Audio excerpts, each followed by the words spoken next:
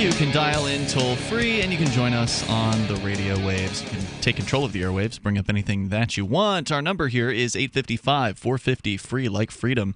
That's 855-450-3733. We do have Skype, and Skype username is LRN.FM. With you in the studio tonight, it's Ian, Melanie, and Mark. And, of course, you can bring up anything you want. That's the point of the show. Although last night I mentioned sort of the old media businesses, the old guard. We'd been talking a lot about the banks, for instance. Jamie Dimon occupied the majority of the time on the show. I think last night, the CEO of Chase Bank, who was on the attack against Bitcoin, and similarly, a lot of other older... He also bought a bunch of Bitcoin. Did he? That's the story. Yep. Okay. Yeah, I'd heard rumors about that. I don't know how you prove that Jamie Dimon is buying Bitcoin. How do you... Drive the price down and buy the Bitcoin, right? But how do you prove that he bought Bitcoin? I don't. How does that? I don't know. Did he admit to buying Bitcoin? Because he doesn't seem like the kind of person who would. It was on Chase's books, and they're going to report it, which defeats the purpose of crypto, but whatever. So somebody at Chase bought Bitcoin doesn't necessarily mean that Jamie Dimon ordered that to happen. A teller isn't deciding to buy some Bitcoin. Investor. It's some investor, right? Like some executive type, somebody higher up than tellers. It is telling obviously that his bank, for whom he speaks, the CEO is the outward-facing face of an organization. The bank for which he speaks has decided to buy Bitcoin. Gotcha. So if you want to share your thoughts, you're welcome to. Anyway, beyond the banking thing, I was just giving that as an example of another industry that's having a tough time. Also, other industries that are having a tough time in the internet age here in the 21st century include transportation business, where you've got taxi companies that are fighting tooth and nail against the innovators like Uber and Lyft, folks that are a little more decentralized than the standard bearers in the industry. Although still, they are centralized corporations. Uber and Lyft, they have an office somewhere, and there are corporations and CEOs and all of that. It's just that their business model is more decentralized. They don't have employees. And the taxi cabs are mad. The taxi industry, in some countries, some of the taxi drivers are actually physically attacking Uber drivers in Uber cars, for instance. So it's interesting watching the old ways dying out or struggling to stay relevant. Taxi cab drivers really can't claim to be have the same sort of licensure and professional training that truck drivers, for instance, have. Right? So you said transportation. First thing I thought of was truck drivers, and then I thought, that'd be a really terrible idea to create a app for ride sharing for truck drivers. This is awful. Of course, truckers professional drivers are going to be disrupted by robots, robotic trucks that would be able to auto-drive themselves from coast to coast. Seems like that's probably coming down the pike.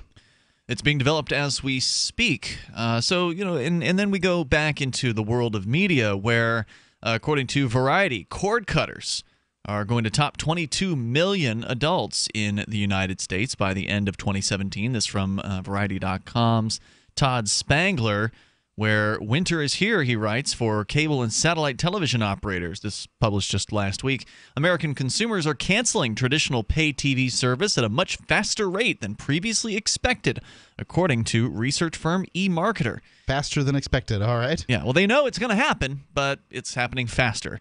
In 2017, a total of 22.2 million U.S. adults will have cut the cord on cable, satellite, or telco television service to date, up 33%. Okay. Correct. So it's the total. That's a cumulative total of all the people who had at one point television or satellite cable television or satellite packages and have cut it out completely. And that's up 33% from 16.7 million just last year in 2016. That's a pretty big jump. Hold on. 1 year so that's to the not next. to date. That's for 1 year. No. It's a total of 22.2 million U.S. adults to date, meaning that's the estimate for the end of 2017. So by the end of this year, they're saying it looks like 22.2 million people will have cut. And that's up 33% since 2016 with the 16 million. Correct. 2016, it was 16.7 million had cut their, again, in total, over all time, had cut off and not resubscribed to some other service, right? So this doesn't count people who canceled cable and then got satellite. This is people who have canceled cable or canceled satellite and replaced it with nothing. Yeah, I'm one of those people. I am and by replaced it with nothing, I mean I got Amazon Prime. I don't have Netflix. Yeah. But I don't have a cable service. Not a traditional monthly that you pay for. Right. Bunch of channels delivered live. I found out with my in-laws being dealing with a hurricane and stuff like that. We found out their bill. It's 3 figures. For cable? Cable. That's not uncommon. Yeah, cable is stupid. Why would anyone do it? It sounds stunning to me. I never paid. And when you say 3 figures, you mean like 110 or 150 or? I don't want to speak out of turn, but per month. I think it was like $200. Wow. So were they getting all the HBO and the Showtime? I don't know. I never got anything, but I was only able to separate myself with enough money for the basic service. Whatever, you turn it on, lights flash on the thing. That's good enough for me. But if you're going to drop $200, you can go on the internet and watch whatever you want for a month for $200. No doubt about it. It includes the internet, by the way. Oh, that includes internet. Okay. Well, anyway, it's not uncommon, Mark, for people buying. It includes the worst internet I've ever used at a domicile. That wasn't ILA. That said, though, Mark, it's not uncommon for people with cable television to pay more than $100 a month for cable television. I'll take your word for it. Anyway, going on here. Meanwhile, the number of cord nevers, that is, consumers who have never subscribed to pay television, that's me. Since I've been out of my parents' house, I've never once had cable television. You had a lot of cable internet. That's not what we're talking about. I know. I'm asking questions here. That is a statement. That is nothing else. You've had a lot of cable internet. Didn't they always pressure you for the package? For $10 more, we'll give you, this stuff. I mean, they probably asked, but I wouldn't say they wouldn't do it for the $10 even.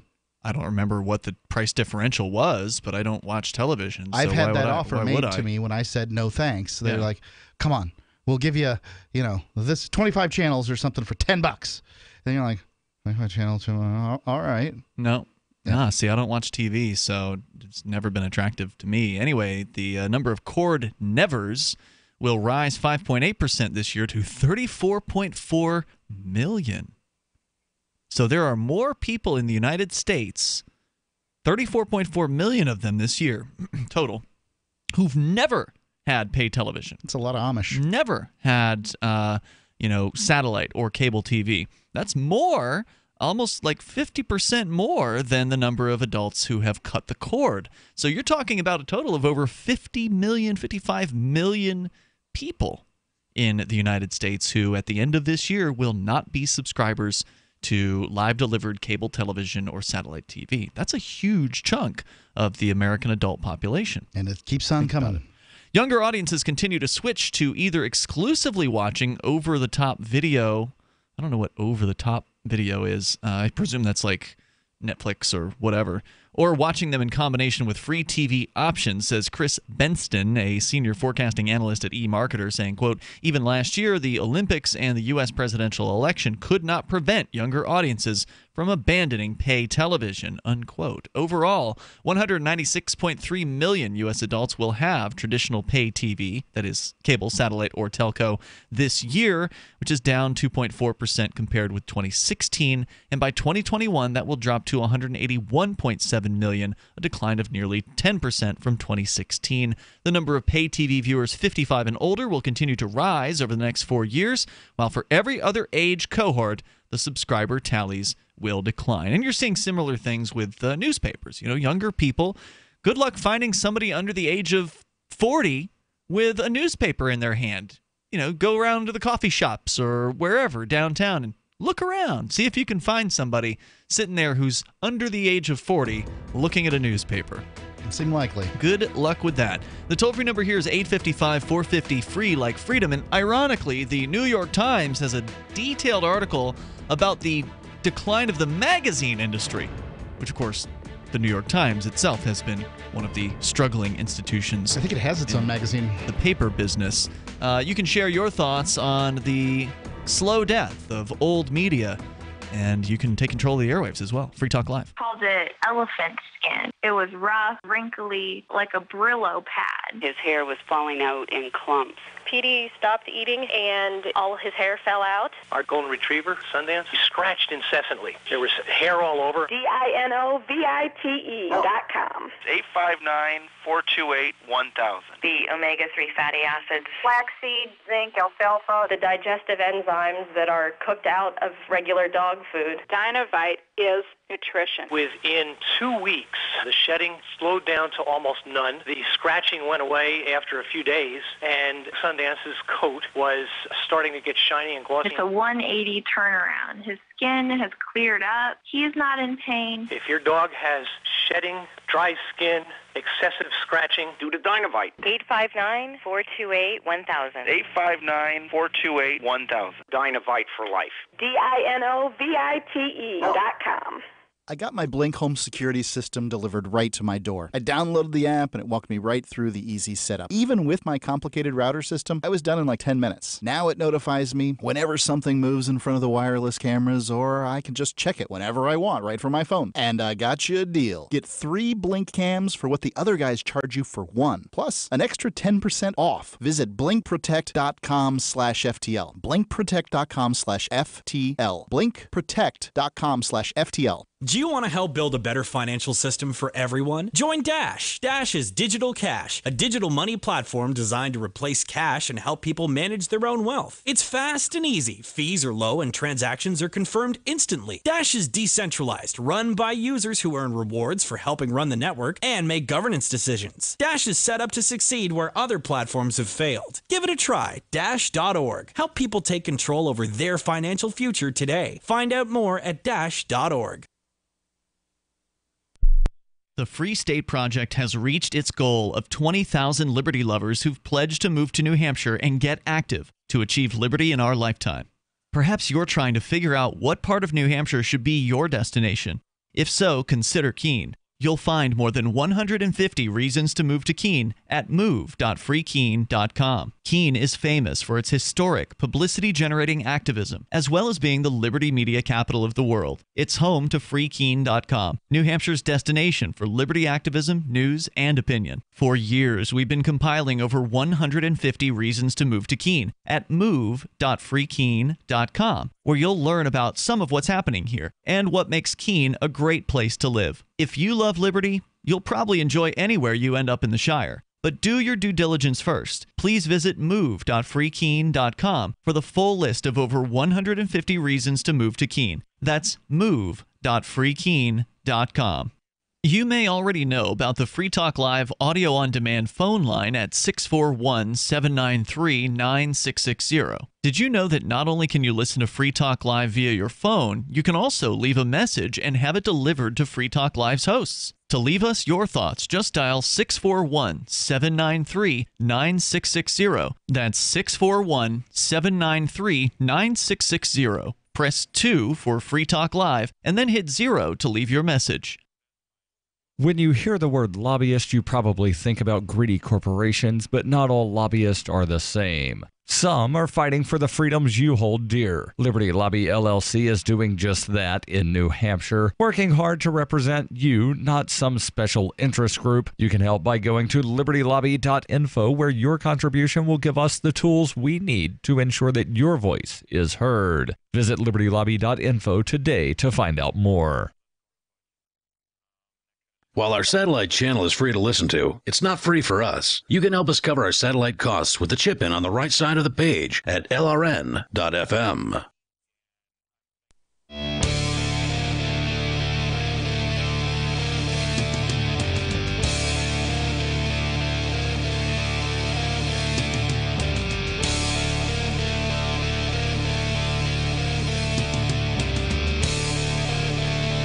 It's Free Talk Live, and we invite you to join us on the radio here. How many of you out there listening are still cable television subscribers? And do you find that your viewing habits have changed? Like, even if you are still subscribing to cable television or satellite television, are you watching it as often as you once were? They've got some numbers about that coming up here, too, in the study from eMarketer. With you in the studio tonight, by the way, it's Ian. Melanie. And Mark.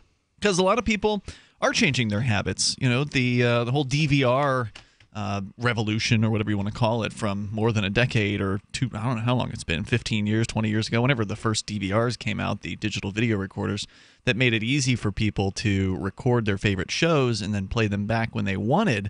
That was kind of like the beginning of this whole on-demand programming thing that's happening now, where, you know, if you have the Hulu or Netflix or Amazon Prime, you just go in and you get whatever show you want whenever you want it. You don't have to set an alarm for, 8 o'clock at night when the whole family's got to sit down and watch, what was it, TGIF? Isn't that what they called it on Fridays, ABC? I think so. Yeah. So, things have changed. But why would you plan your life around that, even if that was the only option? Because before internet had TV, I just didn't have TV at all. Well, you're an unusual case in that particular case. I mean, I was like that as well. So you and I are two of the people that they called cord nevers, meaning that we never subscribed to cable television. But obviously we're in the very small minority at this point, although the numbers are starting to shift. Because, how ridiculous of a statement is that? Oh, can you do something at 7 o'clock? No, I have to watch this show. Television. But it seems ridiculous to you, but that's kind of the way things had been in the United States for a long time. I mean, people get very attached to their favorite shows, right? Like Daryl, who's not on the show tonight, he is in love with the Game of Thrones, the HBO series, and he will watch it as soon as it becomes available for him to watch. Now, he doesn't have the actual HBO Live subscription because we don't have any kind of cable here, but people who are fanatics about their favorite show are going to do what they call in the radio business appointment listen, or in this case appointment watch, where you literally do schedule your night around watching some sort of television program. It seems foreign to you because you've just never lived that way. But that's the way a lot of Americans, and probably people around the world, at least in the recent past, had lived, where they get off work and then they have their favorite show that's going to be on at a certain time, and if they can't be there for it, if something else is more pressing that they have to do, then they had the old VCR that they would set to record that show. I mean, that's how it was.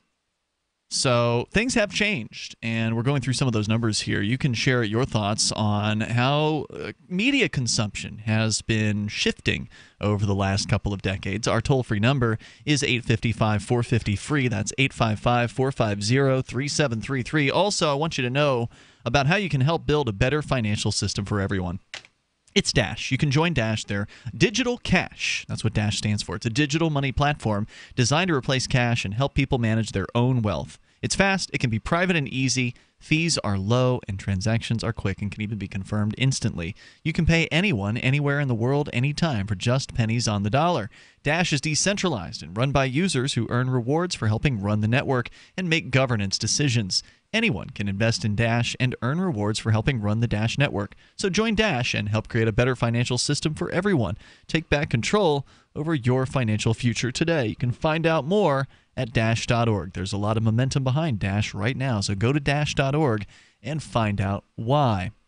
So I got more information here from this eMarketer study about the numbers of cord cutters and cord nevers. That is, people who are cord cutters are the people who at one time in their adult life did pay for pay television like cable or satellite, for instance, and now do not. They've cut it out completely from their budget.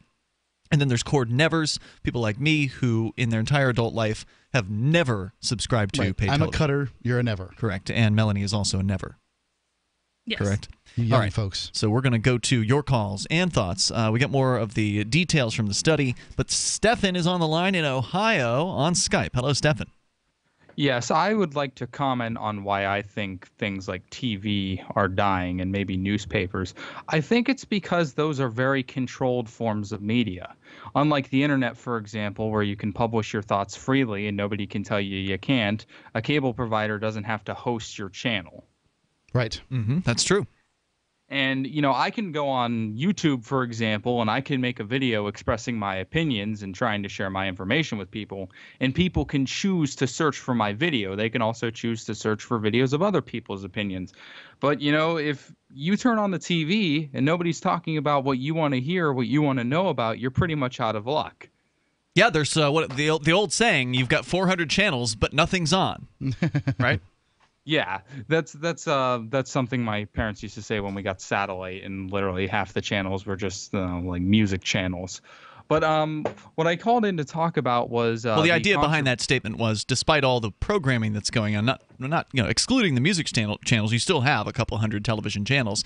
The idea was that despite all of that programming that was available in any one moment, there was very rarely anything that would actually be of interest to the person who wanted to watch something. And so you always had people flipping through the channels back in the day when they just wanted to find something that was interesting. They just flip, and it was. And that's what probably made the internet so appealing to a lot of people, was just the fact that it was a free and open platform that we could all use to exchange ideas. If you like a YouTube channel, for example, that does video games or music or whatever, you can subscribe to that and get a hold of it. Whereas with TV, they have these packages where they're like, oh, buy our package and you get all these channels that you may or may not watch anyway. Right. Whereas on a platform like YouTube, you can completely customize your viewing experience. You can subscribe to the channels that you enjoy, and then they show you the new videos that are on those channels. I mean, it's such a different paradigm, and it's interesting to look at what it means to be a star now, right? So like on television, people have their favorite actors, and their actors would be in the shows that they like, and then they'd move on to other shows or whatever. And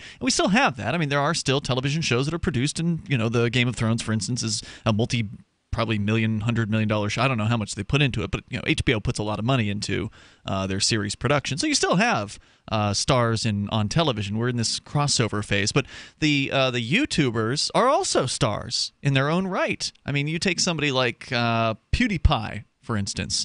I heard the name because, I don't know, he apologized for something. Channel. He's the number one channel. At least he was last year. I don't know if he still is, but he was the number one channel. He still is. Yeah, and all he does is play video games and reacts to them. He does silly things or whatever. I've seen clips of him. I've never actually watched anything on his channel. But I've heard my son watching these videos. There was a South videos. Park episode about him. I thought he was fake when I saw the South Park episode, but apparently he's a real person. Yep, he's a real person. Because that just seemed too ridiculous. Who really makes a living from playing video games. And of course, yeah, go ahead.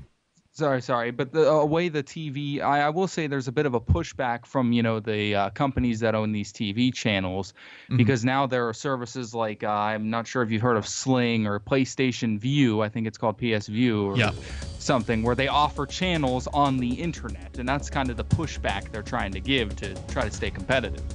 Actually, the article does get into that here in a little bit. Stefan, if you want to share more, you're welcome to. We'll continue because he's a young guy. Stefan, I think he's like 18, 19 years old. So getting that perspective of somebody who, they didn't even grow up with cable television. A lot of the younger folks today. 855-450 free like freedom. You can join us on Free Talk Live. You've heard the phrase, you are what you eat? Not true. Actually, you are what you can absorb. So if the vitamins and supplements you now take are not being absorbed, what good are they? Introducing Protovite, proprietary liquid system that allows premium quality nutrients to positively affect the blood in an astonishing 5 minutes. Watch our amazing 2-minute live blood cell video at TrueHealthFacts.com. That's TrueHealthFacts.com. Then call 502-410-3411. Protovite is nutrition you can feel. Protovite is nutrition that gets in. Dr. Carolyn Dean wants you to have a free chapter of her new book, The Magnesium Miracle 2nd Edition, and it's available at magmiracle.com. In your free chapter, Dr. Carolyn Dean explains how magnesium is essential to support the structure and function and overall health of your body. Your free chapter is your guide to learn how to support your heart, bone, metabolic, lung, and mental health with this powerful mineral. The Magnesium Miracle 2nd Edition is available on Amazon, but right now get a free chapter at magmiracle.com, spelled M-A-G, miracle.com.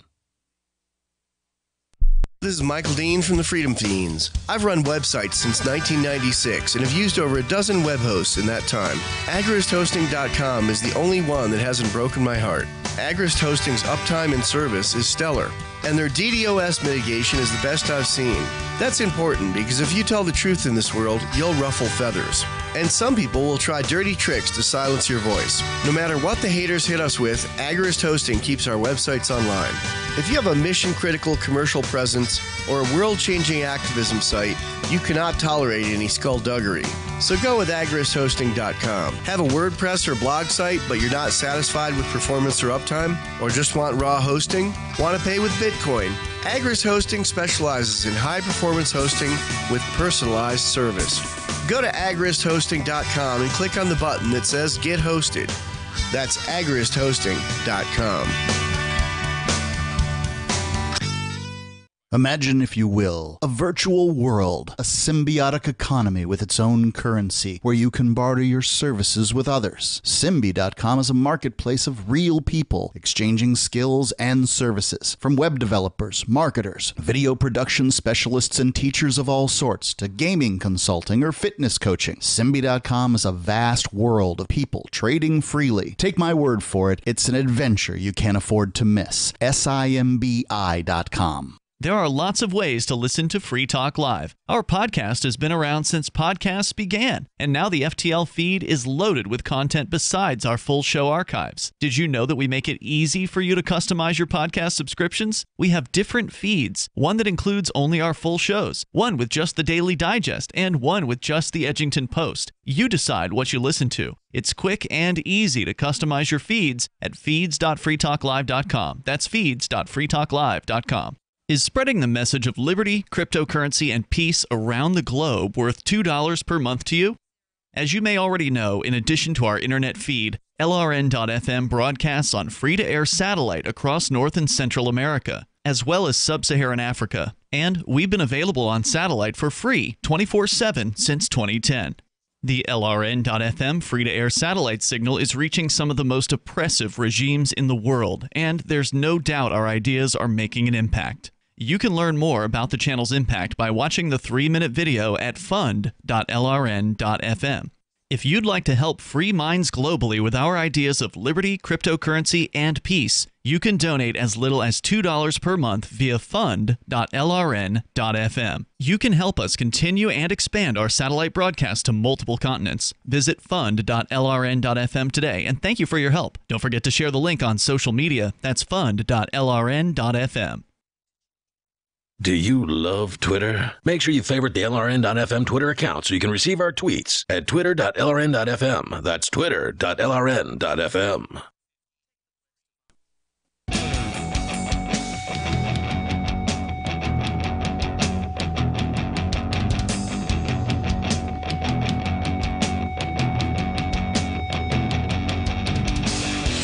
It's Free Talk Live. You dial on in toll free. You bring up whatever you want. Our number here is 855-450-FREE. That's 855-450-3733. We do have Skype, and the Skype username here is LRN.FM. We're talking about the old media and the struggling old media, in fact.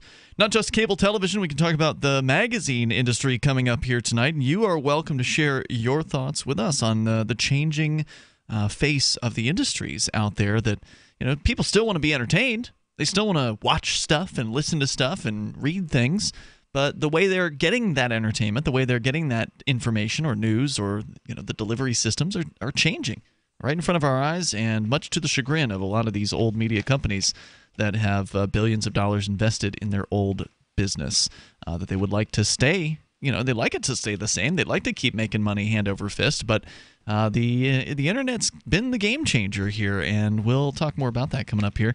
Ian, Melanie, and Mark in the studio. You can mine Bitcoin, by the way, over at pool.bitcoin.com. You can forget about the costs, the constant equipment upgrades, and the maintenance that you need to do if you're a miner. If you want to get into mining, the old way is that you've got to be a technical wizard. But not now, not over at pool.bitcoin.com. Now you can let the experts do the work for you, but the experts still need to have some money invested in order to buy that equipment and to do that maintenance. But they'll handle all of that. You just put some Bitcoin in, and you can use their calculator tool at pool.bitcoin.com, which will help you estimate what you could possibly make based on what you put into it. So head over to pool.bitcoin.com. And you can get started Bitcoin mining, as Mark and I both do, at pool.bitcoin.com. And it's up to you. Do you want to Bitcoin? Do you want to mine the Bitcoin Core or the new Bitcoin Cash? It is a choice that you can make at pool.bitcoin.com. Stefan is on the line with us here. Stefan, you're a younger guy, like what, 18, 19 years old? 19, yeah. So, did you grow up with any of these old media systems? Did your parents have cable television as you were growing up? Well, I came from a household that didn't have a lot of money, so believe it or not, when I was like 9 or 10 years old, we were stuck on over-the-air before they shut it down. I'm not talking like the over-the-air signals we have now. What year was this?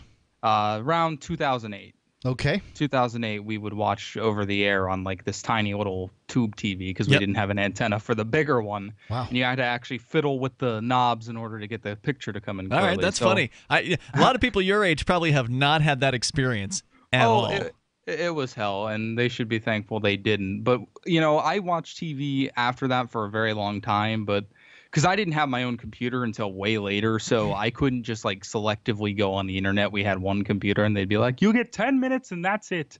But I think the reason people are moving away is what I said before. People are finding that they can discover their own media. And what these companies should be doing is not complaining that, you know, the TV market is dying. They should be moving their focus to the online sector. Well, and as you pointed out, some of them are doing that. There are these other, what they call over-the-top. And I took a guess at what that might have meant earlier, and I did actually pull up a definition here from Digiday.com. It basically does mean delivery of film and television content via the internet without requiring users to subscribe to a traditional cable or satellite pay TV service like Comcast or Time Warner. So yeah, any kind of Netflix, Hulu, any other delivery system that's not the traditional live channels over cable or satellite is considered over the top. Things like Sling and PlayStation View, and I think YouTube is doing it now, will actually stream the channel in real time. Right. And, you know, and charge you a lot less for it too, right? I'm looking at the Sling thing here. It's Sling.com, and they're saying they've got services starting at $20 a month. Now I don't know how many channels you get for that, but you get to with Sling, you get to pick a lot of your own channels. You can put together a custom package. That's what people have been asking for forever. Yeah, for a long time, and it's not just the cable companies that don't want to give it to them. The channels didn't want to give it to them either. Hey, thanks for the call, Stefan. I appreciate your input here tonight. Our toll-free number is 855-450-FREE like freedom. Let's go to Livewire. He's on the line listening to WGSO in New Orleans. Hello, Livewire. How you doing, sir? I'm 51 years of age. I'm a registered Republican. I think President Trump is doing an awesome job. And speaking of media that is no longer necessary or in use, like the magazines, obviously time passed. Part of the draw was all of the photographs, you know. Not everybody had a photograph, or rather had a camera on their person as we do nowadays. Pretty much anybody with a phone has a camera on the phone. So, you know, back before cameras were so prevalent and even the cell phone was even prevalent, yeah, sure, the only way to really get a good media read and whatever you choose, you know, you could go into astronomy, you could go into other sciences, you know, medical, whatever, and find that in the newspaper, in the magazine racks at the stores, but certainly the internet has made it all the more readily accessible to choose whatever you wish to look at. And a lot of people are not going to be looking at the NFL much anymore because they're being really crazy and foolish, and those people make an extravagant amount of money and aren't providing any service that benefits me. Well, they must be providing a service that benefits you because you watched them up to this point, right? Well, yes, certainly I enjoy football. I do watch a lot of college. I do watch the local team, New Orleans Saints, but I will not purchase any NFL wear. I will not watch as often the games. It's just I can find other things to entertain myself with, and here later on, I can again go on the internet and read who the winner was and who got the most yards and this, that, and the other. But I'm tired of Hollywood celebrities and other people in the entertainment world telling me how I'm supposed to be listening to them because they're just expert on everything when actually they're not very. Yeah, so Hollywood's been doing this for a while, right? So let's call it 15 or 20 years. Have your viewing habits really changed because of the crappy opinions of actors and actresses that are out there? I mean, Susan Sarandon's been doing this for a while now, and I'm with you. Like, there are actors who, at some point or another, I'm like, I just don't like you quite as much as I did previously after hearing you open your yacker.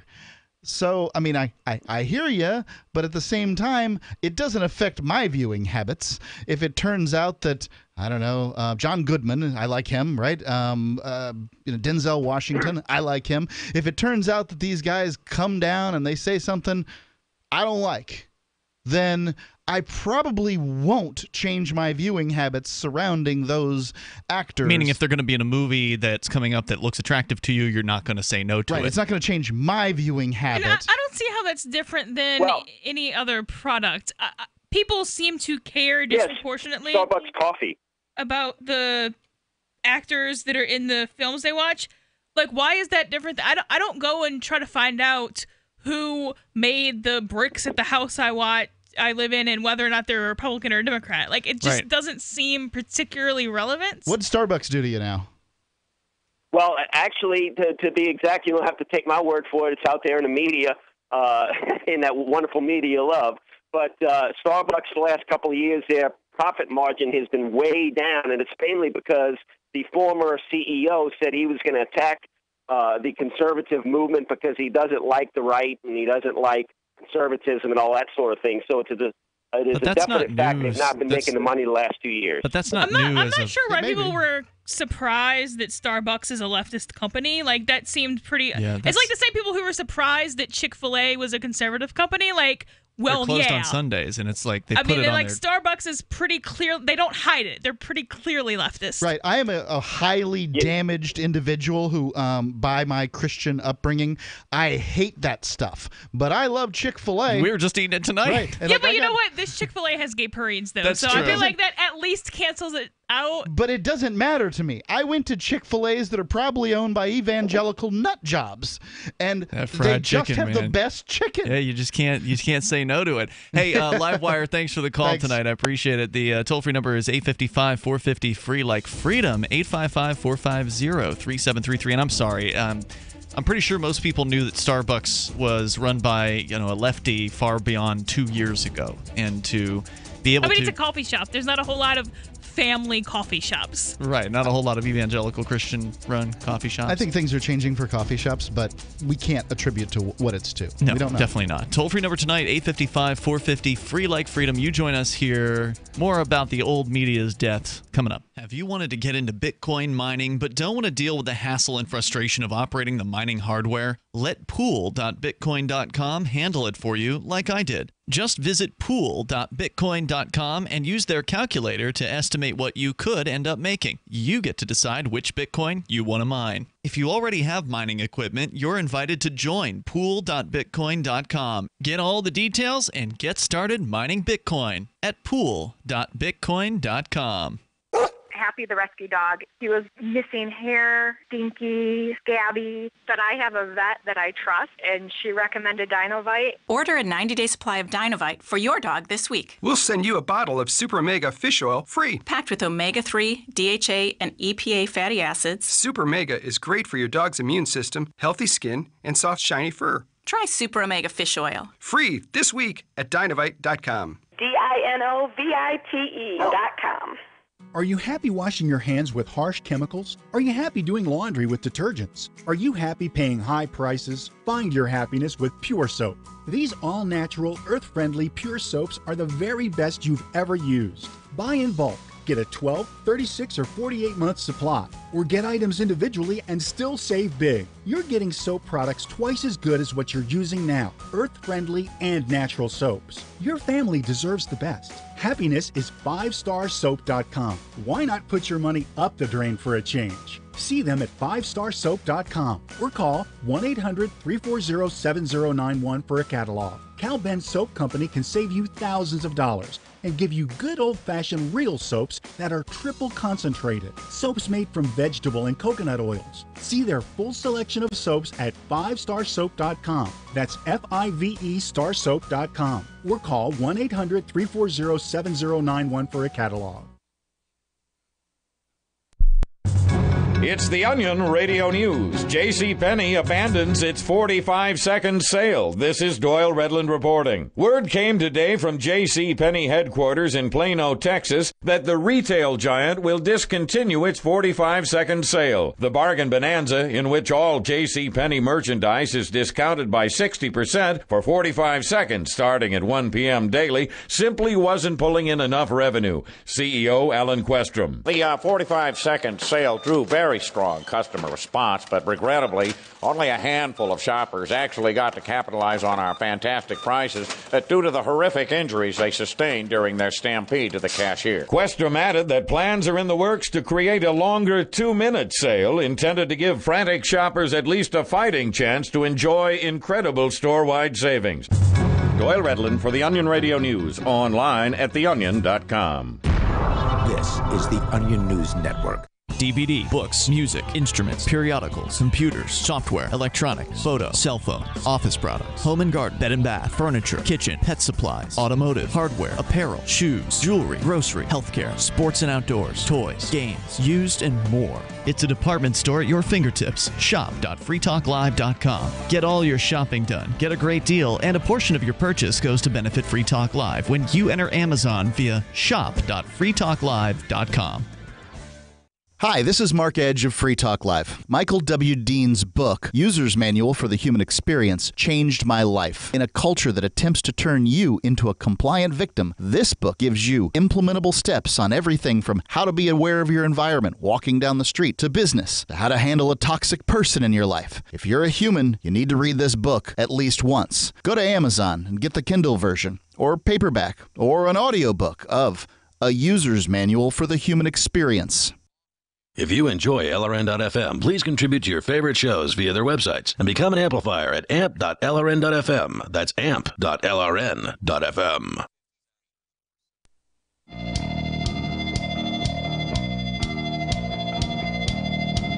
This is Free Talk Live, and you can join us. Toll-free number 855-450-FREE like freedom. That's 855-450-3733. We have Skype. You can Skype on in here. Skype username is LRN.FM. With you tonight, you've got Ian, Melanie, and Mark. Also, we're asking for your help. If you're one of our podcast listeners and you're listening, let's say you're downloading the podcast via iTunes, where they have ratings that you can leave for the shows that you listen to, we are requesting that you leave us a rating. Whatever you honestly think about the show, just leave that rating. There's, I believe, a star rating method and a review that you could possibly leave as well as an option. So if you have the time to write a couple sentences in the review, please do that for us. And if all you have time for is to just click 4 or 5 stars or whatever, then do that too, because any amount of effort that you put in helps us attract new listeners, because better ratings and more ratings makes it more likely, as I understand it, for iTunes to show us as an option to people out there who might be looking for something to listen to. So please take a moment and rate and review Free Talk Live. If you don't use iTunes, you're on Stitcher or one of the other platforms that allows for reviews and ratings, please rate us there. We certainly do appreciate that. We're talking about the new media. In the old media, the death throes that the old media companies are finding themselves in here and desperately trying to escape from as they attempt to compete with the new internet competitors. And I guess we can't really call YouTube new. It's been around for more than a decade at this point. Seasoned, I guess, internet competitors. It's new compared to Comcast. No doubt about it. And so you're welcome to comment here. We were sharing a story about cord cutters increasing at a much faster clip than was initially predicted. eMarketer did a study saying that it looks like the cord cutters number in the United States is going to be up 33% from last year. And that is a tremendous jump from 16.7 million people, U.S. adults, in 2016 to 22.2 million is the estimated number for the end of 2017. They're saying that that is much higher, much faster than what they were expecting. And then you add to that the cord nevers like me and Melanie. Mark, you're a cord cutter. You previously had subscribed to satellite television. You no longer do. Melanie and I are people who've never subscribed to pay television services.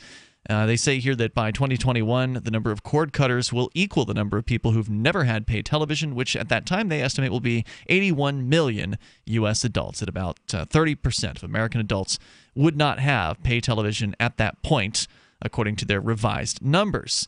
And there is a caveat, however. eMarketer's estimates for pay TV viewers do not include virtual internet TV services like Dish Network's Sling TV or AT&T's DirecTV Now, Hulu's live TV service, or YouTube TV. And these are different methods for, I guess, the traditional live programmed television channels to be delivered over the internet instead of through a cable connection to these other services. I got the Fox feed when Hurricane Irma was going through and threatening, the place where my family lives, that sort of thing. I was keeping a good eye on what was going on there, and one of the live How did you feeds, get that?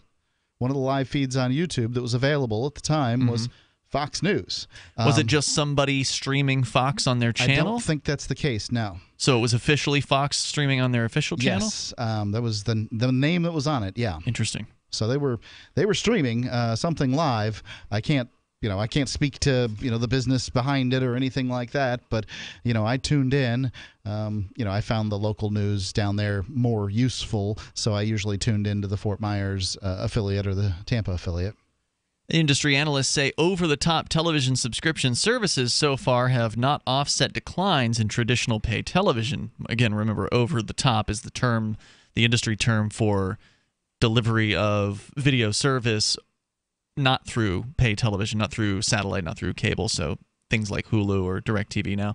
Anyway, moreover, the cheaper OTT packages typically include fewer channels, so the growth of skinny TV bundles implies net household losses for many cable networks. Seeing the writing on this wall, several TV programmers have launched or are prepping direct-to-consumer streaming services themselves. CBS in 2014 launched All Access, while Disney has set early 2018 for the debut of a no-cable-needed ESPN OTT package, although it will exclude NFL and NBA games. In addition, 5 media companies, A&E Networks, Viacom, Discovery, Scripps Networks Interactive, and AMC, reportedly have joined forces to create a non-sports streaming bundle of cable programming to be priced at under $20 per month. For the TV business, there's another worrisome trend, however, and that is that people are watching less traditional television. For the first time in 2017, average TV viewing in the United States is expected to drop below 4 hours per day. For the first time in U.S. television history, it's going to go below 4 hours per day. Well, that's way too much TV anyway. That's insane. I agree with you. But this comes back to that's half as long as you work if you have one of those fake jobs that magically only has 8 hours a day. Right. And this comes back to the discussion we were having earlier where you just could not envision why somebody would schedule their life around their favorite television show. Just did not resonate with you at all. But as I explained, for a lot of people in America, television is their hobby. This is the thing that they do. It's the thing that they can relate. Does it even count as a hobby? You just literally just sit there.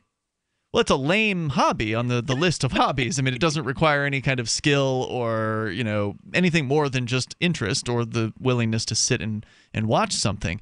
But ultimately, that's the reality. And we're still talking about 200 million people in the U.S. that engage in this hobby. And now, do all of them put 4 hours a day into it? No, but a lot of them do, and that's why. But that's an average. Right. So that means that there's somebody's doing 8 hours. Yeah. Somebody's doing 7. Somebody's doing 6.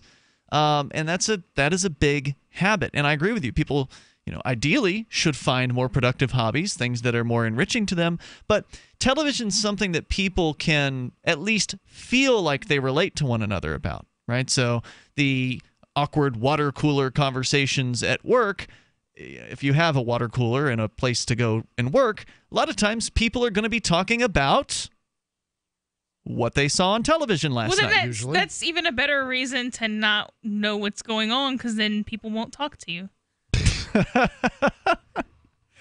Yes, I think most people do want to feel like they can relate to other human beings because that's kind of a social thing. People are interested in being socially acceptable. And so if you can talk to another person about their favorite television show, it feels like you're making a meaningful connection to somebody. It does not feel like that. It feels annoying and like, no, I got a problem talking to people, but talk about something real. It doesn't even have to be something I care about, but just not. What about sports? 4 That's hours. real. Sports is real. It's real in that it's not imaginary, but no, it's not important whatsoever. Okay, so what important things do you think people should be talking about? I mean, I I personally think that people should be talking about overthrowing the state, but if that's not your thing, there's plenty of other things to talk about. Lots of entertainment. Physics, curing cancer, whatever. Well, hold on. So I don't get to see a lot of TV. I get to see more movies. And movies and television today, I'm going to make this statement, are simply becoming more what I would call, at the very least, anti-authoritarian if they're not liberty-oriented. And I'll take it. Right, the idea that the individual is paramount, that that the whoever's in the government can't be trusted. Hold on, are you sure that you're just not seeing those themes now more clearly because of your viewpoint? Why don't you go back and watch some television from the 80s? Well, I mean, I watched it when I was growing up, but obviously it didn't. It's all cop shows back then. Yeah, yeah. They still have cop shows today. Really? Yeah, man. Which ones? CSI. Cops. CSI, yep. They've got that whole CSI series. It has a much older demographic than the others. But, and I can't speak to that a great deal. I don't, I've seen some of that stuff. It doesn't seem all in order. CSI screws people over directly and people who aren't even watching the show.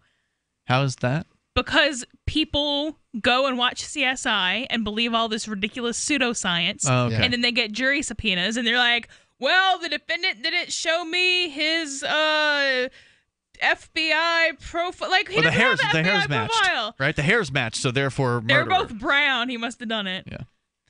Look, I get what you're saying, Mark, and I want to believe that what you're saying is true. I truly believe it. But I don't know. And if you want to comment, maybe you are a regular TV watcher, because as you said, Mark, you're not a regular TV watcher. But if you want to comment on whether Mark's onto something here, are plot lines and characters more likely to be pro-individualism, pro-freedom? All you have to do is talk about Game of Thrones. Here is an entire show about how rulers are corrupt. Yeah. I mean, the whole thing, they're all corrupt. Yeah, but I don't think that's what people are getting out of Game of Thrones. I don't see how they're not getting People get different things out of art. That's the thing. So if you know liberty, you understand the ideas that we grasp, you're going to see those things in places that other people don't. They're going to see a different message. They're going to see just a cool show where people get hacked up with swords and there's boobs. Or sex or whatever. And that's why a lot of people watch Game of Thrones. 855-450-FREE, 855-450-3733. BuySellMakeOffer.com is better than ever. I'm Pat Matthews, here to tell you that BuySellMakeOffer.com, the revolutionary site for buying and selling anything and everything, just upped the ante. Go right now to BuySellMakeOffer.com and click the Sign Me Up button. When you do, you'll get the first month free, and then it's just $9.95 a month to be a member forever. And you don't need a credit card for the initial setup. Create your own store on the site and sell whatever you want, as long as it's legal, however you want, and sell an unlimited number of items. Create your own intro video to describe what your store is all about. Use Skype to see who you're buying from or selling to. Sell unused household items, as well as antiques, cars, televisions, collectibles, real estate. The possibilities are unlimited. Use social networks to promote your store right from our site. Remember, there are never any fees, no matter how much you sell. Become a member today. I'm a member. Get all your friends to sign up, too. This could become a great business for you. Sell whatever you want for the first 30 days, free at BuySellMakeOffer.com. Did you know that Free Aid is a mutual aid, educational, and networking organization? At Free Aid, we support volunteers who provide first aid. We do outreach to the public about health and safety, and we bring together medically skilled freedom lovers. Free Aid is made possible by your generous support. Donors can receive great gifts like first aid kits, t-shirts, silver dime cards, and hoodies. The Free Aid Silver Dime Card Project is sponsored in part by Roberts & Roberts Brokerage, Freedom's Phoenix, and Don't Tread on Meme. Visit fr33aid.com. The three most important things you can do for Free Talk Live are: 1, share one episode a week on Facebook or in some other social networking site. 2, buy the things you buy online through shop.freetalklive.com. 3, give $5 a month to the AMP program. It's my firm belief that Free Talk Live's AMP program is the best use of your charitable dollar among liberty-oriented organizations. Support all the organizations you love, but make sure you give $5 a month to AMP at amp.freetalklive.com. You're listening to the live edition of Free Talk Live. Hour number 2 is next after the news here on the Liberty Radio Network at LRN.FM. From Keene in the Shire, the Liberty Media capital of the world, this is Daryl W. Perry, host of FPP Radio News for Monday, September 25th, 2017. Silver is trading at $16.89 per ounce. Gold is valued at $1,291 per ounce. Bitcoin is trading at 2.3 cents, and the average price of Bitcoin is $3,765.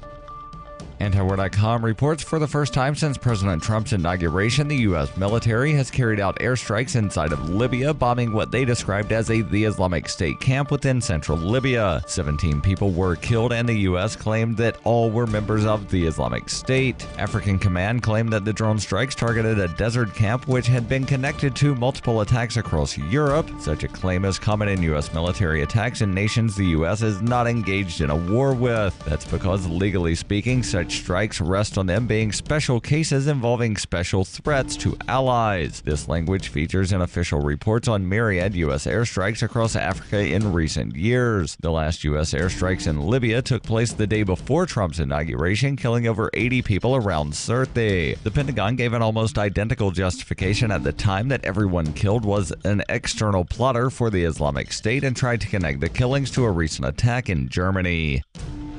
For over 40 years, Roberts & Roberts Brokerage has been a trusted source for buying and selling precious metals. Gold, silver, platinum, and palladium. They don't feed the banks. They're Bitcoin preferred and have removed the minimum purchase amount for all orders paid in the digital currency. Call Roberts & Roberts Brokerage today for knowledgeable advice on buying and selling precious metals and a forward-thinking approach to new technologies. 800-874-9760 or visit online at rrbi.co. UPI reports Mazda has recalled more than 57,000 vehicles over a potentially faulty seatbelt sensor that could cause passenger airbags not to deploy during a crash. The recall affects 57,878 Mazda 6 vehicles manufactured between November 3, 2013 and December 9, 2014. The defect is a result of excess weld splatter on the passenger seat frame that could come in contact with seatbelt sensors, causing them to short circuit. The defect could cause the vehicle not to sense when the seatbelt is engaged, meaning the airbag might not deploy in the event of an accident. The malfunction could also cause the vehicle's power steering assist to fail. Affected vehicles may experience various multiple warning lights illuminating due to the short-circuited seatbelt sensor as well. The automaker said in announcing the recall there have not been any accidents, injuries, or deaths associated with the malfunction. The affected seats are unique to the Mazda 6 and no other vehicles are included in the recall. Are you an advocate for free market money? Then you need SpendABit in your arsenal, the search engine for things you can buy with Bitcoin. SpendABit aggregates millions of products from thousands of Bitcoin-enabled merchants. Keep your money in the free economy. Visit spendabit.co today. Bitcoin merchants, ask about our merchant suite to reach even more customers. Spendabit.co. Reuters reports NFL teams staged a show of solidarity with protesting players before Sunday's games by kneeling, linking arms, or staying off the field completely during the U.S. national anthem, defying President Donald Trump's calls for owners to fire those who refused to stand during the anthem. Along the sidelines of NFL games across the country and in London, coaches, support staff, and even some players joined team members in a silent response to Trump's weekend denunciation of players who kneeled during the national anthem as unpatriotic. In a gesture initiated last season by then San Francisco 49ers quarterback Colin Kaepernick, several NFL players have routinely taken a knee during the playing of the anthem. It is intended to call attention to what the protesting players see as a pattern of racism in the treatment of minorities by police in the United States. In Detroit, several members of the Detroit Lions football team knelt while singer Rico Lavelle dropped to one knee and pumped his fist in the air at the end of his performance of the Star-Spangled Banner. In Philadelphia, city police officers joined with Eagles and New York Giants players and Eagles team owner Jeffrey Lurie in linking arms during the anthem in a sign of solidarity. While some Americans are sympathetic to the protesters, others see the refusal to stand as a sign of disrespect for the flag and for members of the military who have sacrificed and died supposedly defending the country. Trump rekindled the controversy on Friday at a political rally in Alabama in which he suggested any protesting player was a son of a bitch and urged owners to dismiss them on the spot, reprising his reality show catchphrase, "You're fired." This has been FPP Radio News, online at fppradio.com.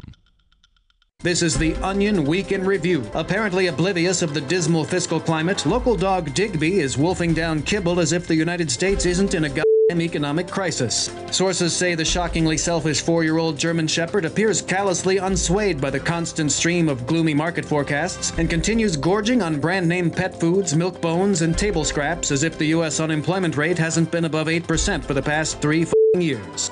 Here we are tightening our belts while this dog scarfs down bowl after bowl like the Dow Jones Industrial Average has gone through the goddamn roof or something. You think that he'd think twice since U.S. credit rating's been downgraded, but Digby doesn't give a damn. Ain't that right, Digby? You don't give a flying f***, do you? The Onion solemnly bids farewell to the 22 crew members who perished during the production of today's Week in Review. You will be missed. For more, visit theonion.com/newsbeat. This is the Onion News Network.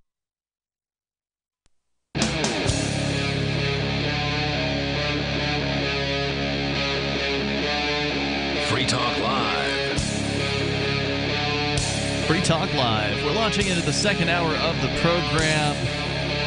As always, you can take control of the airwaves and bring up anything that you want. Our number is 855-450-FREE, like freedom. That's 855-450-3733. With you tonight, it's Ian, Melanie, and Mark. So for those of you just tuning in, we're talking about the struggle of old media, in this case video media, the cable television, satellite TV networks losing more subscribers to the cord-cutting phenomenon, where people are just getting rid of their services entirely.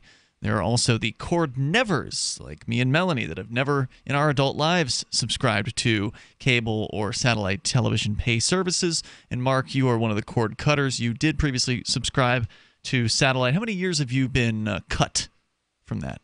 Several.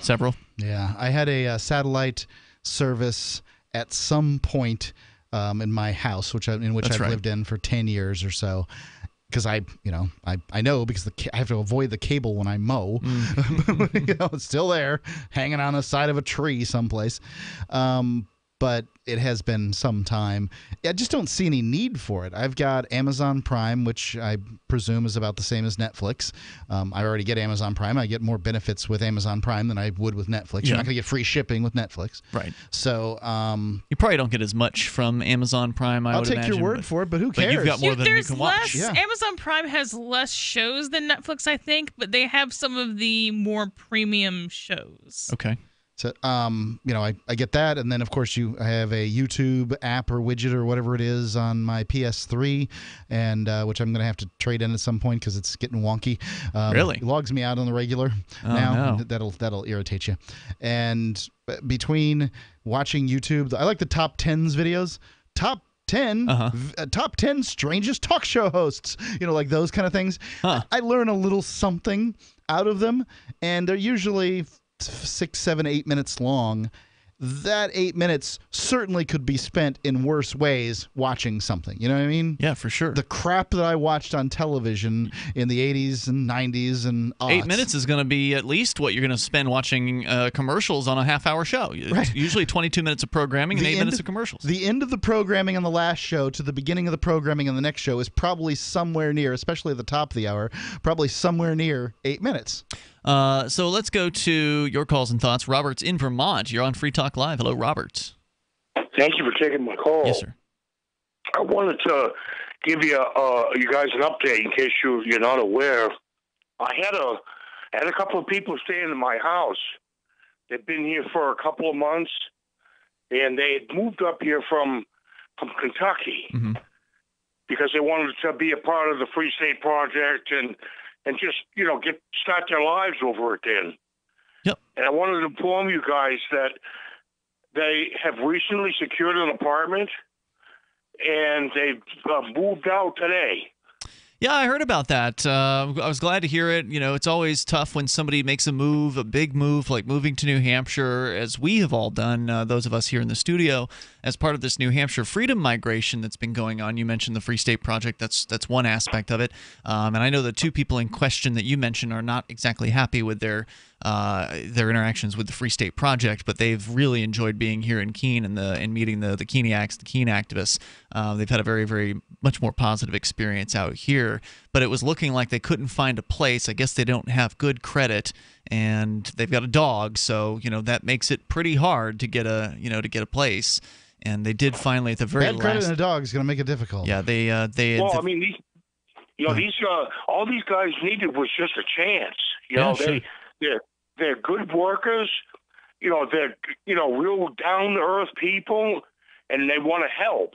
And yep, I know who you're talking about. They were actually out at the Malek Center remodel this last week, helping Will Coley with some of the clean out work last week. So yeah, definitely seem like good folks to me. It's hard when you're a landlord and you've had terrible tenants, and then you get some other folks asking you to cut them a break, and you've been screwed over before by complete strangers, so you can't blame a landlord for turning somebody down. Yeah, in a situation my like experience was as a landlord. I read the books, and basically it said, first, number one thing, never fail to run the credit.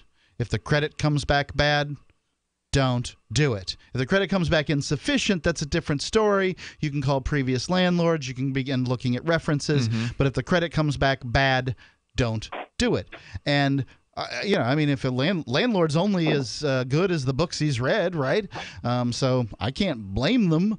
But at the same time, it gets darn difficult when you've had a run of bad luck, bad relationship, whatever it might have been that led you to bad credit. That makes things more difficult. One thing usually isn't going to give you bad credit, because you can make some mistakes and it might give you a hit, but you're not going to have a score of 550. So you have to make a series of bad decisions to get bad credit usually, unless something you can have a dramatic bad happens you can have a bad to you. year though and get there. Right. Well, and and people can have a bad life and then turn their life around, and maybe they've been strung out and drug addicted for a long time, but then they they don't honor their agreements, but then they get their life back on track, but then they still have all that bad credit trailing them, and it can be hard. It can't be an easy thing to come back from that. I would say one of the ways you can get around it is if you offer the landlord a bunch of cash. If you're willing to pay a nice big security deposit and a few months rent in advance, then maybe they'll give you a second chance. Yeah, I can't remember what happened, but I had to rent when I first came up here. Obviously, I didn't come up owning a home here to New Hampshire, and I had owned a home, up to that point. As a matter of fact, I owned a home at that moment, but that home was in Florida. And for whatever reason, the landlord was sketchy. I don't understand why he was. I was confident in my ability to pay, but he didn't seem confident. And I just said, tell you what, I'll pay the first 3 months now. I'll pay you my the last month also, and we'll go from there. And, he got that big wad of cash. I can't remember how much it was, but 4 months worth of payments. Suddenly didn't feel sketchy anymore. Yep. Welcome to New Hampshire. Welcome to New Hampshire. And these, like I said, these guys are great. I mean, I really thought that they were going to be going back to Kentucky. Yeah, it was looking dire.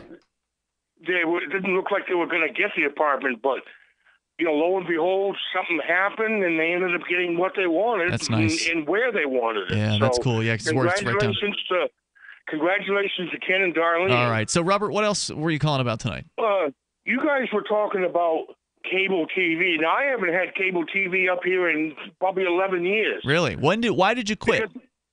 Because they only tell you what they want you to hear. It's a conditioning process. I remember as a kid, watching these, police programs and military programs. It didn't do anything for me, And this thing with, like, for instance, with Trump and Kim Jong-il over in North Korea, this back and forth all the time.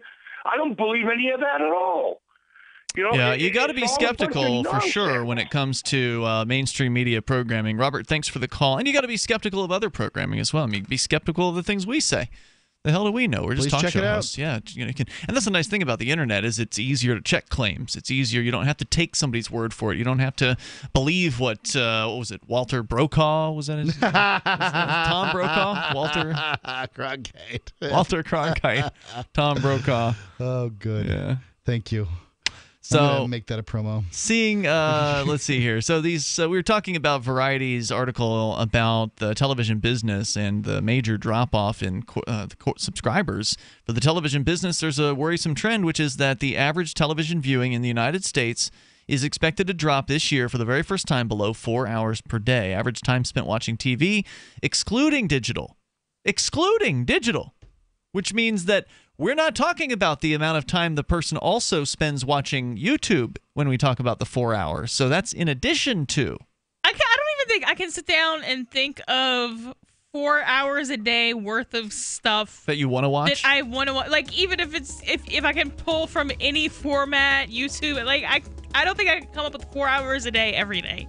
Toll-free number tonight, 855-450-FREE. We'll talk about what Americans are and aren't watching. You can weigh in with your thoughts. Plus, what about magazines? How are they doing these days?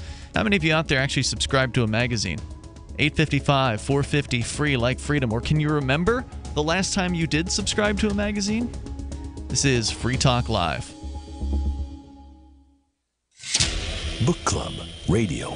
Today we're chatting with Mike Papantonio, leading trial lawyer and prolific author. His latest novel, Law and Vengeance, is a non-stop, action-packed legal thriller. We spoke with him about the book and the real-life issues that inform and inspire his writing. I ended up being involved in really complex cases. By being there, it gave me kind of an interesting view of the world that maybe most people don't see, because I'm always on the other side of a table against a corporation that's created a pharmaceutical that's killing people, or a corporations that's polluting our waterways or our air knowingly, or a Wall Street entity that's stealing from mom and pop. So I always see that part of the story, and I collect the documents, and I take the depositions, and I try the cases. And in there, most of these books that I write kind of write themselves, because they're all based on actual events, actual cases that I handle. On the heels of the critically acclaimed legal thriller, Law and Disorder, comes Law and Vengeance, the latest novel from famed trial attorney Mike Papantonio. Law and Vengeance follows the law firm of Bergman Dichotomus, who is now in the crosshairs of a weapons manufacturer. But this is not a law firm that plays by all the rules. Based on a real case, Law and Vengeance, the riveting new legal thriller by Mike Papantonio, is available wherever books are sold. Have you wanted to get into Bitcoin mining but don't want to deal with the hassle and frustration of operating the mining hardware? Let pool.bitcoin.com handle it for you like I did. Just visit pool.bitcoin.com and use their calculator to estimate what you could end up making. You get to decide which Bitcoin you want to mine. If you already have mining equipment, you're invited to join pool.bitcoin.com. Get all the details and get started mining Bitcoin at pool.bitcoin.com. Since time began, tyrants have taken aim at personal liberties. Now there's a movie that aims back. The government has no more right to tell us what to put in our bodies than they have to take our guns or tell us what books we can read. 6 drug police were eaten by bears while raiding a marijuana farm. On your knees, you dirty hippie! Jesus. On your knees! What's the problem, officer? Today, many cops who enforce pot laws do so only because it provides them with cushy jobs, good benefits, and a chance to push people around. I was an undercover narcotics officer. The drug war is nothing but a farce. The Second Amendment says you gotta keep you and your gat intact. Guns and Weed, The Road to Freedom. A film by Michael W. Dean and Nima Vadavi. DVD available now at gunsandweed.com or on Amazon. That's gunsandweed.com. Makes the perfect gift. Remember, that's gunsandweed.com. Did you know you can watch Free Talk Live during our live show 7 days a week from 7 to 10 p.m. Eastern via our studio cams at cam.freetalklive.com? Plus, you can chat with other listeners while you watch, all totally free. Now that our live video stream is hosted by YouTube, our video archives will be online even faster. So be sure to subscribe to our YouTube channel. Listen, watch, and chat all free at cam.freetalklive.com. That's cam.freetalklive.com. Radio is the most personal of mediums. I exist right now in your head. If you listen to Free Talk Live regularly, you know me. Free Talk Live is on more than 160 radio stations around the U.S. and has been downloaded on every continent around the world. Hundreds of thousands of listeners with ad packages from $600 a month to $6,000 a month. Imagine what we can do for your business, project, website, or idea. Email me, mark@freetalklive.com. You can put the Liberty Radio Network on the air in your area. Visit broadcast.lrn.fm to learn how. Broadcast.lrn.fm.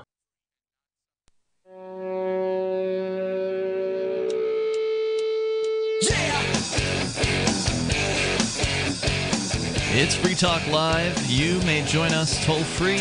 Bring up what you want. Our number here is 855-450-FREE like freedom. 855-450-3733. You can bring up anything. That's the point of the show, though we have been focusing on the death throes of the old media. And we'll continue with that in moments. Are you eating 5 servings of fruits and vegetables daily? Only about 10% of people in America are. Well, there's more bad news. A preponderance of research is showing that what you really need is 10 servings a day of fruits and vegetables. That's nearly a gallon of fruits and vegetables in their raw form per day. Only 1% of the population is managing to pull this off. Well, what's the prize for accomplishing this great feat? Protection against obesity, heart disease, type 2 diabetes, cancer, plus enough antioxidants to neutralize all 5 of the known free radicals. Worthy goals, right? Well, I'm going to try to get all 10 of my servings of fruits and vegetables every day this month. But I'm going to cheat. I'm going to take Fruit and Veggie Total from the makers of Whole Food Multi-Complete, and you can too. Please join me on this worthy goal to eat better, lose weight, live longer, and feel better. Go to simplifymysupplements.com and buy Fruit and Veggie Total. Use the coupon code FTL to save 10% on your order. They'll give you a free shaker bottle also, and that thing is great. Simplifymysupplements.com, coupon code FTL. We all need our fruits and vegetables. All right, so we're talking about the television watching habits of Americans, which for the very first time they're saying this year is going to drop below 4 hours per day. The average time spent watching television, excluding digital, among American adults will drop 3.1% to 3 hours and 58 minutes this year. That's again per day. Digital video consumption, meanwhile, continues to climb. U.S. adults will consume 1 hour and 17 minutes of digital video per day on average in 2017. And I suspect that when they say digital video, they mean like YouTube, internet-delivered content as opposed to digital television. I don't think they're including like digital TV channels because pretty much all television cable setups have left analog and moved to digital. So I think that's what they're saying. In 2017, that's up 9.3% year over year, according to eMarketer. So you combine that with the average 3 hours and 58 minutes, you're looking at over 5 hours of video content consumed on average between both digital and pay TV cable services. People are watching. And that's a lot of media consumption, with the U.S. pay TV base eroding faster than anticipated and average TV viewing time dropping. eMarketer cut its TV ad spending forecast for 2017 by a little over $1 billion. So you can share your thoughts with us here. When was the last time you actually subscribe to a magazine? Do you remember? Because Mark, I know you used to work for a magazine. That's true. So you probably got a magazine back when you worked for that magazine. Sure. I got Popular Mechanics probably around that time.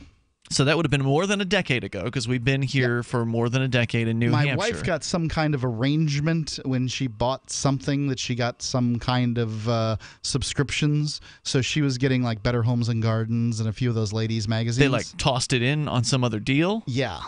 So she didn't really want those. She just kind of got them. Not enough to do something with them, but she did read them when she got them. Okay. So do you recall, though, since you've moved to New Hampshire, have you subscribed to a magazine? I know you subscribed to the newspaper in town for a while, but you don't do that anymore. That's right. When I subscribed to the newspaper, mostly that's what my mother does when she comes up here. She wants the newspaper to be able to read, and because she's a little older and more likely to read a newspaper. But I did at one point get the newspaper in town. That was probably 12 years ago or something, delivered to. We've the only house. been here 11 years. Okay, 11 years. Yeah. It wasn't. I was living at the rental.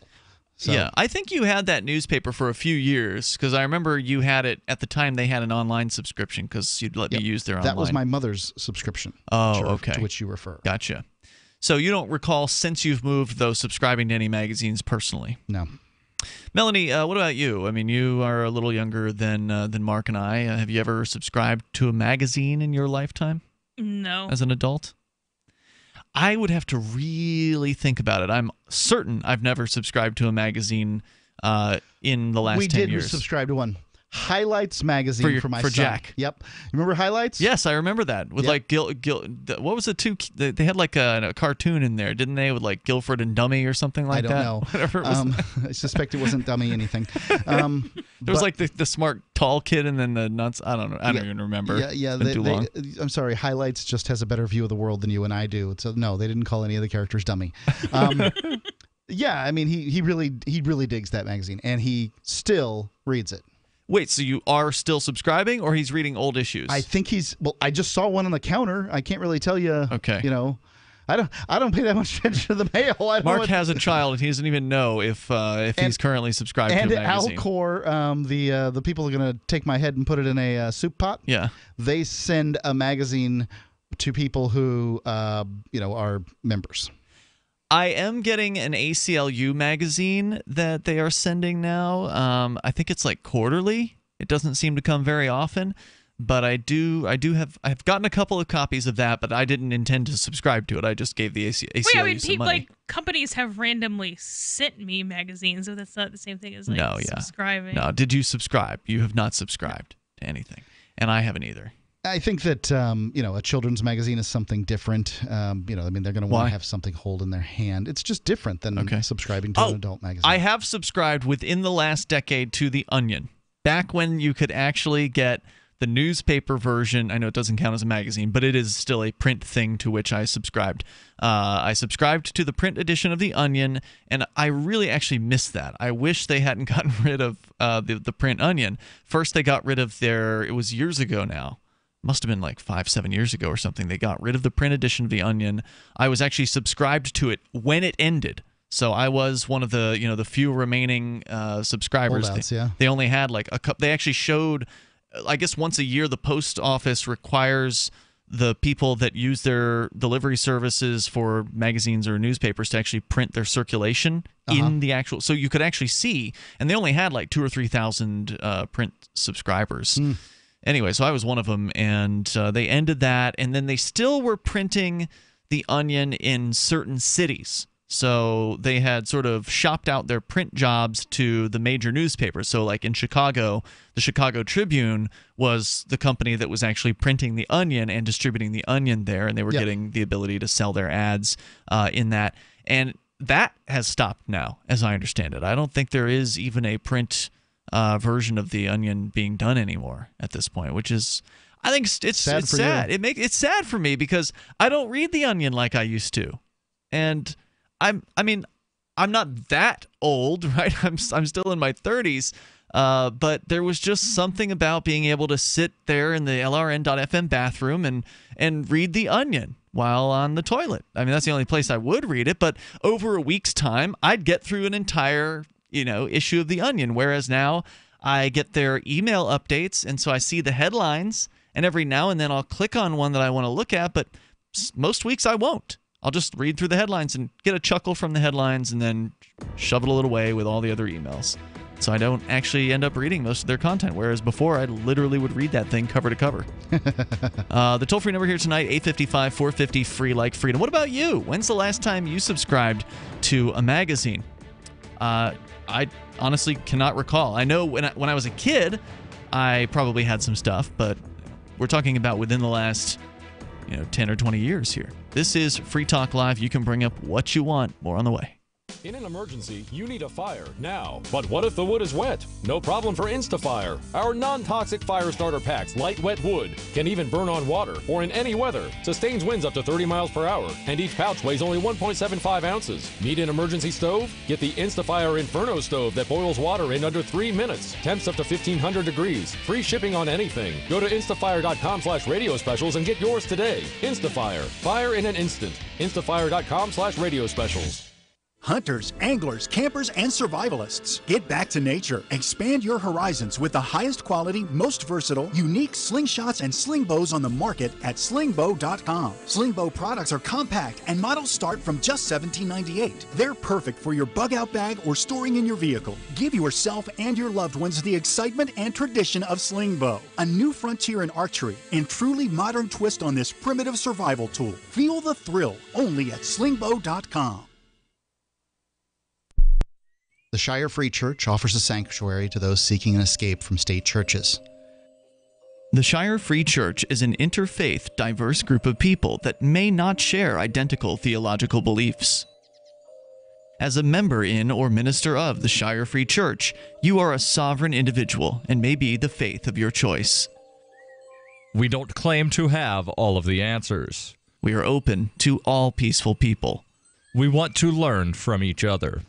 What unifies the Shire Free Church and its diverse members is peace, love, and liberty. There are many paths to God, one for every individual. The Shire Free Church does not define a specific path beyond those parameters that must be your foundation. Peace as your way, love as your guide, and liberty as your light. Learn more at church.shiresociety.com. That's church.shiresociety.com. This Your Family Today tip is brought to you by Nestle Toll House Refrigerated Cookie Dough. Who would you bake some love for? Find fun and easy baking ideas at tollhouse.com. Kids love doing arts and crafts projects, especially when you join in. Try channeling all that artistic energy into the kitchen and bake up some creative treats together. Think of your art supplies as the frosting, sprinkles, and decorating gels, and use cookies or cupcakes as your canvas. For more tips like these, visit us at parenthood.com/yourfamilytoday. For years, LRN.FM has had a listen line that you can call and listen to LRN.FM anytime. Now we're taking the idea to a new level with the LRN.FM audio on demand line. You can call 641-793-9660 anytime and listen to LRN.FM's live feed, and you can listen to a bunch of our original shows on demand. Long distance fees may apply. Just dial 641-793-9660 and choose from the menu 641-793-9660. Why did you move to the Shire? I moved here to the Shire because there's other people around who take liberty just as seriously as I do. I moved to the Shire because I saw videos of people challenging authority and thought that I could get support myself. It called to me, like, do this right now. I wanted to be around people like me who got it. And once I got here, I knew there was nowhere else that I wanted to be. I've always wanted to change the world. So I moved to the Shire to join people who were actually working towards doing the same thing. The people here are awesome, loving, and positive. It was for the adventure and for the feeling of something important is happening here. And I just wanted to come to sort of be part of that. Visit shiresociety.com to read and sign the Shire Society Declaration and learn the reasons why, if you love liberty, you should immigrate to the Shire. Plus, add yourself to the Shire map at shiresociety.com. That's shiresociety.com. You can connect with the Liberty Radio Network via our Facebook page at facebook.lrn.fm. That's facebook.lrn.fm.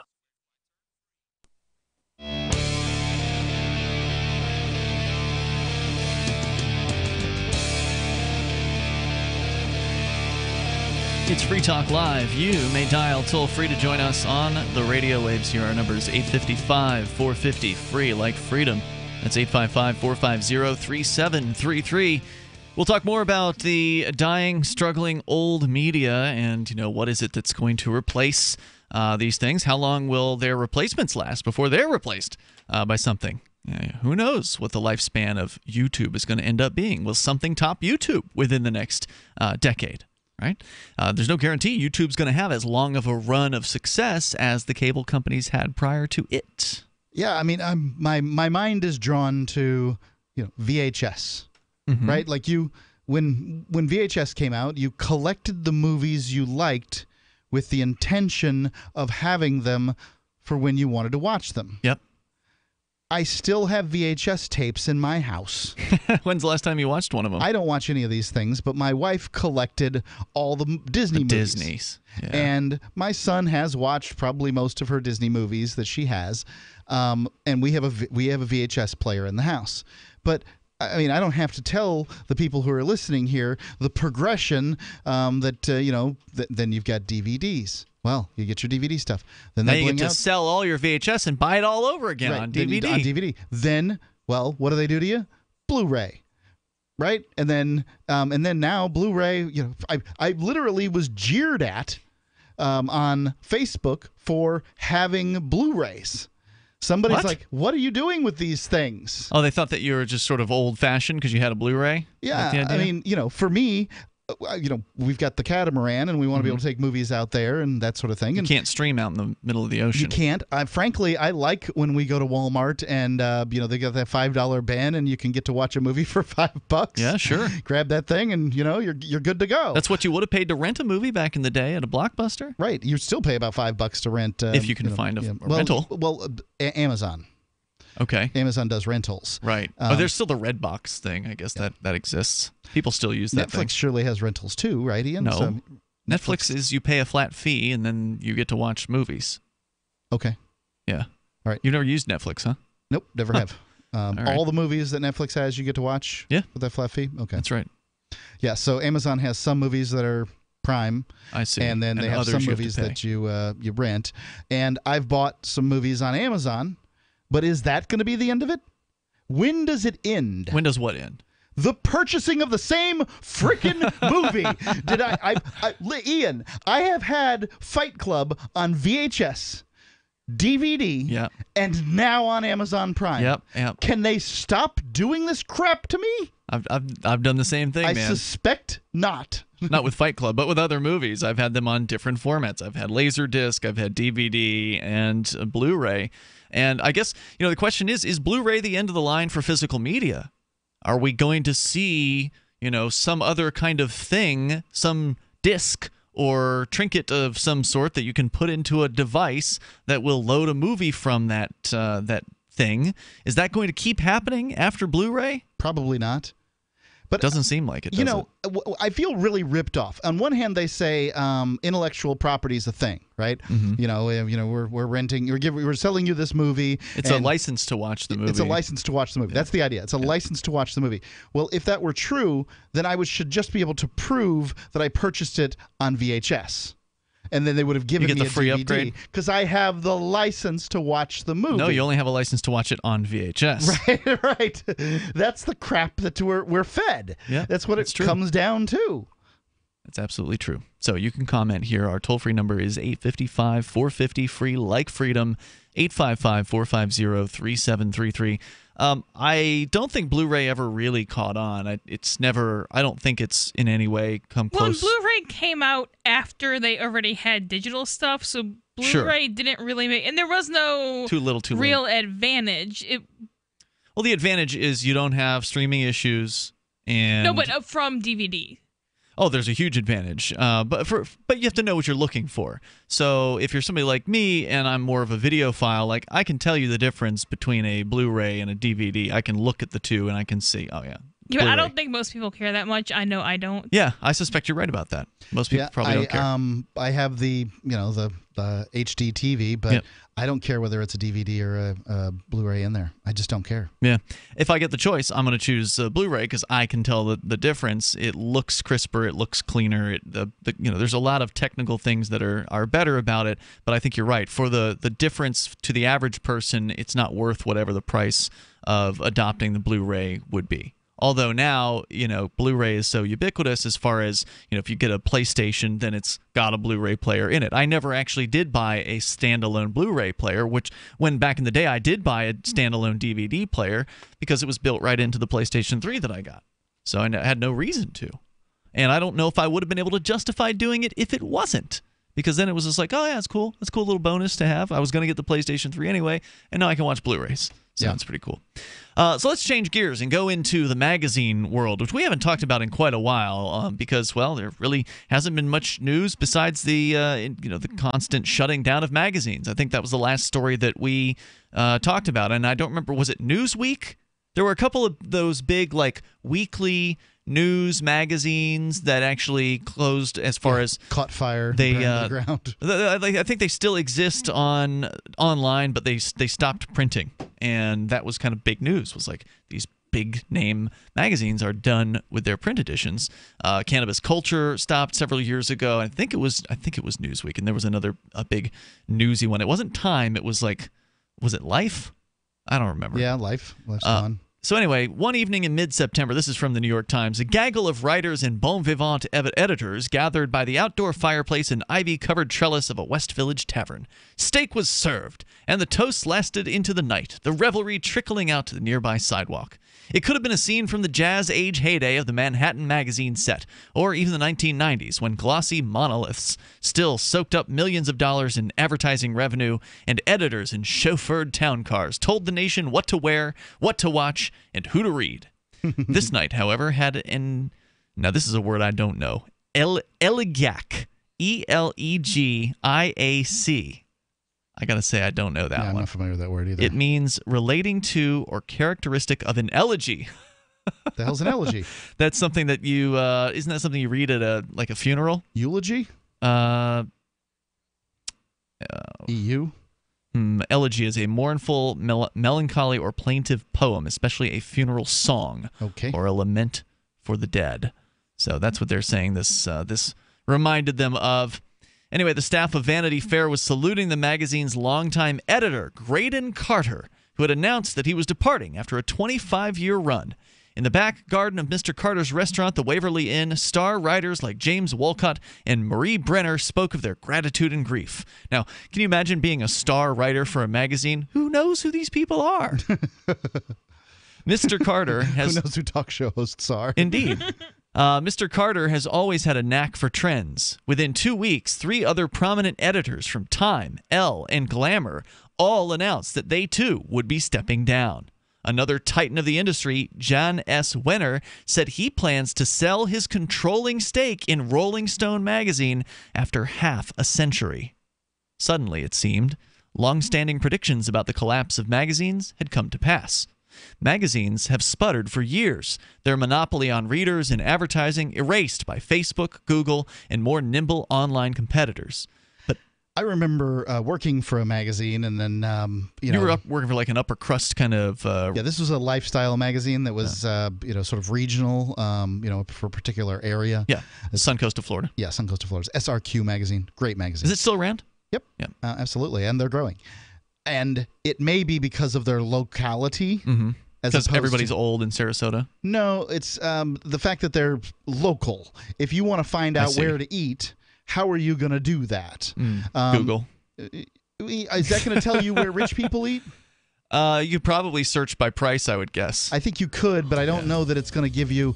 It's not going to give you sort of the critiques. It's not going to give you that feeling. Yeah, you're not going to get the fine dining critique. Right. I just don't think you are. I mean, you can find places to eat. Sarasota's a crucible for good There's food. a lot of restaurants there. Yeah. I mean, you're going to do well or you're going to burn.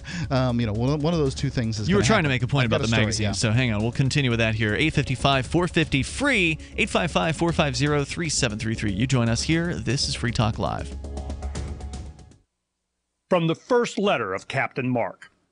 History is full of flowery documents claiming to limit the power of the crown, but these poetic social contracts have been impotent to prevent the predation. Limited government is a lie they use to keep us submissive. The crown cannot be trusted to abide by its founding charters, nor its treaties, nor even its own rules. The essence of the crown is centralized violence, and I've had enough. That's why I raised my black banner.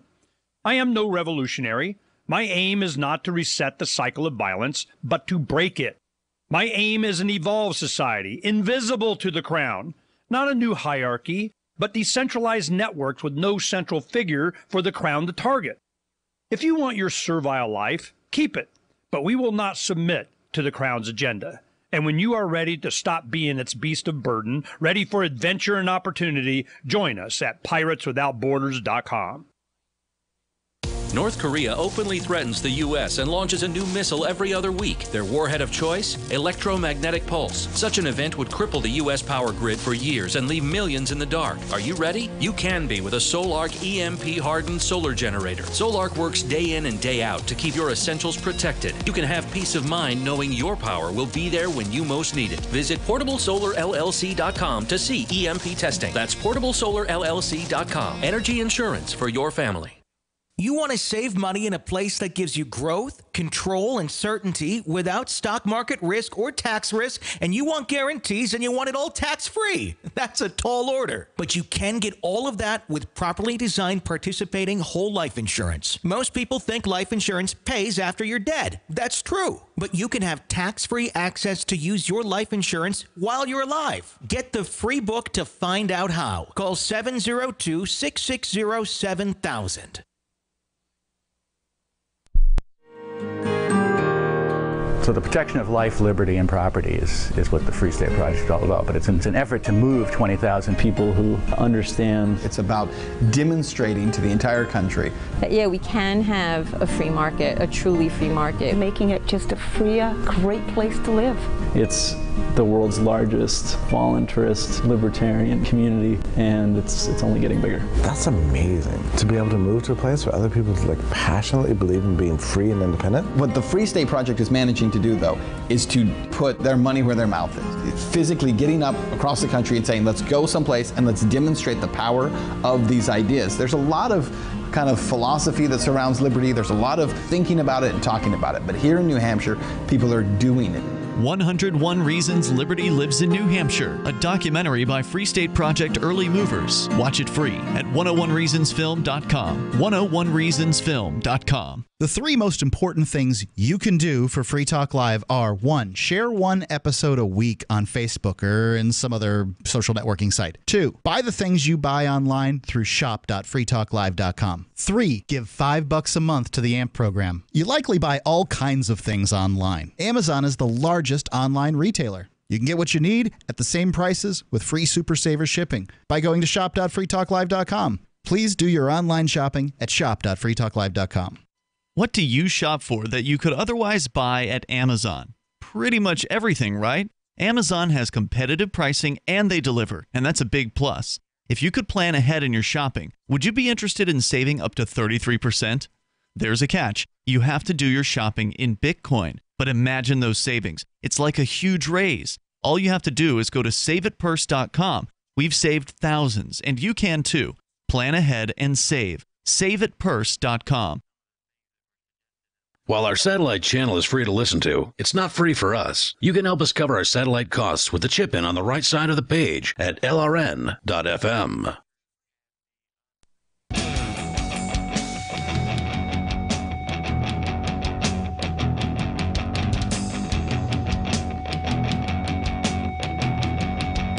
It's Free Talk Live. Dial on in toll free and bring up anything that you want. Our number is 855-450-FREE, like freedom. That's 855-450-3733. With you in the studio tonight, you've got Ian. Melanie. And Mark. Melody's doing something that I think a lot of people want to do. She is leaving the world of the job, the job world, where you have to show up at a certain time, be there for some boss to tell you what to do, and then collect a paycheck at the end of the week or every 2 weeks, and then do it all over again.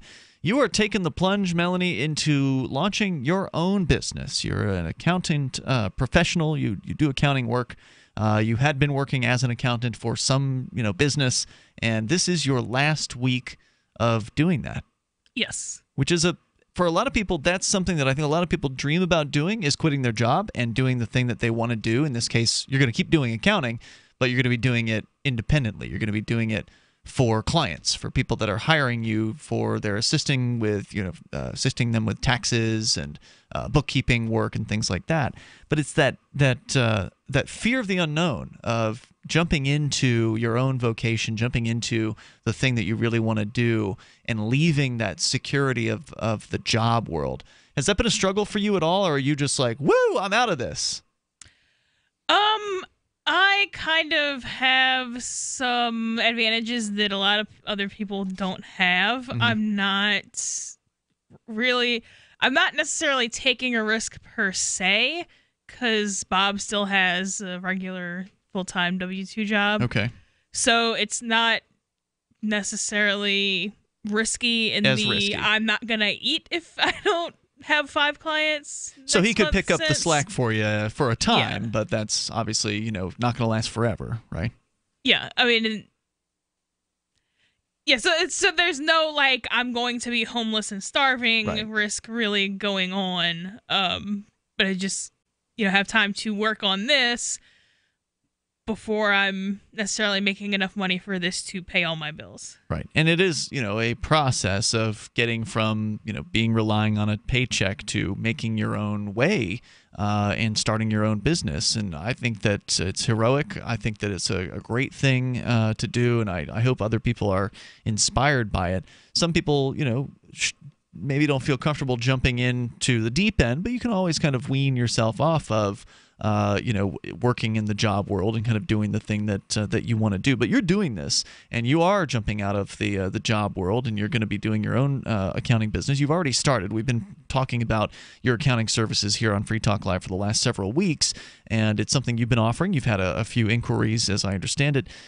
Folks who want to get Melanie to help them with their taxes, if you're doing your taxes, you're sick of it, or maybe you've got an accountant who just loves the state. They love the tax system and the IRS because that's what butters their bread at the end of the day. They love to pay because paying's safer. And you want to hire an accountant who hates the state. You want to hire Melanie. And you can do that by going to tax.freetalklive.com. That takes you straight to Melanie's website, on which you can find contact information and reach directly out to Melanie. She will help you prepare for 2018 by doing whatever needs to be done before the end of 2017. For instance, if you run a business of your own, there are certain things that you can do. Is that right? Yeah, people who run a business will usually either need to, well, I guess depending on what industry you're in, buy equipment or not buy equipment before January 1st. There's some things, if you have pretty large investments, you might want to move around before the end of the year. Buying or selling property other than your primary home, stuff like that is something that you would want to make sure you're online with everything you need to do before the end of the year, because once it's the new year, you can't. Too late. Yeah. And you'll help folks with all of that, as well as the filing when the time comes in 2018. And if you need bookkeeping work, she can help you with that too. So check her out over at tax.freetalklive.com. So we're talking about industries that are on the brink of disaster or in the midst of that disaster, where the business model is changing, and it's changing in a way that these old dinosaurs just can't keep up. They don't know how to handle the new upstarts, whether we're talking about transportation, cable television, or magazines. In this case, the story here from, ironically enough, the New York Times, also another organization that's struggling to stay relevant in the internet age. They're pointing out that magazines have sputtered for years, and they're... I was going to tell a story. Oh, yeah, you had a story about being in the magazine industry. You used to sell ads for a magazine. I did, and it's a really great magazine, and still a really great magazine. There's no doubt about it. But being in the magazine industry, you speak to people who are in the magazine industry, right? Sure. And I was getting ready to make a big move, which was to quit my magazine job and move to New Hampshire for my radio hobby. Yeah. Right? Like that's one of those jumping into the deep end things. Yeah. At the time, it was, 2006. Let's see, there was a giant housing catastrophe going on. That's right, yeah. And I sold my house right at the peak of it, too. I thought it was going to be a really great idea to pick up and move to New Hampshire and start selling ads on a show that was syndicated on 27 radio stations across the U.S. Now, compare that to Free Talk Live now at 170. If it hadn't been for Jason Osborne stepping in and essentially co-signing support for Free Talk Live and making it so we were going to make it, it would have been a really rough time financially for me. In 2007, because I thought 27 stations was going to do it, but selling packages was a bit more difficult than I had thought.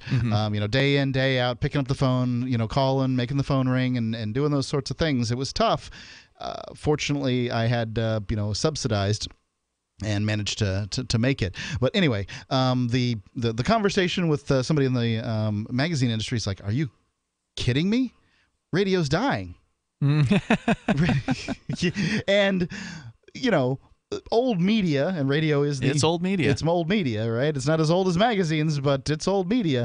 Is certainly taking it on the chin from digital, and especially in the last few years, that much is true. But radio's flat, TV's down, magazines are down, newspapers down. I mean, pretty much everything else is down. Radio's flat. That's a pretty good thing because people are still using radio. It is still an immediate thing. You turn on that car radio and bam, you've got audio. Yeah, so for, TV and magazines, there are alternatives. For radio, there's not a whole lot of safe alternatives to radio. Podcasts. What do you mean safe? So if I'm driving a car, there's not a whole lot of other forms of media that I can safely consume while driving a car. Well, first off, you're thinking of talk radio. And so talk radio's got podcasts as an alternative. But, people were predicting the demise of music radio because of DVDs and because of cassette tapes and because of iPods and, all these things. Radio is largely music radio when it comes to revenue, and music radio is still plugging along. The young people are still listening to it. They don't listen as much as they did. Well, right, because it's not safe to sit there on a phone and be like, let me pull up a different that doesn't playlist. Stop people. I've seen people with their phones and driving. I mean, they don't care. I know, but you're not going to but necessarily, even people who do it probably don't do it constantly. They probably don't do it, okay, what song do I want to listen to now? Every day, like for every song on their ride to work. I know somebody who does that. Don't they have a playlist? There are such things, but some people don't, I guess. You don't really get as good. Like, I can't necessarily, depending on where I'm driving and how loud just the outside is, get my phone as loud as the radio in the car anyway. So they have these things called aux cables and Bluetooth where you can actually plug your phone into the car stereo. Yeah, if you have like a brand new car. Come on, you don't have an aux cable? There's nothing to plug it into. Okay. As far as I know. What year is that minivan? It's kind of 07. old. Okay, well. You'd think. Yeah, most of the stuff from the mid-aughts has an aux. My 2002 F-350 has an aux plug on it. Yeah, and now they've got Bluetooth. Just so folks know. As well. And so anyway, it's easier now than ever before to provide competition to radio in the car. But you're mostly right, Melanie. Radio is still pretty ubiquitous, although it's getting harder to find in car dashboards because they've got now in the newer cars, they've got the fancy touchscreen, interactive. Like when things. I rent cars, I have to spend like 10 minutes finding like the FM Right, that's channel. That's going to keep people away from radio, and obviously radio, the industry is upset about those developments, but that's the way the world's changing. And is radio going to last forever? Probably not, but audio entertainment is certainly something that is going to go on, in the same way that video entertainment is still going to go on. It's just the delivery methods that are changing, and changing quickly, and a lot of these old companies are struggling, trying to keep up. We'll talk about what's happening in the magazine business coming up here. 855-450 free. You got a bunch of their prominent editors who are announcing this year they're stepping down. They see what's coming. 855-450 free. This is Free Talk Live. Hour 3 coming up. Are you tired of paying fees and commissions to that other site? I know you are. And I'm here to tell you about a great alternative to sell your stuff. BuySellMakeOffer.com is the best-selling site to ever come along. It doesn't matter what you're selling, big or small. It's easier than ever. And you can use Skype to show your items and get to know your potential buyer, and they can see that you are for real. No more blind trust. And you're not limited to snapshots. You can video what you're selling to better sell it fast. For as little as $9.95, and that's after a free 30 days, you can sell everything you no longer want with absolutely no fees, ever. Go right now to BuySellMakeOffer.com and become part of a community of buyers and sellers who have already discovered this revolutionary way of getting it sold online. That's BuySellMakeOffer.com. You'll never regret making the switch. BuySellMakeOffer.com. So, what are you waiting for? Looking for a great real estate investment? Consider New Hampshire, which is ground zero for the Liberty Movement. Your first call should be to Mark Worden from Porcupine Real Estate. He's more than just a real estate agent. He's your New Hampshire concierge. Where are the best places to live? Do you want farm, city, the burbs, or forest? Do you want a duplex or multifamily building so that renters pay your mortgage? There are homes in all price ranges in New Hampshire, and Mark can help with financing too. Invest in Liberty and property. Mark Worden can help. PorcupineRealestate.com. If you want to know the latest about Free Talk Live before we go on the air, all you need to decide is how you want it delivered. It's your choice. Visit news.freetalklive.com. You can get emailed announcements and participate in contests via our email updates list. Plus, we have a Twitter account that you can follow and a Facebook page where you can become a fan. So visit news.freetalklive.com to get news about Free Talk Live as soon as it's announced and the way you want it delivered at news.freetalklive.com. That's news.freetalklive.com. You're listening to the live edition of Free Talk Live. Hour number 3 is next after the news here on the Liberty Radio Network at LRN.FM. From Keene in the Shire, the Liberty Media capital of the world, this is Daryl W. Perry, host of FPP Radio News for Monday, September 25th, 2017. Silver is trading at $16.89 per ounce. Gold is valued at $1,291 per ounce. Bitcoin is trading at 2.3 cents, and the average price of Bitcoin is $3,765. Antiwar.com reports for the first time since President Trump's inauguration, the U.S. military has carried out airstrikes inside of Libya, bombing what they described as the Islamic State camp within central Libya. 17 people were killed, and the U.S. claimed that all were members of the Islamic State. African Command claimed that the drone strikes targeted a desert camp which had been connected to multiple attacks across Europe. Such a claim is common in U.S. military attacks in nations the U.S. is not engaged in a war with. That's because, legally speaking, such strikes rest on them being special cases involving special threats to allies. This language features in official reports on myriad U.S. airstrikes across Africa in recent years. The last U.S. airstrikes in Libya took place the day before Trump's inauguration, killing over 80 people around Sirte. The Pentagon gave an almost identical justification at the time that everyone killed was an external plotter for the Islamic State and tried to connect the killings to a recent attack in Germany. For over 40 years, Roberts & Roberts Brokerage has been a trusted source for buying and selling precious metals. Gold, silver, platinum, and palladium. They don't feed the banks. They're Bitcoin preferred and have removed the minimum purchase amount for all orders paid in the digital currency. Call Roberts & Roberts Brokerage today for knowledgeable advice on buying and selling precious metals and a forward-thinking approach to new technologies. 800-874-9760 or visit online at rrbi.co. UPI reports Mazda has recalled more than 57,000 vehicles over a potentially faulty seatbelt sensor that could cause passenger airbags not to deploy during a crash. The recall affects 57,878 Mazda 6 vehicles manufactured between November 3, 2013 and December 9, 2014. The defect is a result of excess weld splatter on the passenger seat frame that could come in contact with seatbelt sensors, causing them to short circuit. The defect could cause the vehicle not to sense when the seatbelt is engaged, meaning the airbag might not deploy in the event of an accident. The malfunction could also cause the vehicle's power steering assist to fail. Affected vehicles may experience various multiple warning lights illuminating due to the short-circuited seatbelt sensor as well. The automaker said in announcing the recall there have not been any accidents, injuries, or deaths associated with the malfunction. The affected seats are unique to the Mazda 6 and no other vehicles are included in the recall.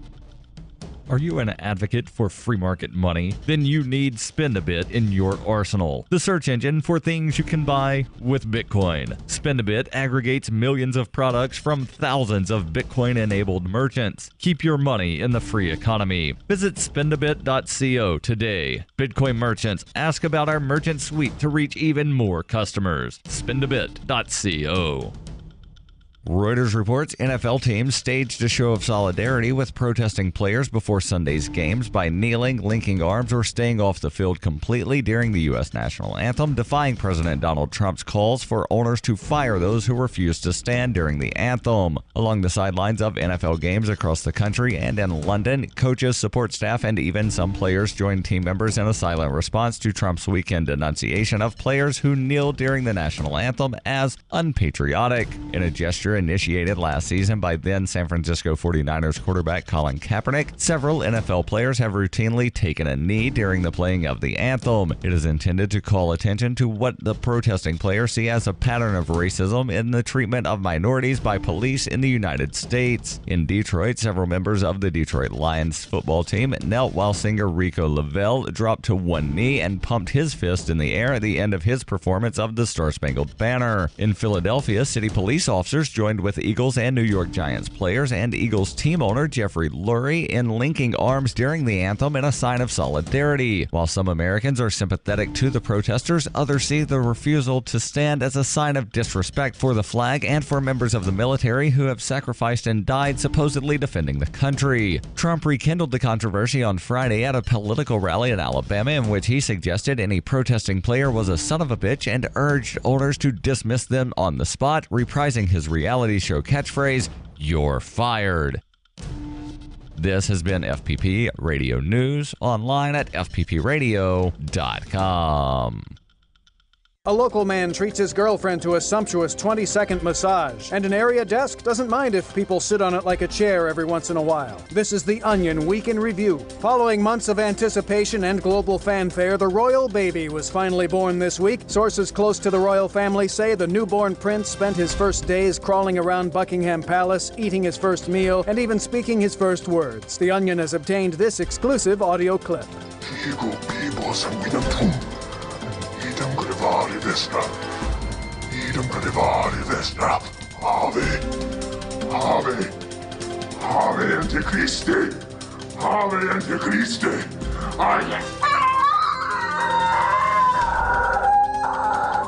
In other news, a man's annual 6-sentence conversation with his cousin goes smoothly, a generous improv troupe performs for free, and a pool owner has a bathing suit that touched his penis you can borrow. This is the Onion News Network.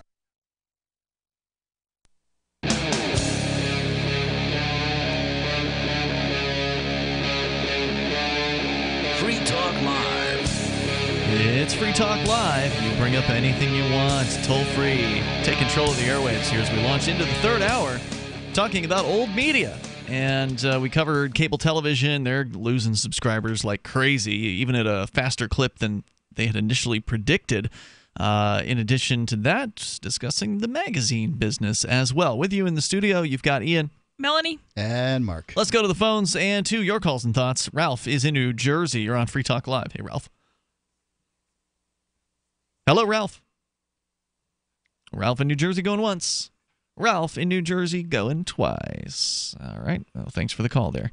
So anyway, toll-free number tonight, 855-450-FREE. We are sharing a story, and I'm going to cut a good chunk of it out because it's just, it's not really necessary. The New York Times writing a detailed piece here about the tough times for the magazine business. You've got multiple magazine, what they call prominent editors, people who've been at the head of magazines like Time Magazine, Elle, and Glamour, all within the last few weeks apparently have announced they are stepping down. One guy at Time, I believe it was it Vanity Fair, actually? He had a 25-year run. He's retiring. Gone. All these people are cutting out. And so the question is, well, are they seeing the writing on the wall, so to speak? At a time of belt tightening, says the Times, celebrity editors with their big salaries and expensive tastes are increasingly passé. Budget-minded executives at publishers like Hearst and Condé Nast are looking more critically at requests for six-figure photo shoots and $5 a word writers. The story here says that quietly, optimists in the business say it may be healthy for a younger generation of editors to take the reins, while older editors are less accustomed to the rhythms and forms of web journalism. John Wenner, for instance, famously resisted posting Rolling Stone stories online. Now, this is the guy who's now selling his controlling stake in Rolling Stone. For instance, here, many of the industry's rising stars are finding ways to raise revenue and gain readers on the digital side. Quote, if you want to do the same thing year in and year out, "You shouldn't do these jobs," unquote, says one of them. Kurt Anderson, a former editor of New York and with Mr. Carter, founder of Spy magazine, said that print magazines were still breathing, but that the recent upheaval was a sign that the denouement might not be far off. Quote, "The 1920s and through the 2020s was kind of the century of the magazine," he said, noting that the New Yorker and Time magazine were founded in the decade before the Great Depression. Today, he added, the industry was in more of a slow dusk, and we're closer to sunset, he says. In his spacious, airy, and Hearst Midtown Manhattan Tower, Mr. Carey displays trinkets of an earlier, more glamorous magazine age. Behind his desk is a framed quote from Malcolm Forbes, the exuberant and late chairman of Forbes magazine, and a yellowing memo about Tina Brown from Mr. Carey's days as publisher of The New Yorker.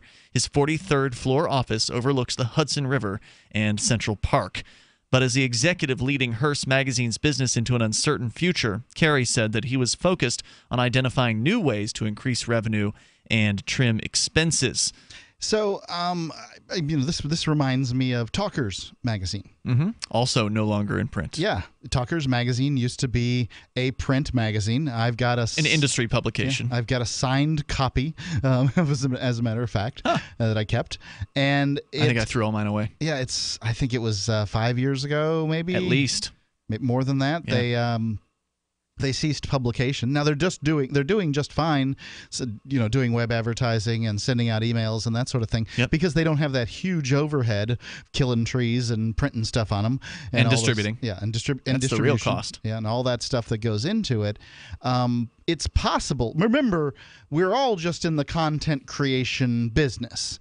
A magazine has a huge leg up on some blog out there because they've already got the writers on staff. They've already got these people. They've got the name. Yeah, they've got the salespeople that are in the office. They need to just figure out how to essentially change their formatting a little bit, and they're in shape. But the people that refuse to change are going to have it rough.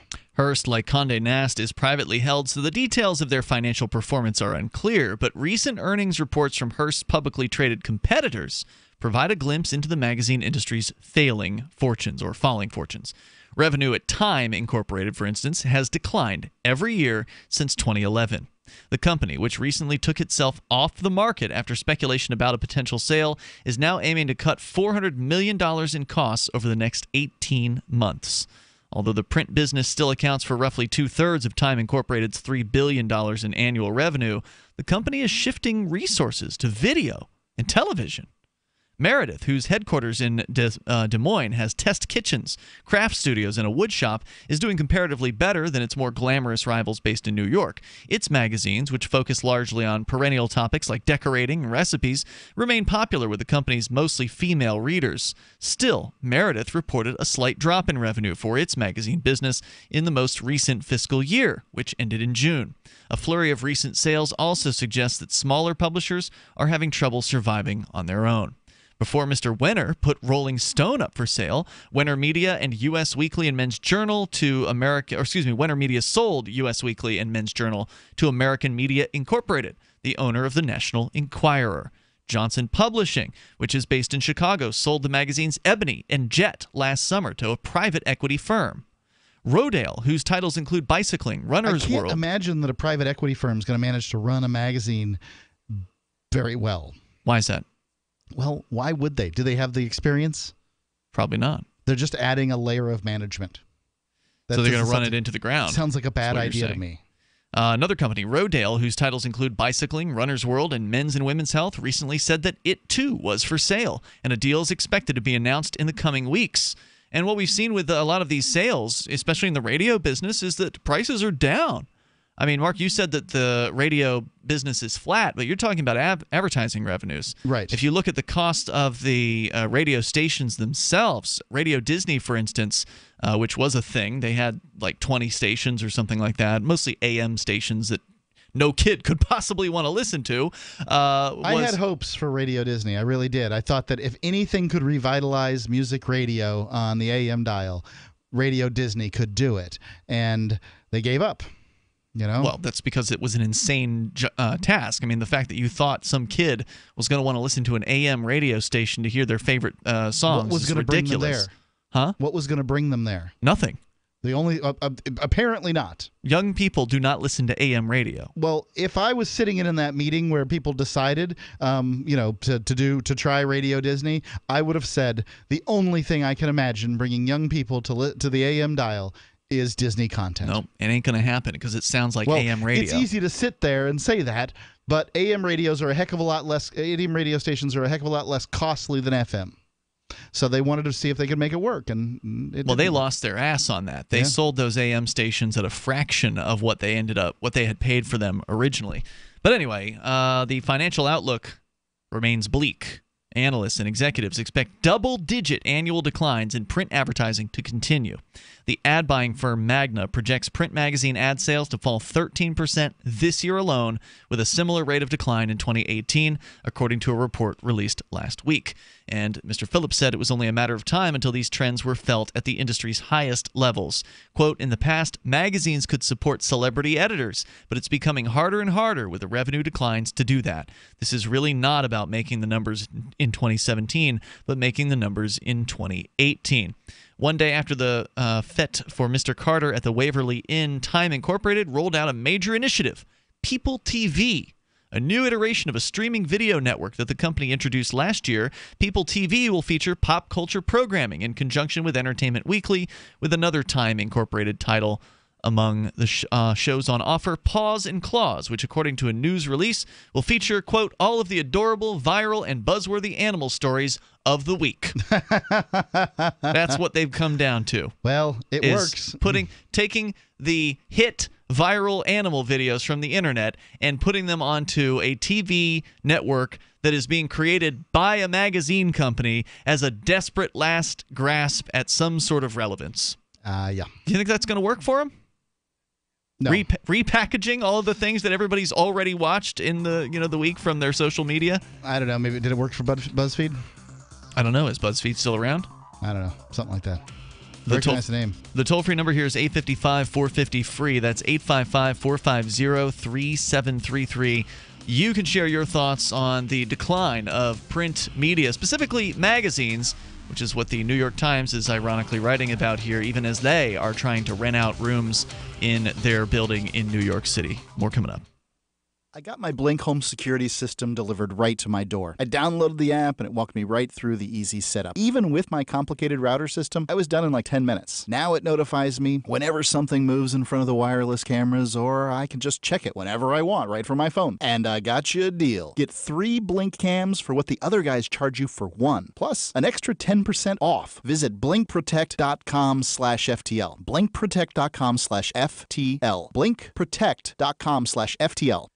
The 3 most important things you can do for LRN.FM are: 1. Let your friends know you're listening to LRN.FM on your social networking profile. 2. Buy the things you buy online through shop.LRN.FM. 3. Give $5 a month to the AMP program at amp.LRN.FM. You like your friends, and you like LRN.FM, or you wouldn't be listening. So like your friends enough to share something you like with them. Please share that you're listening to LRN.FM on your favorite social networking site.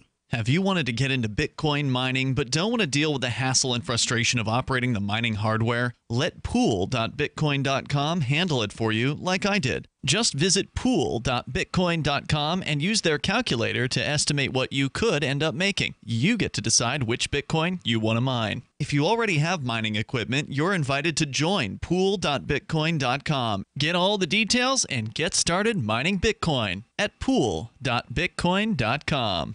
Do you want to help build a better financial system for everyone? Join Dash. Dash is Digital Cash, a digital money platform designed to replace cash and help people manage their own wealth. It's fast and easy, fees are low, and transactions are confirmed instantly. Dash is decentralized, run by users who earn rewards for helping run the network and make governance decisions. Dash is set up to succeed where other platforms have failed. Give it a try at dash.org. Help people take control over their financial future today. Find out more at dash.org.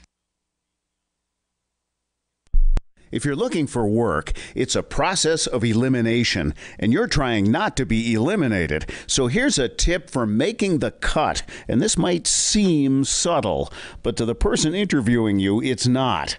There is a world of difference between applicants who convey, "I need a job," and those who simply ooze, "I want to work, especially in these lean times when many you're competing with will seem desperate in I'll take anything mode. If you convey specific interest in this job at this company, you will be conspicuous. Thus, the value of going to school on the company you're applying to before the interview. With money and attention so tight now, effective communication skills have never been more important. For more tips for job seekers and everyone else, hit survivalspeech.com. I'm Holland Cook. Here's a chance to do a little activism while you're cruising Facebook, Twitter, or Google+. Between the LOL cats, the recipes, the hot girls, and the inspirational sunrise memes, Free Talk Live's posts pass by your newsfeed. Like them, comment. It gives us more exposure. If you don't see our posts, click like at facebook.freetalklive.com and then hover over it to click Get Notifications. It's an easy way to spread the ideas of liberty a bit further. I know you're busy, but you can spare that 1/10 of a calorie it takes to click on something. facebook.freetalklive.com. Are you tired of governments murdering people around the world? Stop using their money. There is an alternative. Bitcoin is a stateless free market non-political currency. Bitcoin cannot be inflated or controlled by any government. By using their money, you are helping the state. Stop doing it. You have an incredible alternative available now. Learn it, use it, spread it. Get started with Bitcoin at bitcoin.com. That's bitcoin.com. Help get LRN.FM into more ears. Visit promote.lrn.fm for a free bumper sticker, flyers, banners, graphics, and more. Promote.lrn.fm.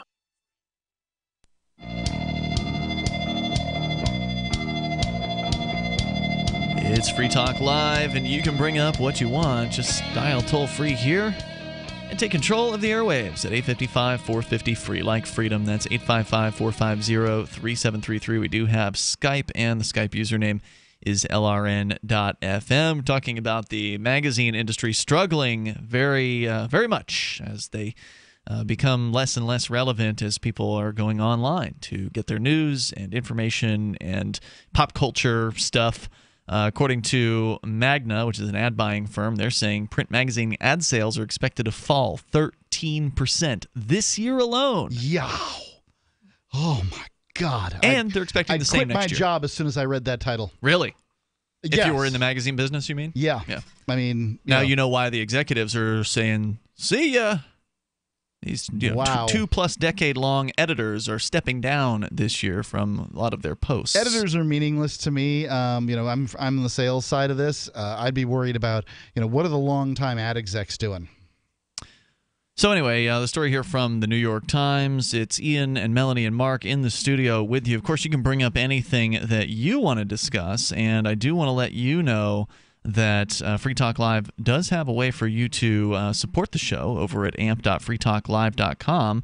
You go to amp.freetalklive.com. You can get signed up for $5 a month to help Free Talk Live get on more radio stations, because there are still people listening to the radio, and we are still pushing the ideas of liberty and peace and cryptocurrency and freedom out there as often as we possibly can, and we'll continue to do that no matter what the platform of the moment happens to be. And you can help us bring more people to those ideas by backing the show for just $5 a month over at amp.freetalklive.com. It's amp.freetalklive.com. You get perks, access to the AMP-only call-in lines, the AMP-only podcast, AMP-only forum, not AMP-only forum, the AMP-only Facebook group.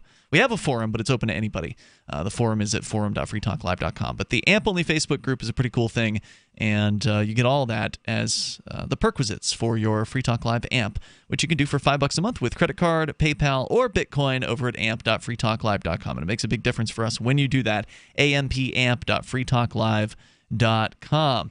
So we're talking about a little bit more here from New York Times on Time Incorporated rolling out their major initiative just recently called People TV, which is going to be pop culture programming and will feature a show, one of the shows including Paws and Claws, which will include, quote, all of the adorable, viral, and buzzworthy animal stories of the week, unquote. Pet videos are a favorite on social media, says the Times, so it's easy to see why Time Incorporated wants to jump on the fluffy bandwagon. But that material is a far cry from the award-winning journalism that filled once thick issues of Fortune, Sports Illustrated, and Time, where Mr. Carter got his start in New York journalism. I think people still want good journalism. Sure. I mean, I do. But are they willing to pay for it? No, they're not. Not these days. They want the internet free. Yeah, that makes it tough to make a business out of these things. It does. I mean, you've got a few different options, and those few options really don't. Some of them don't support big businesses. So, like what we do here on Free Talk Live is we do sort of the freemium model. We give away our product free, and then for our higher end stuff, we ask you for some donations.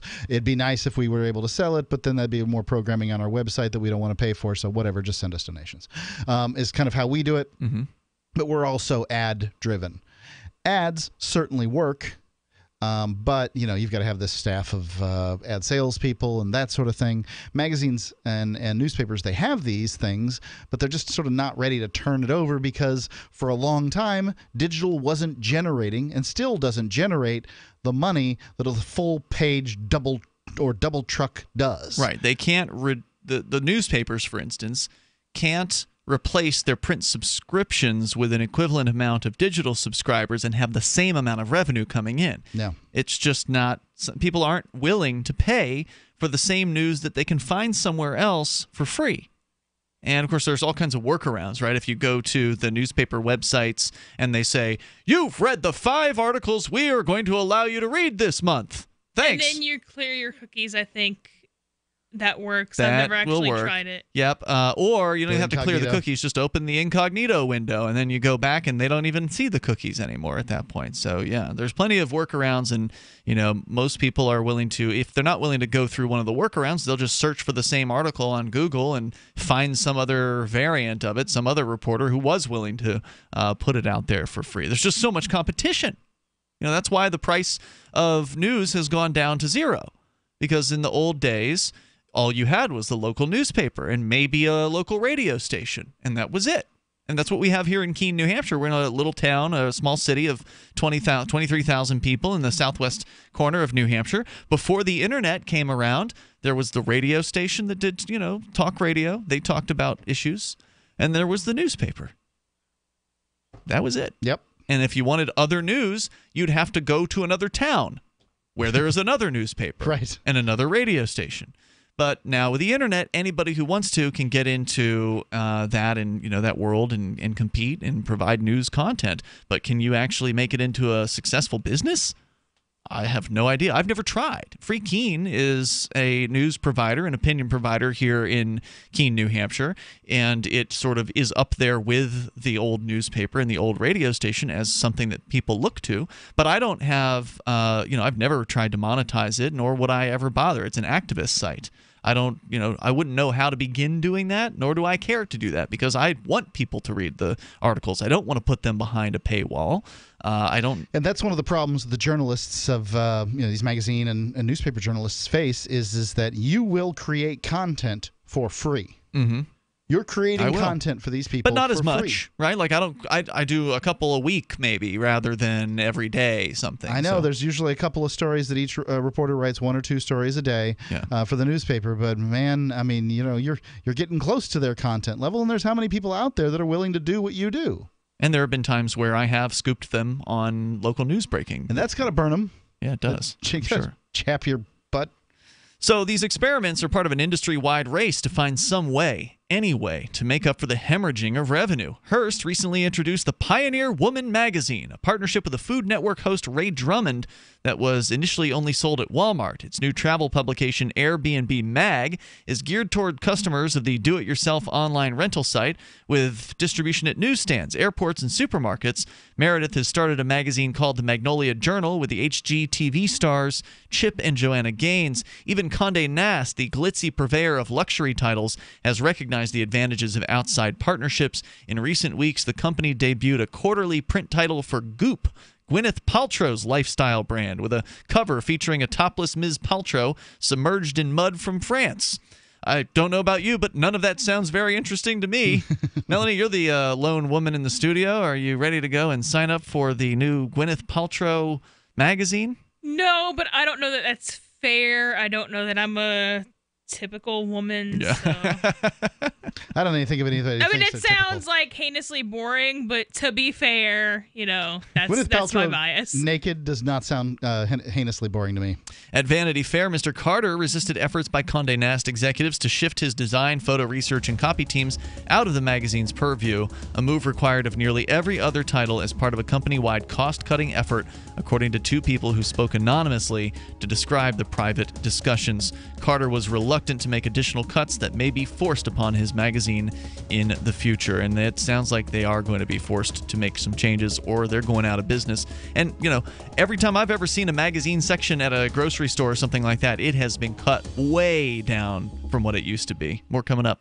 With nearly 70 years of history engineering bunkers, today, Atlas Survival Shelters is still the authority. Atlas offers 18 different choices, from commercial tornado shelters to underground nuclear fallout shelters, starting at just $99.99 with 100% financing available. Comfortable interiors and state-of-the-art air filtration systems. Atlas Survival Shelters are the most popular private survival shelters in the world. Call 1-855-4BUNKER now or visit atlassurvivalshelters.com.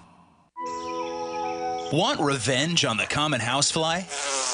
Well, after 10,000 years, someone has finally come up with a better way. The Bug Assault, a miniaturized shotgun, which utilizes ordinary table salt as ammunition. Non-toxic and no batteries required. $39.95 plus shipping and handling. Use discount code GCN and receive 15% off your purchase at bugassault.com. Fire your fly swatter and get your Bug Assault today. Free Talk Live. Why would they go around bombing people around the world? Doesn't that make us less safe? Oh, you know what? I guess some of these people got it coming. It's a good day to be dead if you're a terrorist suit. How many of the people that the U.S. military has killed in the last decade have been terrorists? A whole bunch of them. You know what? percentage? You sound like some liberal church. What percentage? A lot of people. I'm not a liberal, sir. Liberals support war, from what I can tell. Take a look. Obama looked at war when we need it. We have justifiable war. You know, it's people like you. Triumph when good men do nothing, you jerk. Wait a second, Charlie the jerk. I'm not bombing anyone. You can feel however you feel about me, but Smedley Butler, the two-time Medal of Honor winning Marine, felt the same way. Well, you know what? Because they're headed the right way. You know what? We should have went after China. We should have chased those tricoms across that river, and we should have bombed them. We should have nuked them. We should have... You are horrible. Free Talk Live, 7 nights a week from 7 to 10 Eastern, live on the Liberty Radio Network at LRN.FM.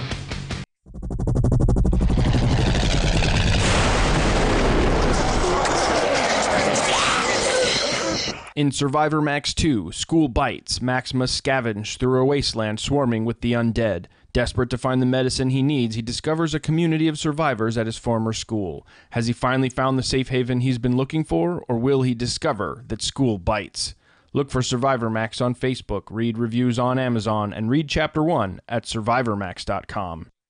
So you've heard all 3 hours of the latest episode of Free Talk Live, and you're still hungry for liberty-oriented audio content? Did you know that we have another 24/7 audio stream at LRN.FM? The Liberty Radio Network airs the latest episodes of some of the best liberty-oriented podcasts on the internet around the clock. In addition to recorded content, you'll also hear live shows like Free Talk Live, originating from our Keene, New Hampshire studio. So listen anytime at LRN.FM. That's LRN.FM.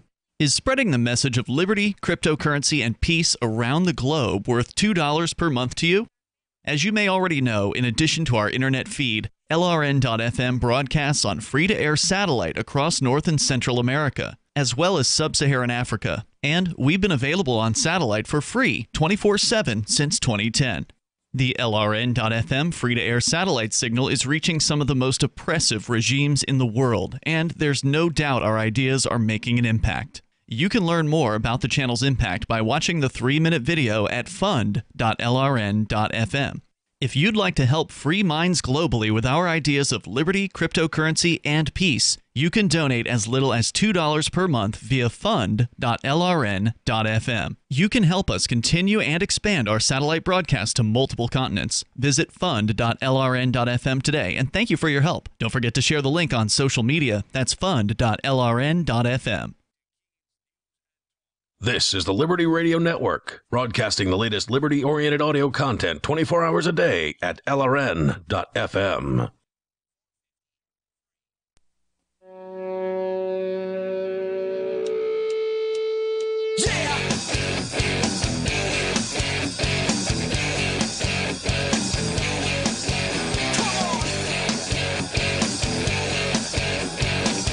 Free Talk Live, dial toll free, bring up whatever you want. Our number here is 855-450-FREE. 4 out of 10 American adults still sleep with a teddy bear, according to a recent study.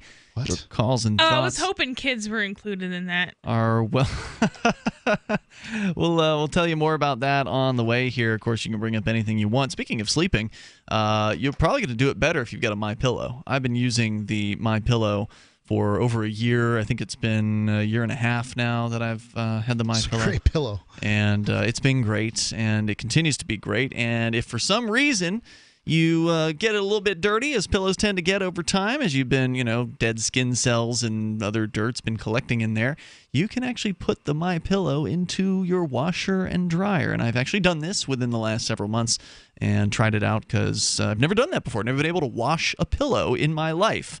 And now I can. I've washed mine many times. You're MyPillow. Yes. You have not washed anything prior to that, however, because pillows are generally not designed to be washed. Oh, yes, I did. On accident? No, let me tell you. So I had down pillows for some time, and it got to stinking, and I decided, I'm going to handle this, right? Like, you sleep on it. Maybe in Florida, you sweat a little bit when you're sleeping. Oh, you yeah. maybe drool out of your mouth, whatever that's going. So I take all the feathers out, dump them into a large tote. Uh-huh. And then wash the wrapping thing, and then... Well, what good would that do? The sweat's going to get on the feathers.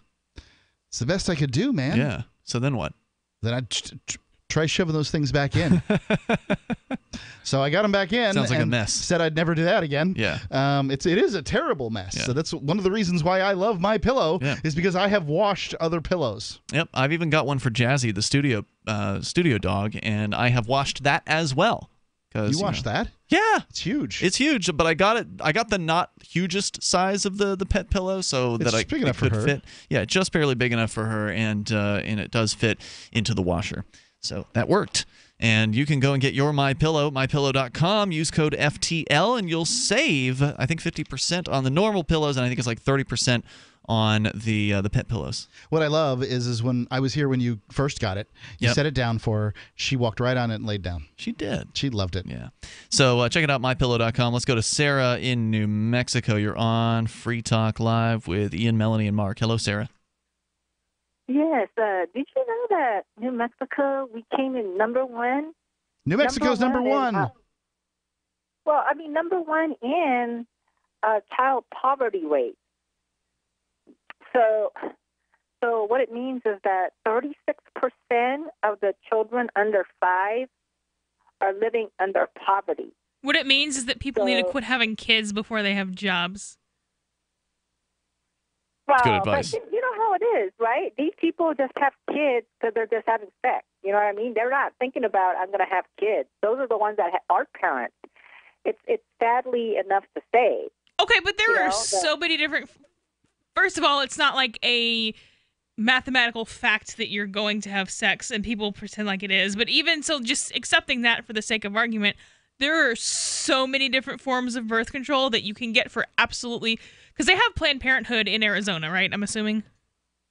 Well, they have Planned Parenthood in New Mexico, of course. Yeah, so for free, you could just walk in and be like, give me birth control, and they'll be like, here you go. So there is absolutely no reason for you to have a kid if you're living below the poverty line. The poverty line is pretty low also. It's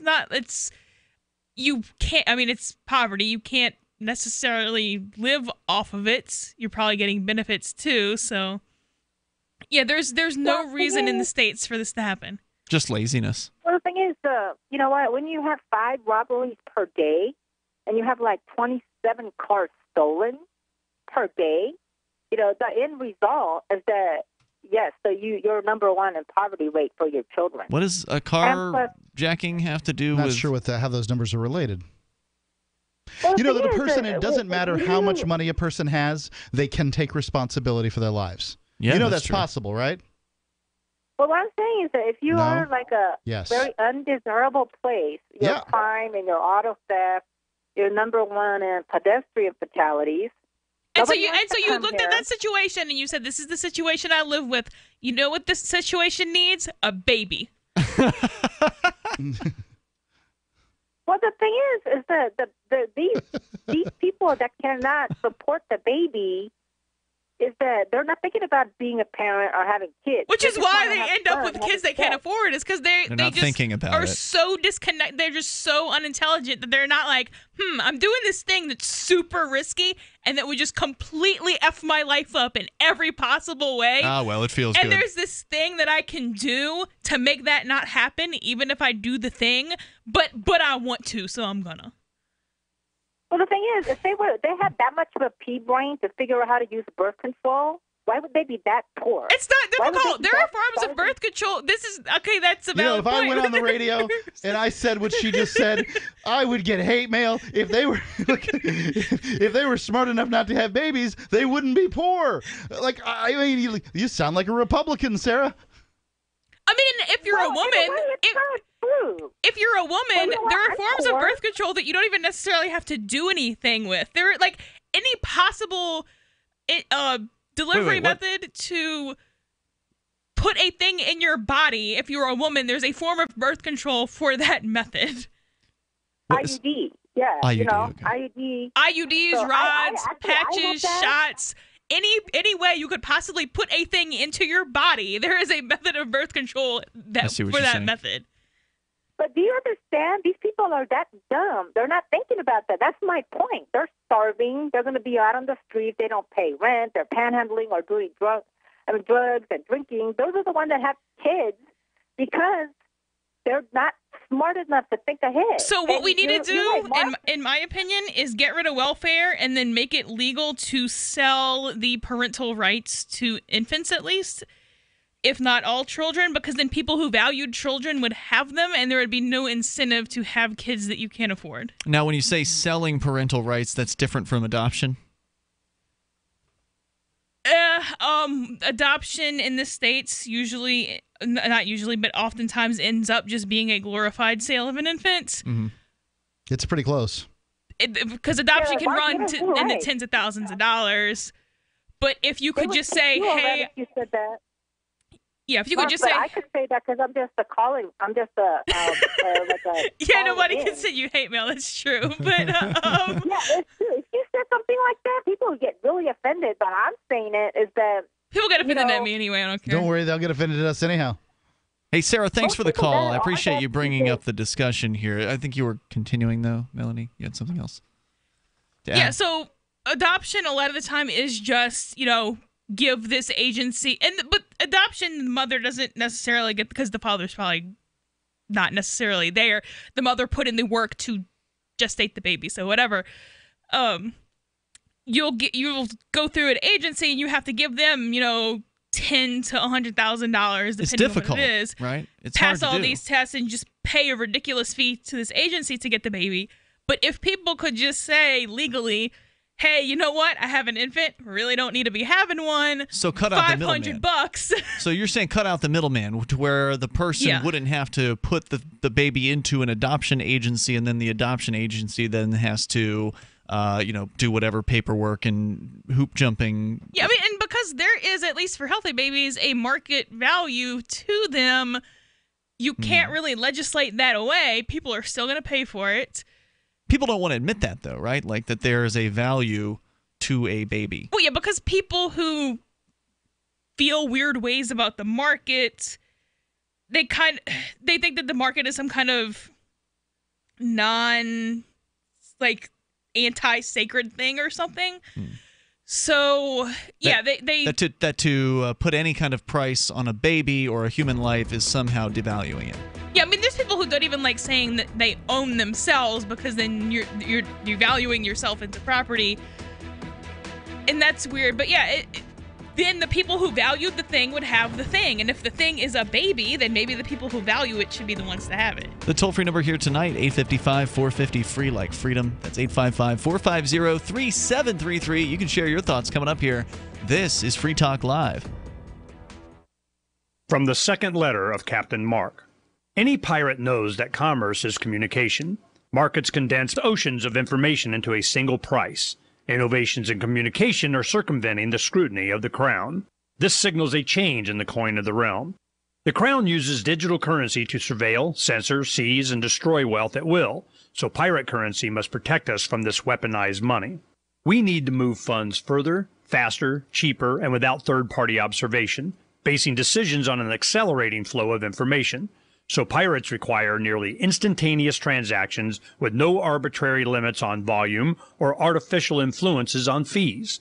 Most importantly, a pirate currency must preclude centralization. Otherwise, it will become another link in our chain to the crown. A superior currency will result in the obsolescence of the coin of the realm and the extinction of the crown itself.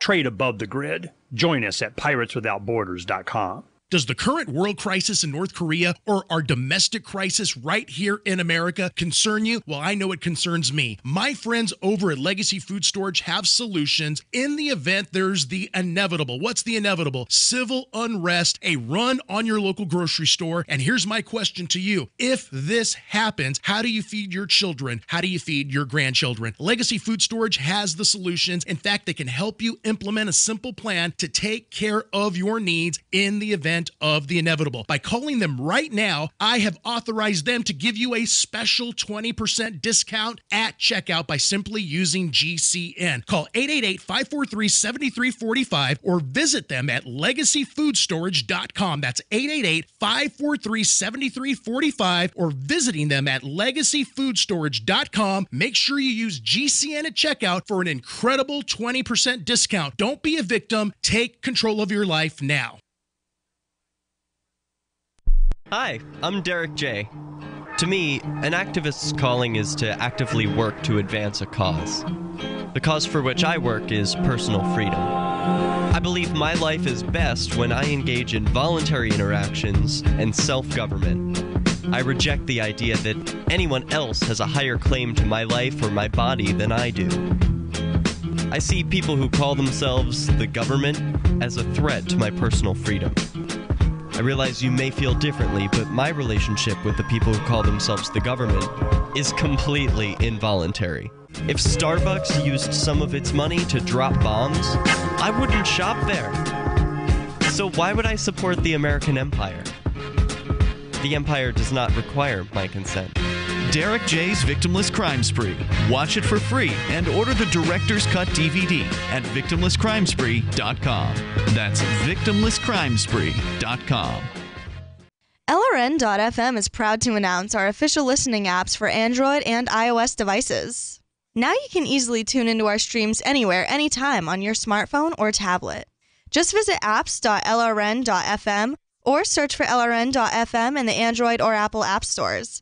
Please download, rate us 5 stars, then share the link on your social media, and let your friends and family know how you're listening to LRN.FM. Download it now, free at apps.lrn.fm.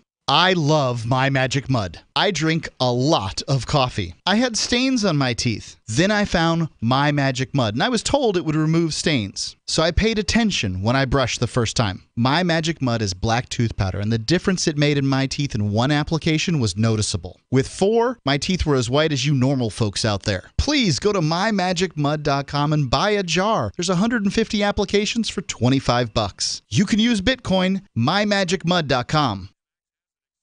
You can sign up to receive the latest about the Liberty Radio Network via our email updates at updates.lrn.fm. That's updates.lrn.fm.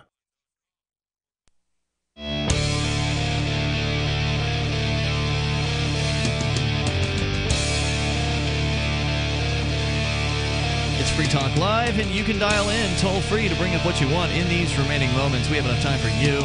If you call in now, 855-450-FREE, like freedom. That's 855-450-3733. Join us online at freetalklive.com.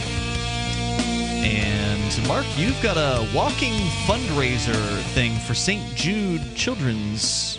It's not a hospital, right? It's just like a research thing. St. Jude. They do have a hospital. Yep. Okay. Yeah, it's a cancer research. Cancer research, yeah. And if you go to walk.freetalklive.com, that's walk.freetalklive.com, you can go and take a look at our progress in attempting to raise some money for St. Jude. And we're going to be doing a 5K walk to, in childhood cancer. I suspect childhood cancer will exist when we are done with the walk, but there will be some money raised for childhood cancer research, which not just, it's not just helping kids, it's helping adults too. It's just that, the hospital helps kids. Hey, they we're help already their families. halfway to the goal. We certainly are. We're doing quite well, and I'm very pleased with that. So just go to This is a doable goal. It's a a very $500 fundraiser. doable goal. And I think we'll go above the goal. I didn't set the goal. The gentleman who started this off did. He thought that was a good goal, and I can't remember what I dropped, but it's like I don't know. I can't remember. It's over $300 right now, and we're looking to raise $500. Yeah. So thank you to folks who have helped out with that. Have you set a date for this thing? Well, I just got Daryl's agreement that he would walk with us. Yeah. So now we need to. I suspect it'll be on a Saturday. Okay. Sounds like a good day for us. Sure. Why not? And then we'll do it here in Keene. All right. Sometime within the next month. Already got a schedule. A path. Okay. That's 5K. He's good at that stuff. Yeah. He just did like a half marathon. He did a half marathon. Yeah. And had his best time ever. He came in under 2 hours, which is like a big deal. Yeah. I mean, while he was talking, he was standing there, and I'm like looking at him, and he's just completely fit now. This guy that was, a big old lard butt 2 years ago is now completely fit. It's amazing. It's been an amazing transformation. It really has. It's just all dedication. So let's go to your calls and thoughts here. Again, that was walk.freetalklive.com. Yep. Let's go to the phones where we have Dan in Nebraska listening online. Go ahead, Dan. Hey, am I on the air? Yeah, we got you. All right, sweet. So I know this is going to sound kind of strange, but I keep, for the past couple of days, I keep running into these really repetitive stories about, the whole football deal. And it always seems, it seems to me every time like I read it, like they're all the same and I'm not learning anything. And the issue is really kind of just small potatoes. And I was wondering if you guys ever suspect that the media works together to distract us from large things by everybody, essentially spamming the American people and their goldfish attention with stuff like this. It seems more likely to me that somebody wrote about it and then some other journalist was like, I need to have one story per day or whatever their quota is. And it's just really easy to kind of more or less copy somebody else's. Oh, this is a thing that happened I can write about. Yeah, I don't think it has to do with some sort of diabolical plot necessarily to distract people, although I understand why people look at the news and can come to that conclusion because it's easy to, say that that's what's really going on here. But I think it's more of what Melanie said, that the media is kind of a monkey see, monkey do business. When, somebody over there is doing something, the others are watching. Doing something that's successful. Yeah. You got to, because everybody wants to, it seems, there was some bit of an indictment there about Americans' goldfish attention span, but it's really what the goldfish are choosing to look at. I go through my Facebook feed and I look at what posts get the attention, and then I attempt to replicate those posts to get more interactivity on my Facebook page. That's not me trying to, mold the American consciousness. You're playing to the market. That's me looking at the American consciousness and trying to get more of it. All right. I understand what that means. I just had one. Yeah, please, go ahead. Oh, I just had one quick comment to give you before I hang up, because I'm actually about to go into GameStop and it's about to close. I this is sound kind of bizarre, but every time I hear Doug from New Jersey call into the show, I really do get a big kick out of it. And I believe him to be a really artful troll. This is the guy who's called on occasion, maybe once or twice a week over the last few weeks, who incessantly plugs his terrible YouTube channel. You believe, and he's just a boring droll who, always says the same things. We're going to have to start putting rules and restrictions on. He plugs his YouTube channel on his and call. Spells his name and stuff like that. Yeah. Right, and he says that he's being held against his will in a jail, and he's caught up in all these plots and conspiracies amongst judges and police who are trying to somehow harm him or Which whatever. is easily disprovable, because if he was calling from a jail, we would know that he was calling from a jail from the recording that says, this is a call from a jail. Right, yeah. Normally that's like what happens. every jail in America does. Right. But he insists that he has all the evidence for all the claims that he makes. You just have to listen to his YouTube channels, which are the most boring 14-hour long videos or whatever of just some audio recording that is so uninteresting. Anyway, you think he's a troll and that he's not really just a lunatic? I absolutely do. I think that he gets a kick out of messing with you guys and bringing this up, because there are sometimes people would call in and tell obviously fake stories like Patch that I think were just a little bit annoying to listen to, but there's some sort of novelty to hearing him call in and talk about the same thing each time, almost verbatim each time, and hear the exact same sigh and the exact same call dump. Like with that sort of repetition, it couldn't be lunacy. There's got to be something artful to it. All right, well, that's interesting. A perspective that I don't know how many people share, but thank you, Dan, for your call tonight. I appreciate it.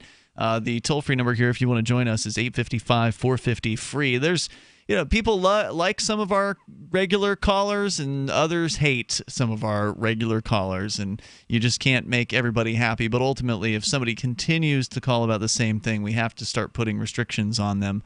Because that's kind of the new thing that we've done here to some of our regulars, is to tell them, look, you are welcome to call the show. This is an open phone show. We have yet to restrict anything more than you can only call once per night. That's been our traditional restriction. Right. But if you keep calling about the exact same thing, then, while somebody might like hearing the same Led Zeppelin song over and over again, if the odds are the whole audience is probably not going to appreciate hearing the same exact song over and over again. And sort of the callers on talk radio are thought of in the industry as the songs, if you will, of talk radio.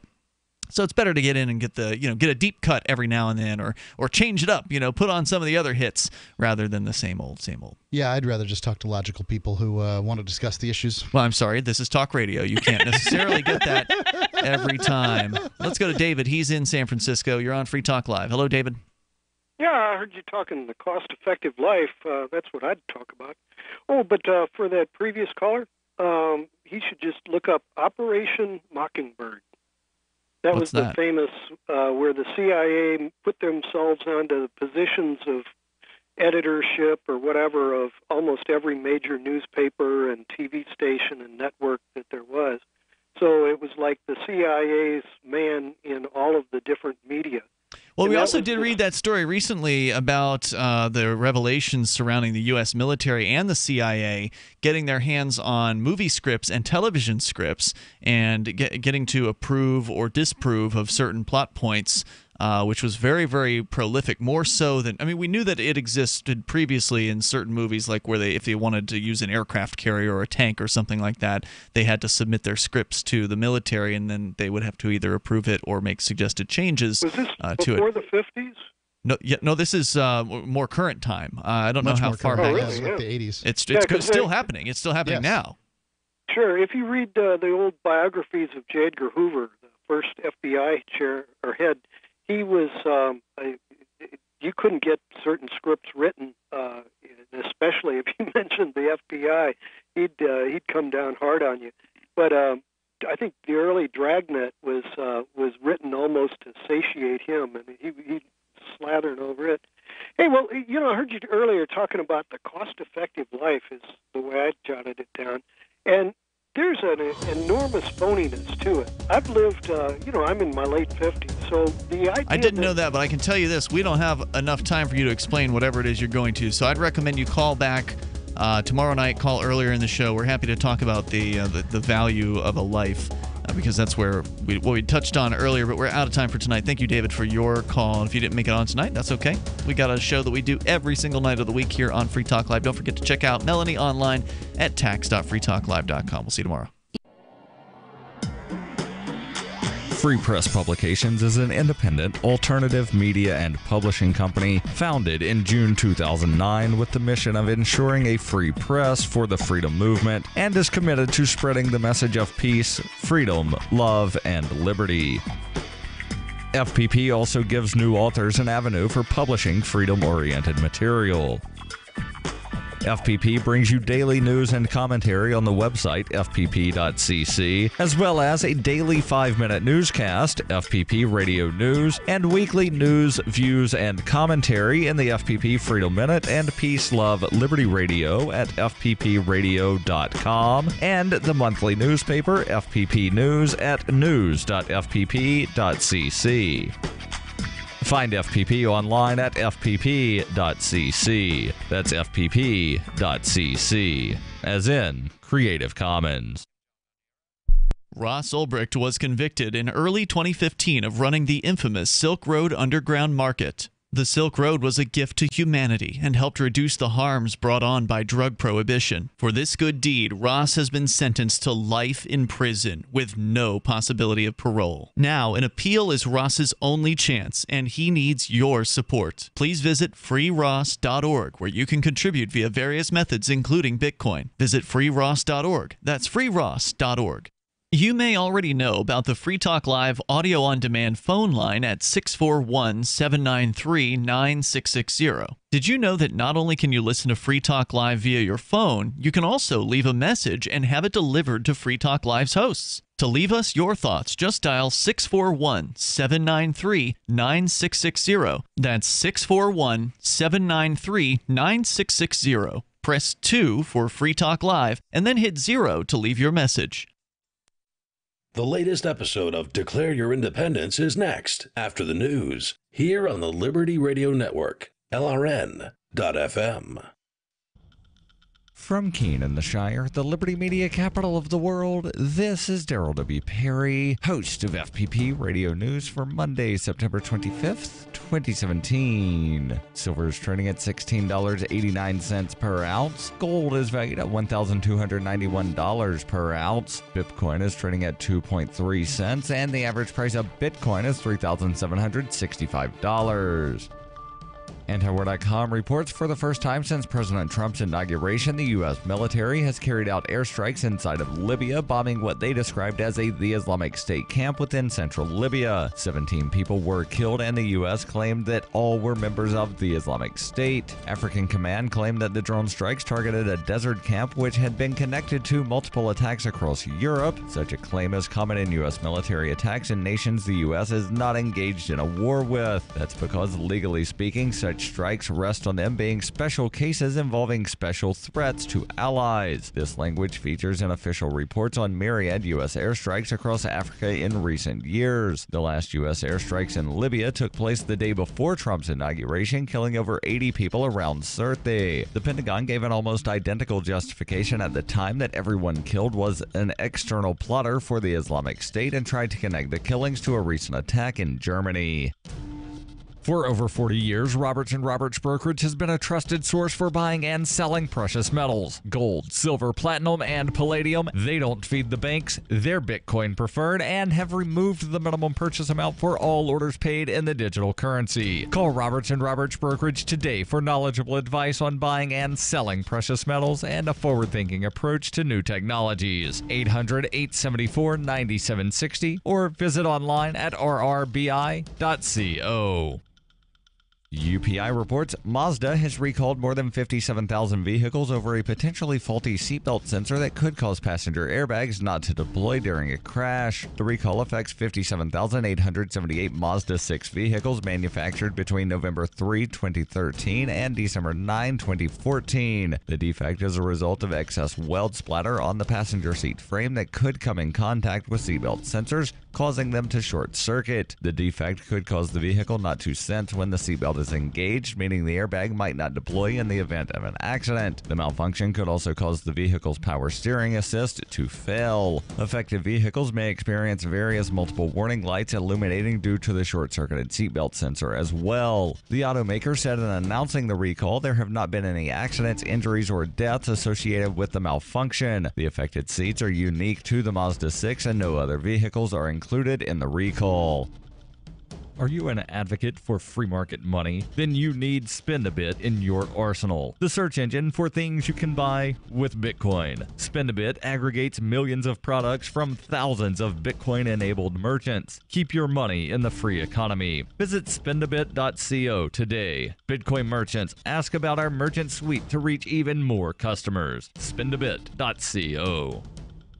Reuters reports NFL teams staged a show of solidarity with protesting players before Sunday's games by kneeling, linking arms, or staying off the field completely during the U.S. national anthem, defying President Donald Trump's calls for owners to fire those who refused to stand during the anthem. Along the sidelines of NFL games across the country and in London, coaches, support staff, and even some players joined team members in a silent response to Trump's weekend denunciation of players who kneeled during the national anthem as unpatriotic. In a gesture initiated last season by then San Francisco 49ers quarterback Colin Kaepernick, several NFL players have routinely taken a knee during the playing of the anthem. It is intended to call attention to what the protesting players see as a pattern of racism in the treatment of minorities by police in the United States. In Detroit, several members of the Detroit Lions football team knelt while singer Rico Lavelle dropped to one knee and pumped his fist in the air at the end of his performance of the Star-Spangled Banner. In Philadelphia, city police officers joined with Eagles and New York Giants players and Eagles team owner Jeffrey Lurie in linking arms during the anthem in a sign of solidarity. While some Americans are sympathetic to the protesters, others see the refusal to stand as a sign of disrespect for the flag and for members of the military who have sacrificed and died supposedly defending the country. Trump rekindled the controversy on Friday at a political rally in Alabama in which he suggested any protesting player was a son of a bitch and urged owners to dismiss them on the spot, reprising his reality show catchphrase,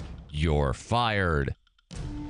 This has been FPP Radio News, online at fppradio.com. A civilian casualty is flattered to have been mistaken for a Hamas leader, and an asexually reproduced sea sponge is worried she's turning into herself. This news summary is best enjoyed in a state of leisurely repose, so sit back, relax, and let the waves of condensed news gently lap at your brain.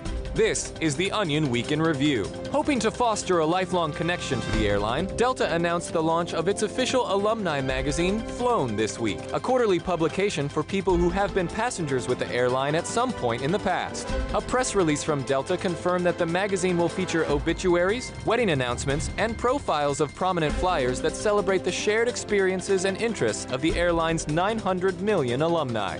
I think it's a nice thing for Delta to do. I mean, it's always interesting to just skim through an issue, see what the old boarding group's up to. It kind of makes me nostalgic for the few hours back when I was on that flight to Tampa. Simpler days. This is the Onion News Network. And now, live from the studios of Freedom's Phoenix, Ernest Hancock. Believe me when I say we have a difficult time ahead of us. But if we are to be prepared for it, we must first shed our fear of it. I stand here without fear because I remember that I am here not because of the path that lies before me, but because of the path that lies behind me.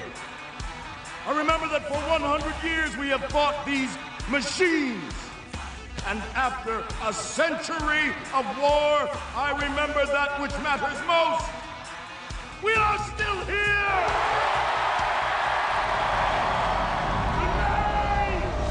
Let us make them remember. We are not afraid!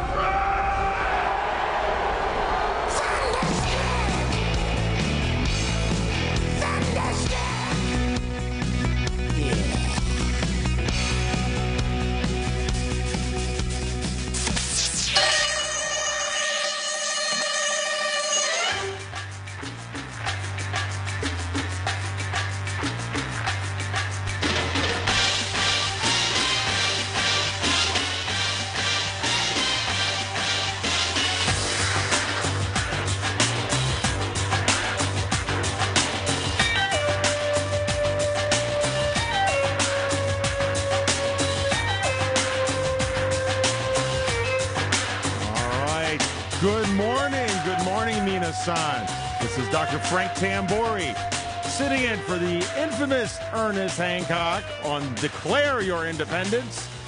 Freedom's Phoenix, and this is part 2, special edition of the Trump Report. Oh, boy. You know, you guys must think, must be proud of me because I opened the show without a Tangerine Dream song for once. Actually, this is Moby, Mission Impossible. This is the new theme song of the liberal left. That's right, Russiagate. It continues. It continues. I don't know where this conspiracy is going to wind up. Well, we all know where it's going to wind up. The junk pile of history is where this is going. Donald Trump just laughing his way. By the way, the president tweeted me again this morning a number of times.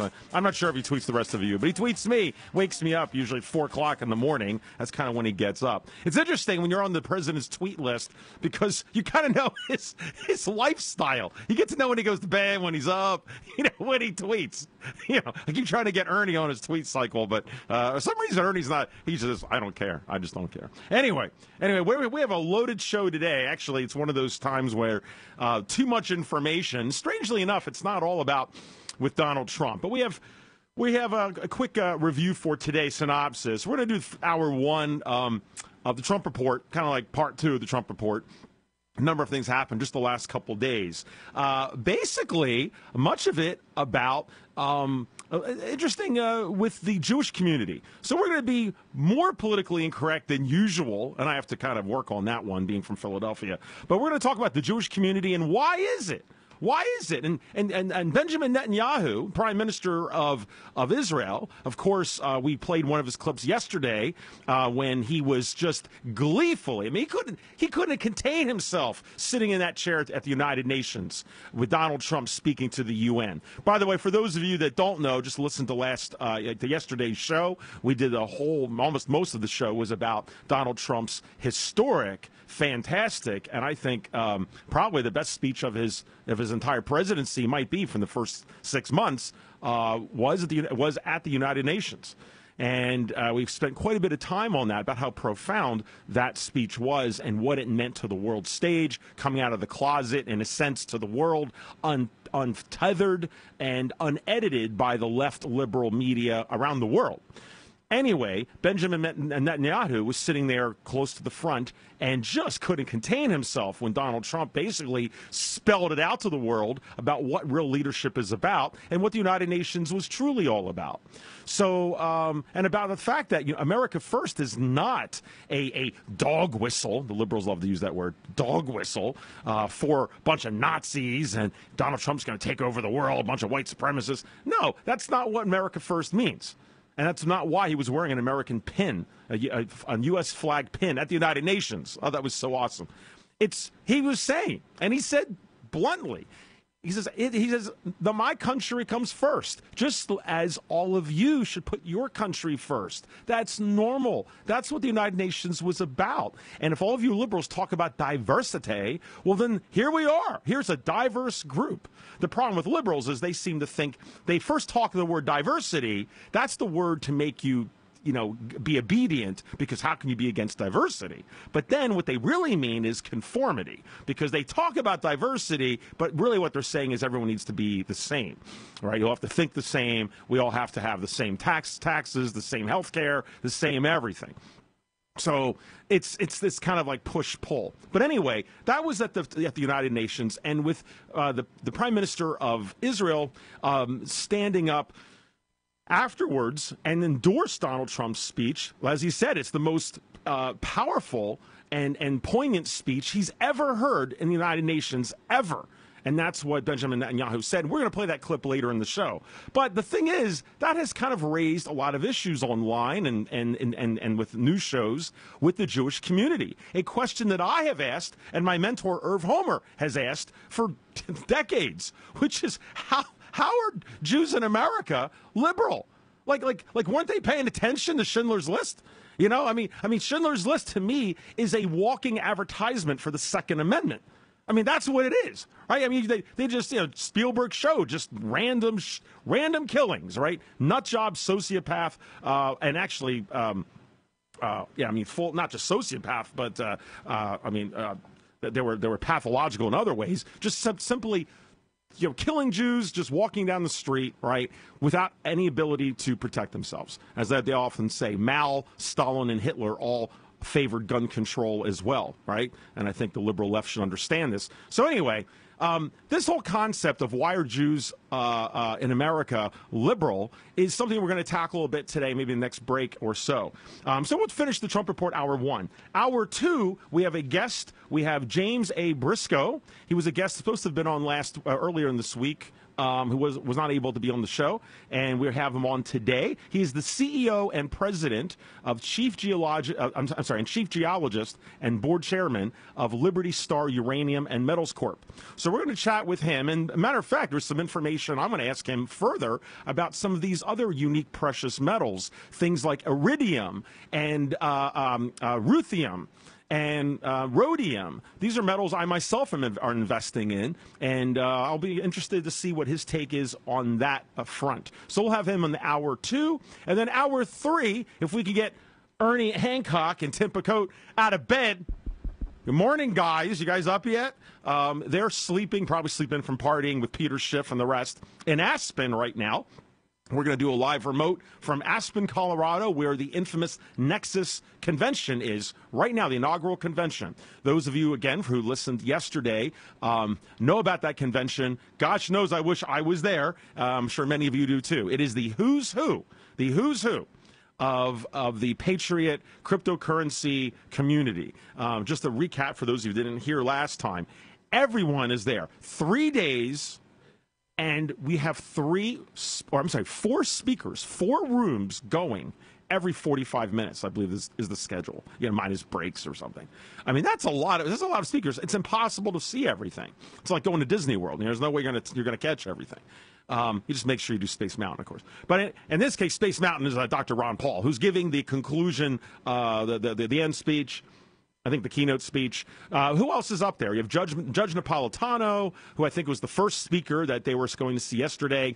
Of course, Peter Schiff, Jesse Ventura, Dennis Kucinich. For some reason, I keep putting him in that list, but he's up there. You have Bitcoin Jesus, many in the cryptocurrency community. Adam Kokesh from our world is going to be up there. Gosh knows, the list just goes on. I can't keep up with all the speakers. Max Kaiser. And matter of fact, they had the ultimate smackdown yesterday, supposedly. Max Kaiser versus Peter Schiff. I mean, that's like the Rumble in the Jungle. I mean, it's like Kibbles and Bits, Arm and Hammer, the two Joker and Batman, Superman, Lex Luthor, Donald Trump and Hillary Clinton, or Donald Trump and the rest of the deep state conspiratorial world. Who knows? You take your pick. But that is what's going on at Nexus. And we're going to have some call-ins there. I can't wait to hear what is happening up at Nexus, given the attack on Bitcoin recently. We'll see you after the break, and we'll start off with what is going on with Benjamin Netanyahu. Is he crazy? Crimes of the Crown by Captain Mark. The Crown casts the world in shadow and claims to be our guiding light. Cowards clamor for security from boogeymen and ghost stories, while I say these hobgoblins are imaginary. I say those they propped up as our liberators are now subsisting on our bondage. I say there is freedom in the black, and that's exactly where we intend to go. The Crown banishes its own officers for exposing its crimes and tortures dissidents to the brink of madness. It dominates the globe and swallows the wealth of generations, leaving only blood and excrement. The Crown calls it piracy to explore frontiers beyond its grasp. So the time has come for us to define the conduct among pirates. I say the Crown has trampled our necks long enough. Need decentralized solutions to centralized problems? Looking for a community of like-minded scoundrels? Or just want some swag to let the Crown know what you think of it? Join the conversation at pirateswithoutborders.com. We won't be hard to find. Since time began, tyrants have taken aim at personal liberties. Now there's a movie that aims back. The government has no more right to tell us what to put in our bodies than they have to take our guns or tell us what books we can read. 6 drug police were eaten by bears while raiding a marijuana farm. On your knees, you dirty hippie! Jesus. On your knees! What's the problem, officer? Today, many cops who enforce pot laws do so only because it provides them with cushy jobs, good benefits, and a chance to push people around. I was an undercover narcotics officer. The drug war is nothing but a farce. The Second Amendment says you gotta keep you and your gat intact. Guns and Weed, The Road to Freedom. A film by Michael W. Dean and Nima Vadadi. DVD available now at gunsandweed.com or on Amazon. That's gunsandweed.com. Makes the perfect gift. Remember, that's gunsandweed.com. I love My Magic Mud. I drink a lot of coffee. I had stains on my teeth. Then I found My Magic Mud, and I was told it would remove stains. So I paid attention when I brushed the first time. My Magic Mud is black tooth powder, and the difference it made in my teeth in one application was noticeable. With 4, my teeth were as white as you normal folks out there. Please go to mymagicmud.com and buy a jar. There's 150 applications for $25. You can use Bitcoin. mymagicmud.com. There are lots of ways to listen to Free Talk Live. Our podcast has been around since podcasts began, and now the FTL feed is loaded with content besides our full show archives. Did you know that we make it easy for you to customize your podcast subscriptions? We have different feeds, one that includes only our full shows, one with just the Daily Digest, and one with just the Edgington Post. You decide what you listen to. It's quick and easy to customize your feeds at feeds.freetalklive.com. That's feeds.freetalklive.com. The Shire Free Church offers a sanctuary to those seeking an escape from state churches. The Shire Free Church is an interfaith, diverse group of people that may not share identical theological beliefs. As a member in or minister of the Shire Free Church, you are a sovereign individual and may be the faith of your choice. We don't claim to have all of the answers. We are open to all peaceful people. We want to learn from each other. What unifies the Shire Free Church and its diverse members is peace, love, and liberty. There are many paths to God, one for every individual. The Shire Free Church does not define a specific path beyond those parameters that must be your foundation. Peace as your way, love as your guide, and liberty as your light. Learn more at church.shiresociety.com. That's church.shiresociety.com. What's up next? Visit the Liberty Radio Network program guide to find out at shows.lrn.fm. That's shows.lrn.fm. Roads? It's the Ernest Hancock Show. Where we're going, there aren't any roads.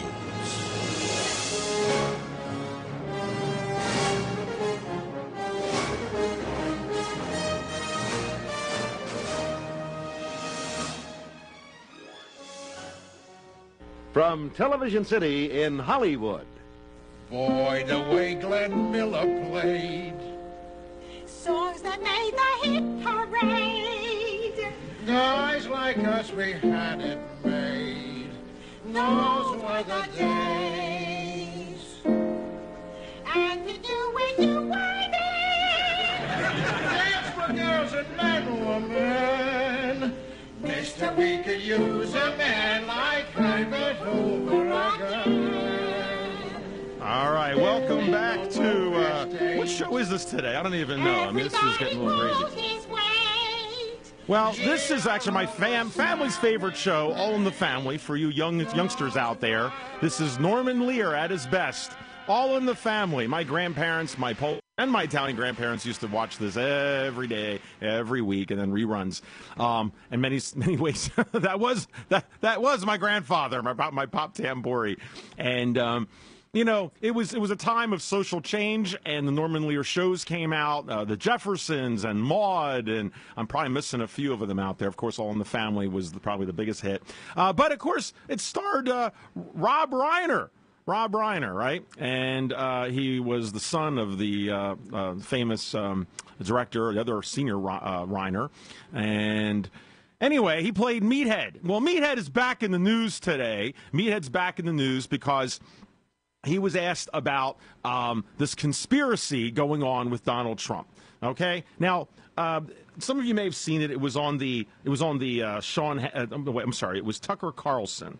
So I'm going to try and pull that up here with Tucker Carlson, and we'll say with Meathead. And we had that all set to go, and we lost it there. Anyway, Tucker turns Meathead. Here we go. Let's see if we can pull this up. I'm going to try and pull a couple minutes, but here's a very good. We talked about the Trump conspiracy with Russiagate and the rest, and the thing is, the left has been quiet this entire time. Where has been the left this entire time? They have been nowhere. When Barack Obama allowed the Chinese to be hacking our accounts, they were nowhere when Hillary Clinton was sitting destroying evidence and smashing her cell phones and erasing her hard drive with the infamous 50-point encryption. And then her followers sit back and say, well, she's an older lady and she didn't maybe know what she did, and she maybe hit the trash can icon on her desktop by accident. I mean, it was incredible, the amount of interference that has gone on to protect her and the movement. But anyway, I want to start off here with Meathead. And it kind of piggybacks off of the video we played yesterday with Morgan Freeman. Okay, you guys remember Morgan Freeman and the left came together to make this Hollywood video to finally wake up we conservatives and libertarians and independents, the silent majority that somehow put Trump in because they still think Trump was a mistake. They still don't understand how it happened. It wasn't that the people revolted from their conspiracy, of giving CNN giving Hillary the questions and the complete liberal bias on and on from there. No. It has to be something else that caused that. So anyway, here we go. Here's a clip. It's just going to be an audio clip here of Tucker Carlson with Meathead, and understandably, he's trying to Reiner is trying to understand why conservatives are not up in arms. How come we have a war on our country? And okay, maybe Donald Trump will, whatever they find on Trump, they'll find on him. But come on, guys, I mean, don't you understand? Russia hacked our election. Why aren't we all finally unified? Why aren't we finally unified? Well, I'll tell you why. Because we've been screaming out for years, and you liberals have been sitting back going, cheap.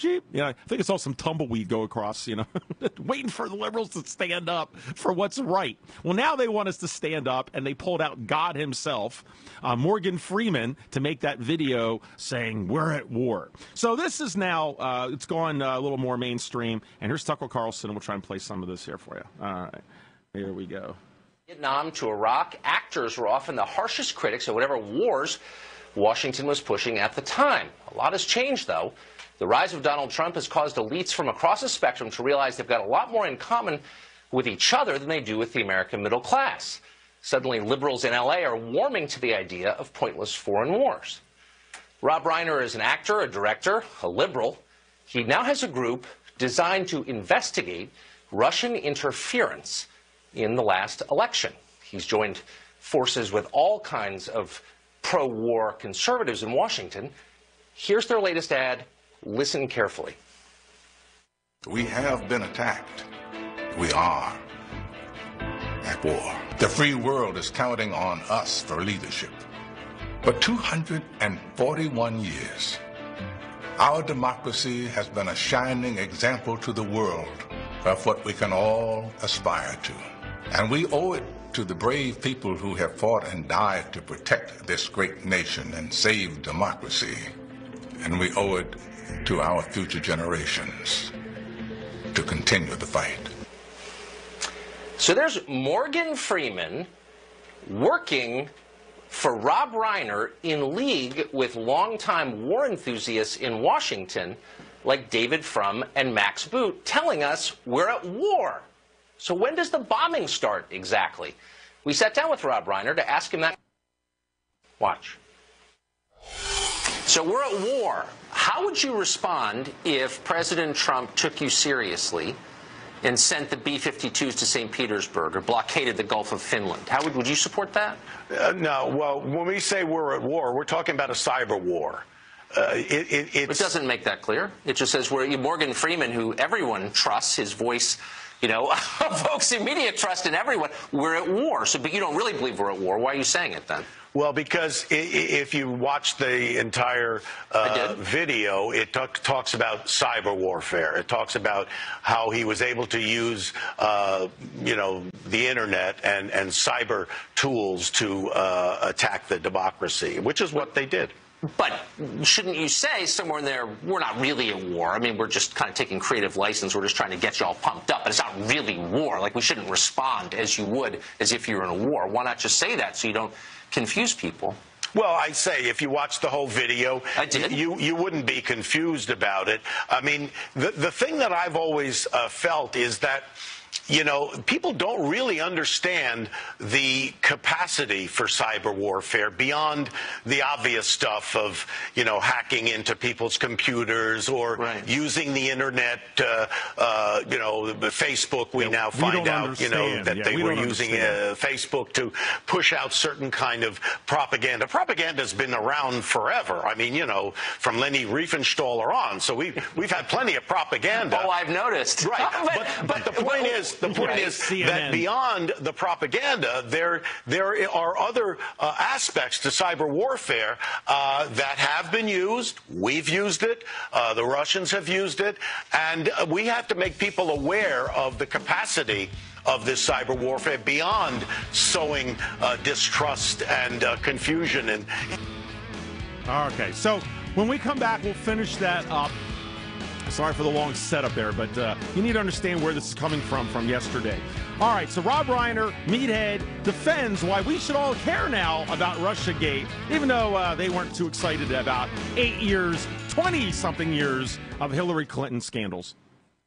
So you've signed the Shire Society Declaration and are planning your move to New Hampshire to be around more liberty-oriented people. Next, sign up for the Shire Society Forum at forum.shiresociety.com. There are a bunch of people there who are already in the Shire, and they want to meet you. If you're already in the Shire physically, you should also come by the forums. Remember, not everyone uses Facebook. New people are signing up for the Shire Society Forum every month, so drop in and say hello at forum.shiresociety.com. The 3 most important things you can do for LRN.FM are: 1. Let your friends know you're listening to LRN.FM on your social networking profile. 2. Buy the things you buy online through shop.lrn.fm. 3. Give $5 a month to the AMP program at amp.lrn.fm.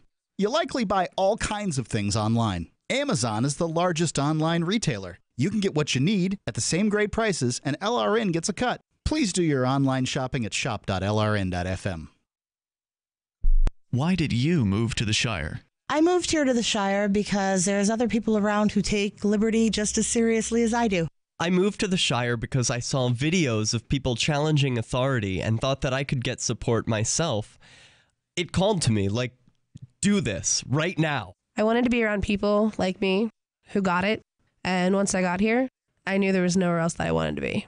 I've always wanted to change the world, so I moved to the Shire to join people who were actually working towards doing the same thing. The people here are awesome, loving, and positive. It was for the adventure and for the feeling of something important is happening here, and I just wanted to come to sort of be part of that. Visit shiresociety.com to read and sign the Shire Society Declaration and learn the reasons why, if you love liberty, you should immigrate to the Shire. Plus, add yourself to the Shire map at shiresociety.com. That's shiresociety.com.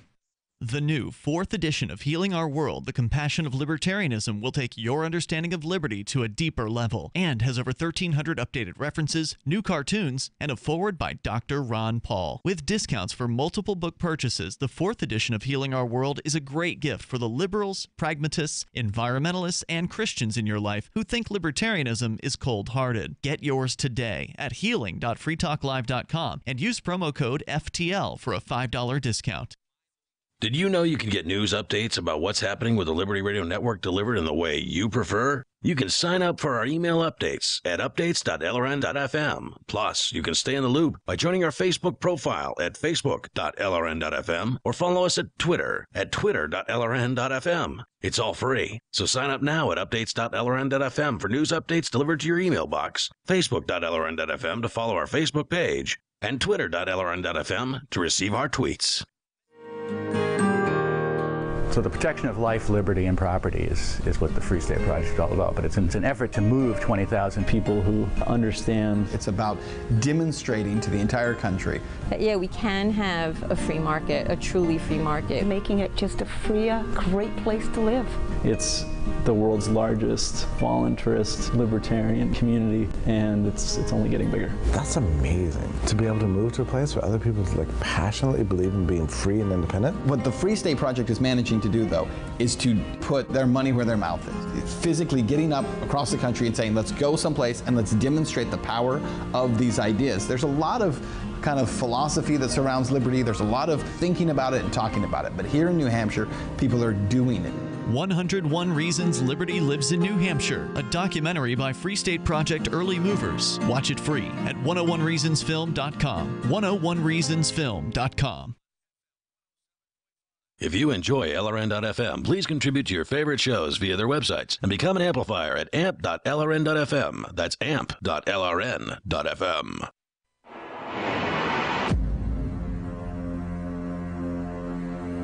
It's time for Declare Your Independence with Ernest Hancock. To be a part of the show, call 602-264-2800. And now part 2 of the Meathead Chronicles. Here we go. Democratic society. Right. I mean, a couple of things. First, you've allied yourself with people like Max Boot and David Frum, who have long advocated for real wars, hot wars. Both of them were big advocates of the war in Iraq, predicated on the idea that Saddam had weapons of mass destruction. I think you made a movie actually on that subject that's coming out later this month, taking the other side. But are you a little bit concerned you've wound up linked to people who are advocating and have over decades a series of actual wars where people die? Are you comfortable with that?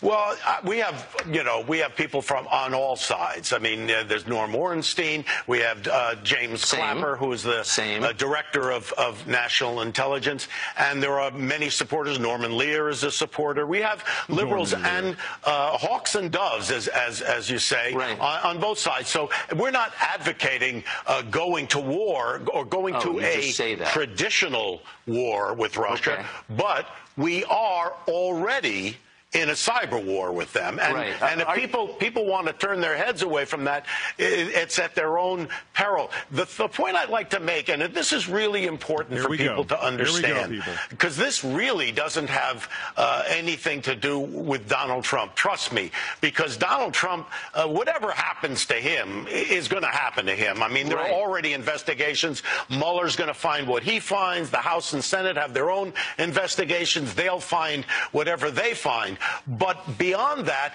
we've been invaded in a certain way. And the thing that has been so upsetting to me, and I don't know how old you are, Tucker, but, you know, I can remember when I had to hide under a desk during the Cold War in the 50s because we were worried that we were going to get attacked, you know, by a nuclear bomb. And whenever the country has been attacked in one way or another, whether it was Pearl Harbor or 9/11, we've always come together as a country to defend ourselves against foreign enemies, you know? And this is the first time, because I think we're so divided as a country, and we know we are. Well, but maybe here's part of the reason. No, but here's maybe part of the reason, because it's so... perhaps this is... I agree with you. We are very divided, and maybe this is one of the reasons. A lot of this is deeply disingenuous. Anyone who looks at cyber warfare will tell you, any honest person will say, the Chinese military is the primary culprit in the United States. Hacked into the White House not that long ago, into the computer system there, into almost every federal agency. Nobody said anything. You guys in Hollywood sell your movies in China. You bow to the imperatives of their propaganda and censorship office. You change your movies to suit them. And yet no one says we're at war with China. And I wonder why. So you're sucking up to this regime that has actually broken in and stolen industrial and military secrets that hurt this country. You say nothing until Hillary Clinton loses, and all of a sudden we're at war with Russia. Can you see why some of us are saying, well, wait a second, Rob Reiner, where were you with China? Why are you selling your movies over there? Fair question? I'm not giving China a free pass here. Well, of course you are. Well, I mean, you guys in Hollywood sell your movies there, and you allow their censorship censorship office to change your movies in order to make money. Yeah, so well, they're I breaking don't personally in. do that because I don't. Come on, everybody who sells a movie in China does that. You know that. I mean, let's stop. You know what I mean? Kind of BSing a little bit. I mean, that's real, right? Yeah, but here's the difference. Really the difference, Tucker, is that the Chinese have done some stuff. We've done stuff. We've done stuff way worse too. And every side so you does can't really it. judge, but we're going to judge Russia because why? Okay, but I'm just saying, like, it doesn't make sense. Not letting me make a point here. Go ahead. You're not letting. We know about Stuxnet. We know the capacity for cyber warfare. It's not just about hacking into computers and stealing information. It's about using that information and weaponizing it in some way. Now, you can weaponize it in propaganda, which it has been done in this way, or it can be actually weaponized in a physical way to disrupt power plants, water supplies, and so on. Right. The Russians have done that in the Ukraine. Like I say, Stuxnet, we did that in Iran. This is not a surprise. The point is, we're now at this point where we have to understand the capacity here so that we can put in place the kinds of measures we need very to defend ourselves and protect ourselves. You didn't. I agree with everything you just said. I let you explain. I love that you agreed with that. You didn't answer my question, which is... What was the question? The question is, if China is a bigger violator in the United States than Russia, and I think everyone agrees that it is, why are they not in your movie? Well, but China has not insinuated themselves directly into our democratic process, into our elections. Are you being serious? Of course they have. I mean, they've stolen information directly from the U.S. government, from our political figures, from the Pentagon, from CIA, from the White House. If they're not in our political system, then I don't understand what the definition is. I didn't say that they weren't in the political system. Of course they are. What I'm saying is, they didn't utilize that material to try to affect an election in some way. I get it. Okay, so you can see why maybe some of us are a little bit skeptical. Maybe you're not selling as many movies in Russia as you are in China. Anyway, whatever.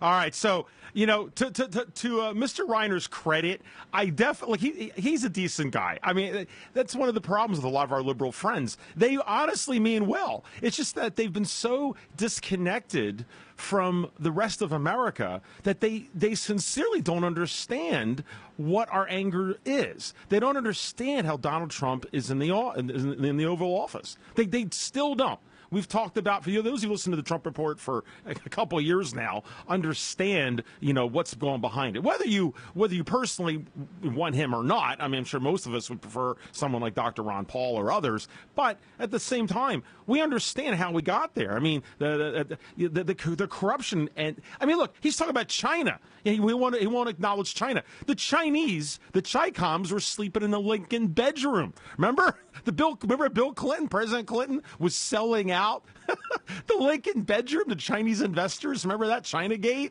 I mean, the whole Clinton Foundation of basically people buying off the Clintons, right? Buying access to everything. It started with the Lincoln bedroom with the Chinese. I mean, it's probably before that, but as far as when it became more well known to the general establishment of the conservative movement, I mean, this is what the Clintons have been doing. It's like they've been around such rich people. They want to be like them, and they're trying to find ways to use their political savvy to try and emulate the multimillionaires that they hang out with and party with.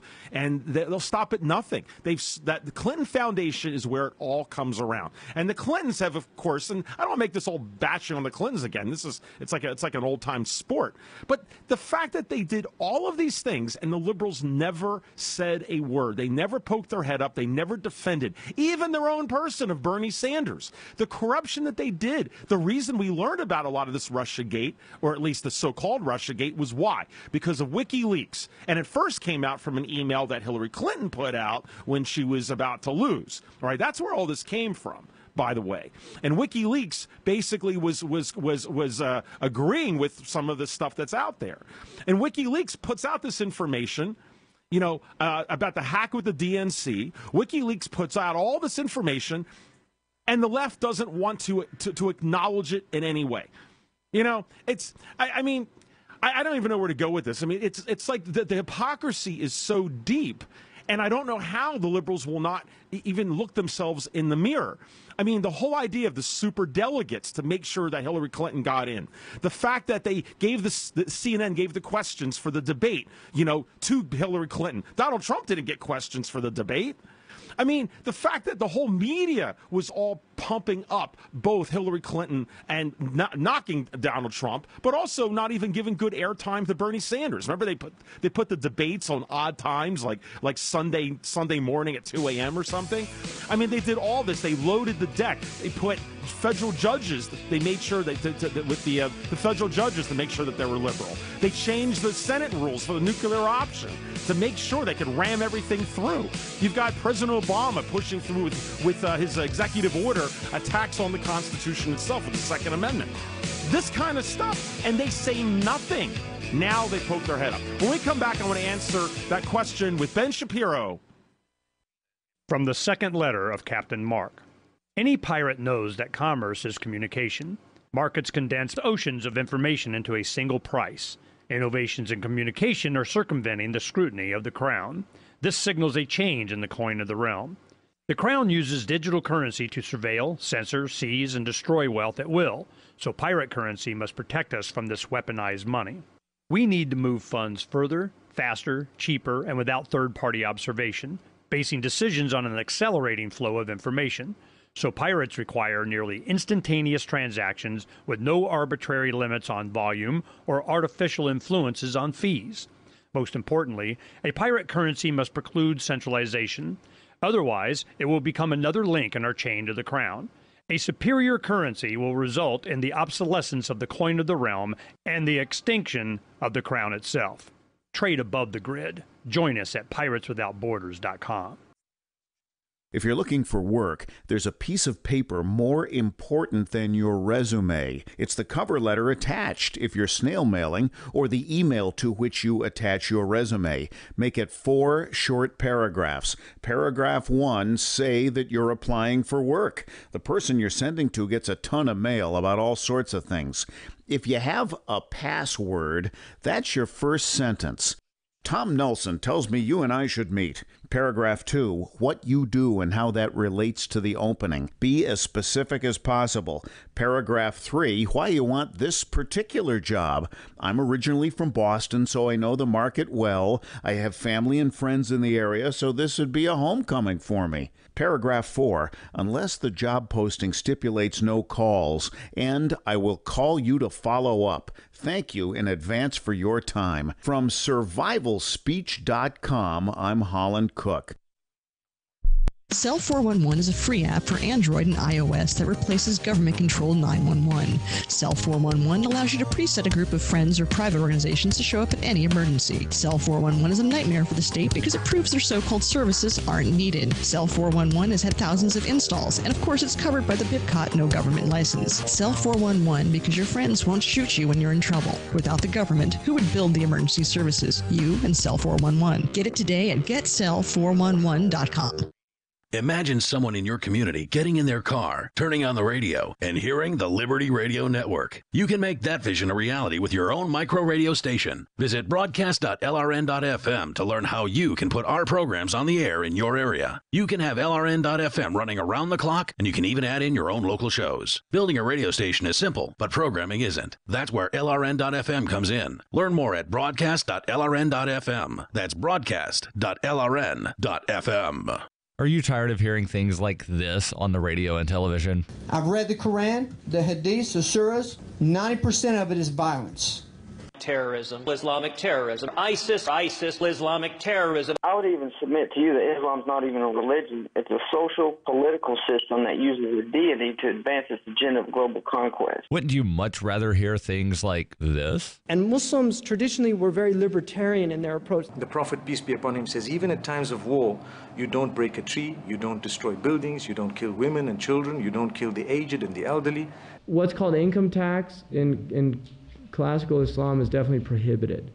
Muslims are very wary of any scholar who associates closely with a government, and they always have been. Join Will Coley and his rotating cast of scholars on Call to Freedom every Sunday night from 10 p.m. to midnight on the Liberty Radio Network. LRN.FM. You're listening to the best liberty-oriented audio streamed around the clock, on the air, and online. This is the Liberty Radio Network at LRN.FM.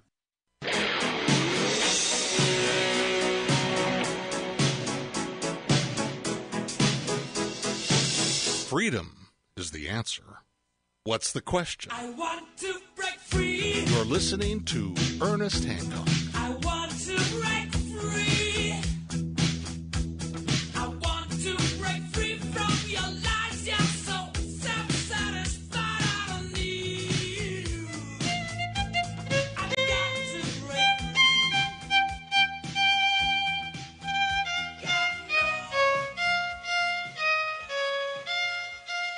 All right, this is Dr. Frank Tamburi on the Trump Report, Part 2, the extra edition, and we're discussing kind of the leftovers from the UN speech.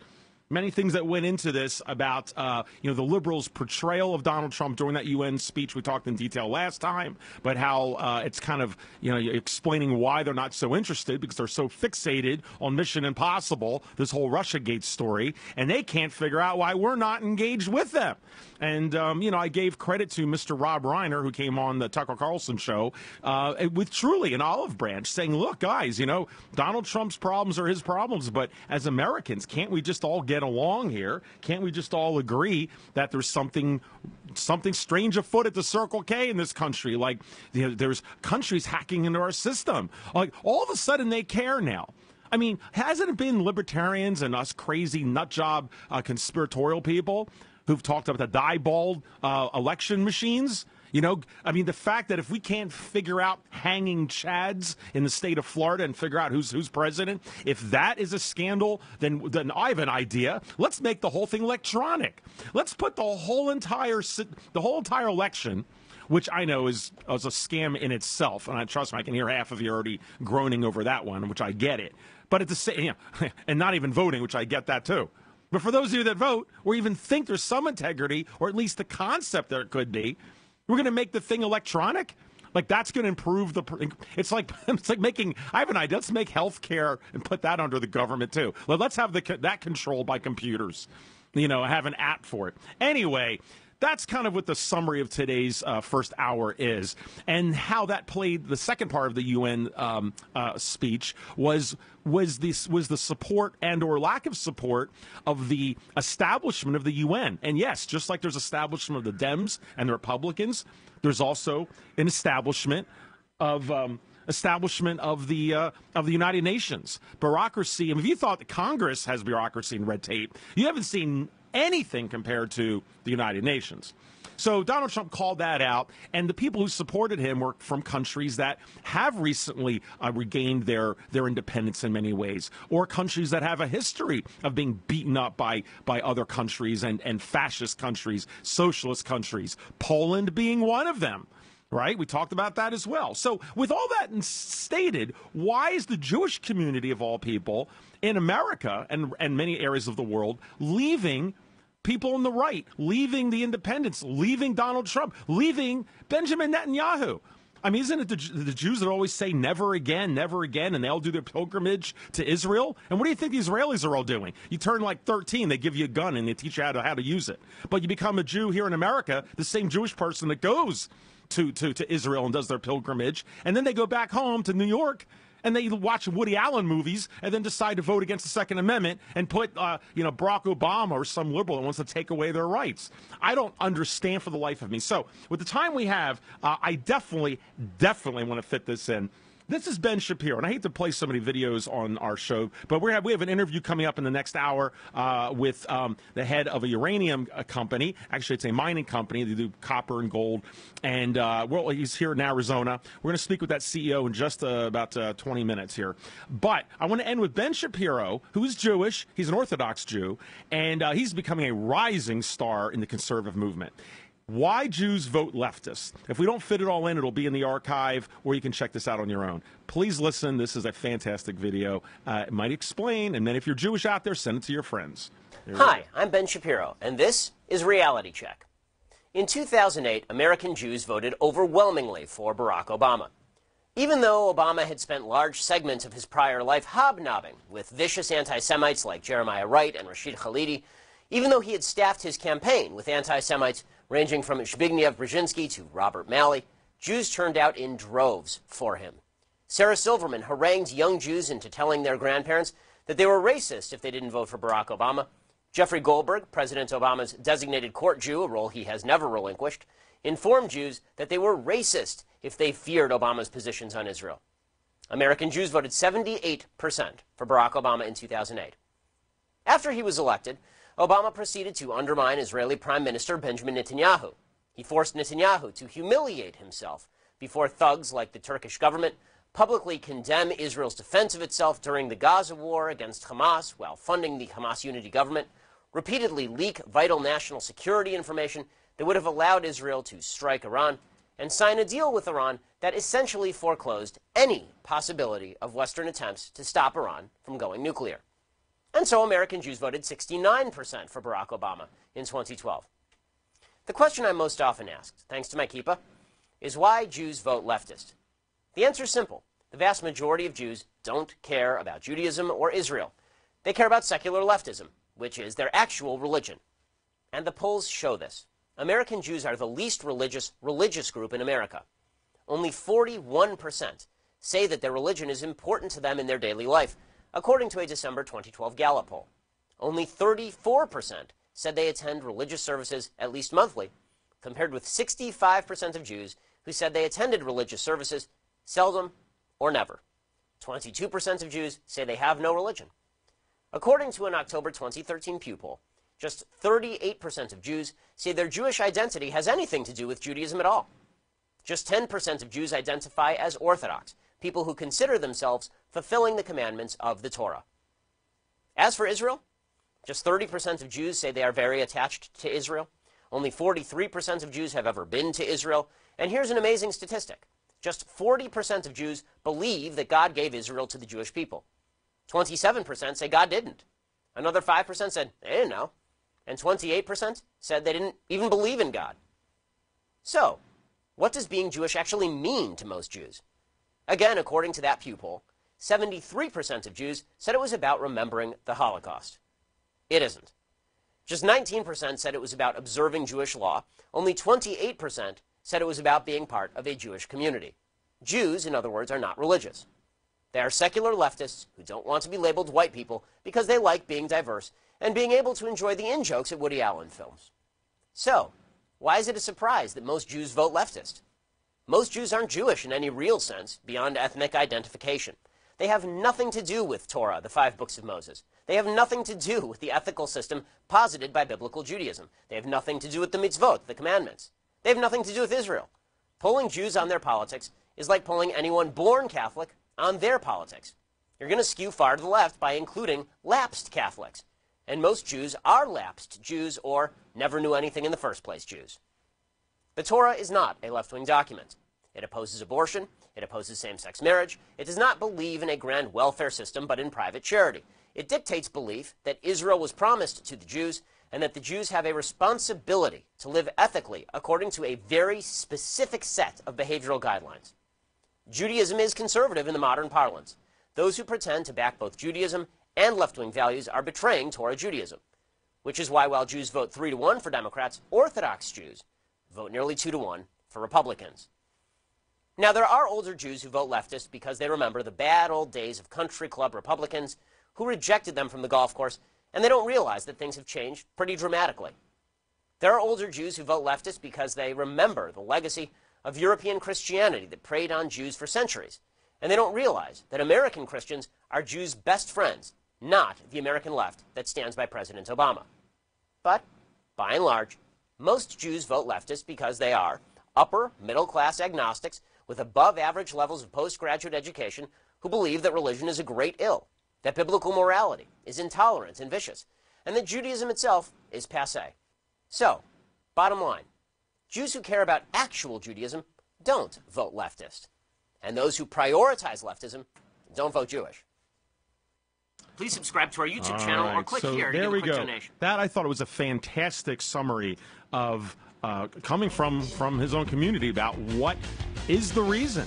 You know, my mentor, I've said many times on the show, Irv Homer, you can tell from his name, was Jewish. And he posted that question all the time. He would have rabbis on his show and say, please explain to me how it is that you're on the left. He would beg people to come on his show and ask, how is it you could be against gun control when Hitler was the first thing he did was took away your guns? You know, just explain. He asked, never got an answer. And we have to give credit, guys, to those in our community. Peter Schiff, people like himself. Actually, his father, Erwin Schiff, you know, the real trailblazer. You know, people who are Jewish and yet follow either a right or independent or libertarian, a non-liberal agenda, you know, they are considered the Uncle Toms in their community as well. And I think we don't give as much credit that they're standing up for their beliefs. So anyway, liberty has no bounds. Liberty, liberty, liberty. Is spreading the... I've been told no in many different ways. I give you an order and you're going to obey it. George, you can go this way. You can do that and you have to leave here. You cannot bring signs into the rally. Walk with me. Well, I'm comfortable here, actually. Whoa. Hey. Who do you think you are? Excuse me. There is no video and audio allowed in this hospital. No, I have work today. You ain't going to make it. Wait now. Wait a minute. Whoa. Hey! Oh my God! Unbelievable! Why are you running from me? Because you're scared me. You What am I being detained for? You're being served. What is this? You're being served. What is this? Bureaucrats have a funny way of telling people no. That's the sound of the men working on the chain. Derek J's Victimless Crime Spree. Watch it for free and order the Director's Cut DVD at victimlesscrimespree.com.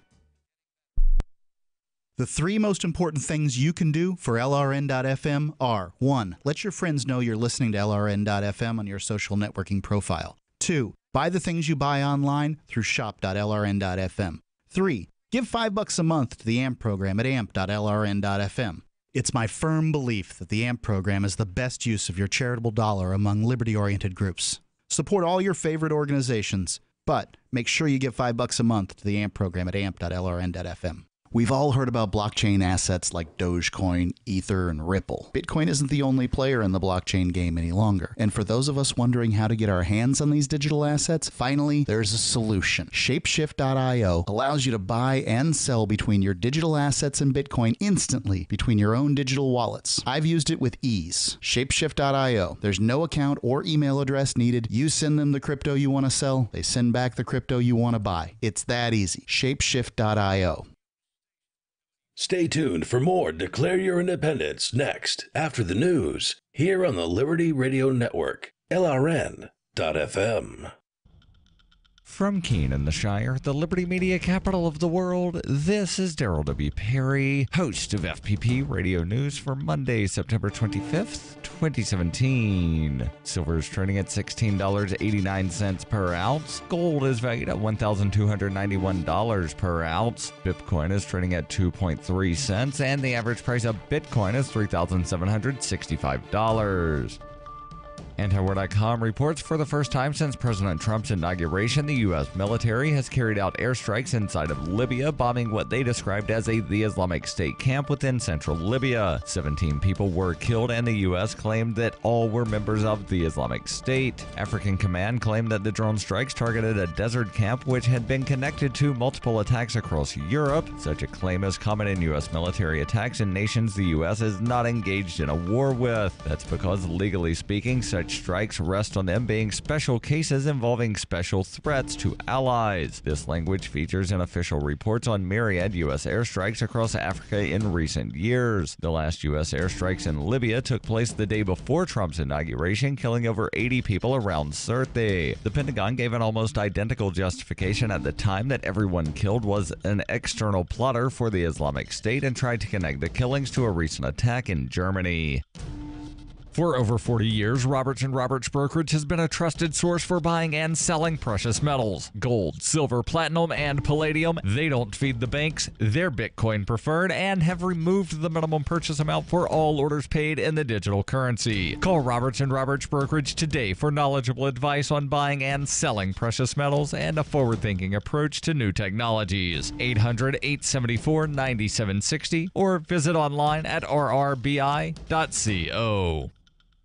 UPI reports Mazda has recalled more than 57,000 vehicles over a potentially faulty seatbelt sensor that could cause passenger airbags not to deploy during a crash. The recall affects 57,878 Mazda 6 vehicles manufactured between November 3, 2013 and December 9, 2014. The defect is a result of excess weld splatter on the passenger seat frame that could come in contact with seatbelt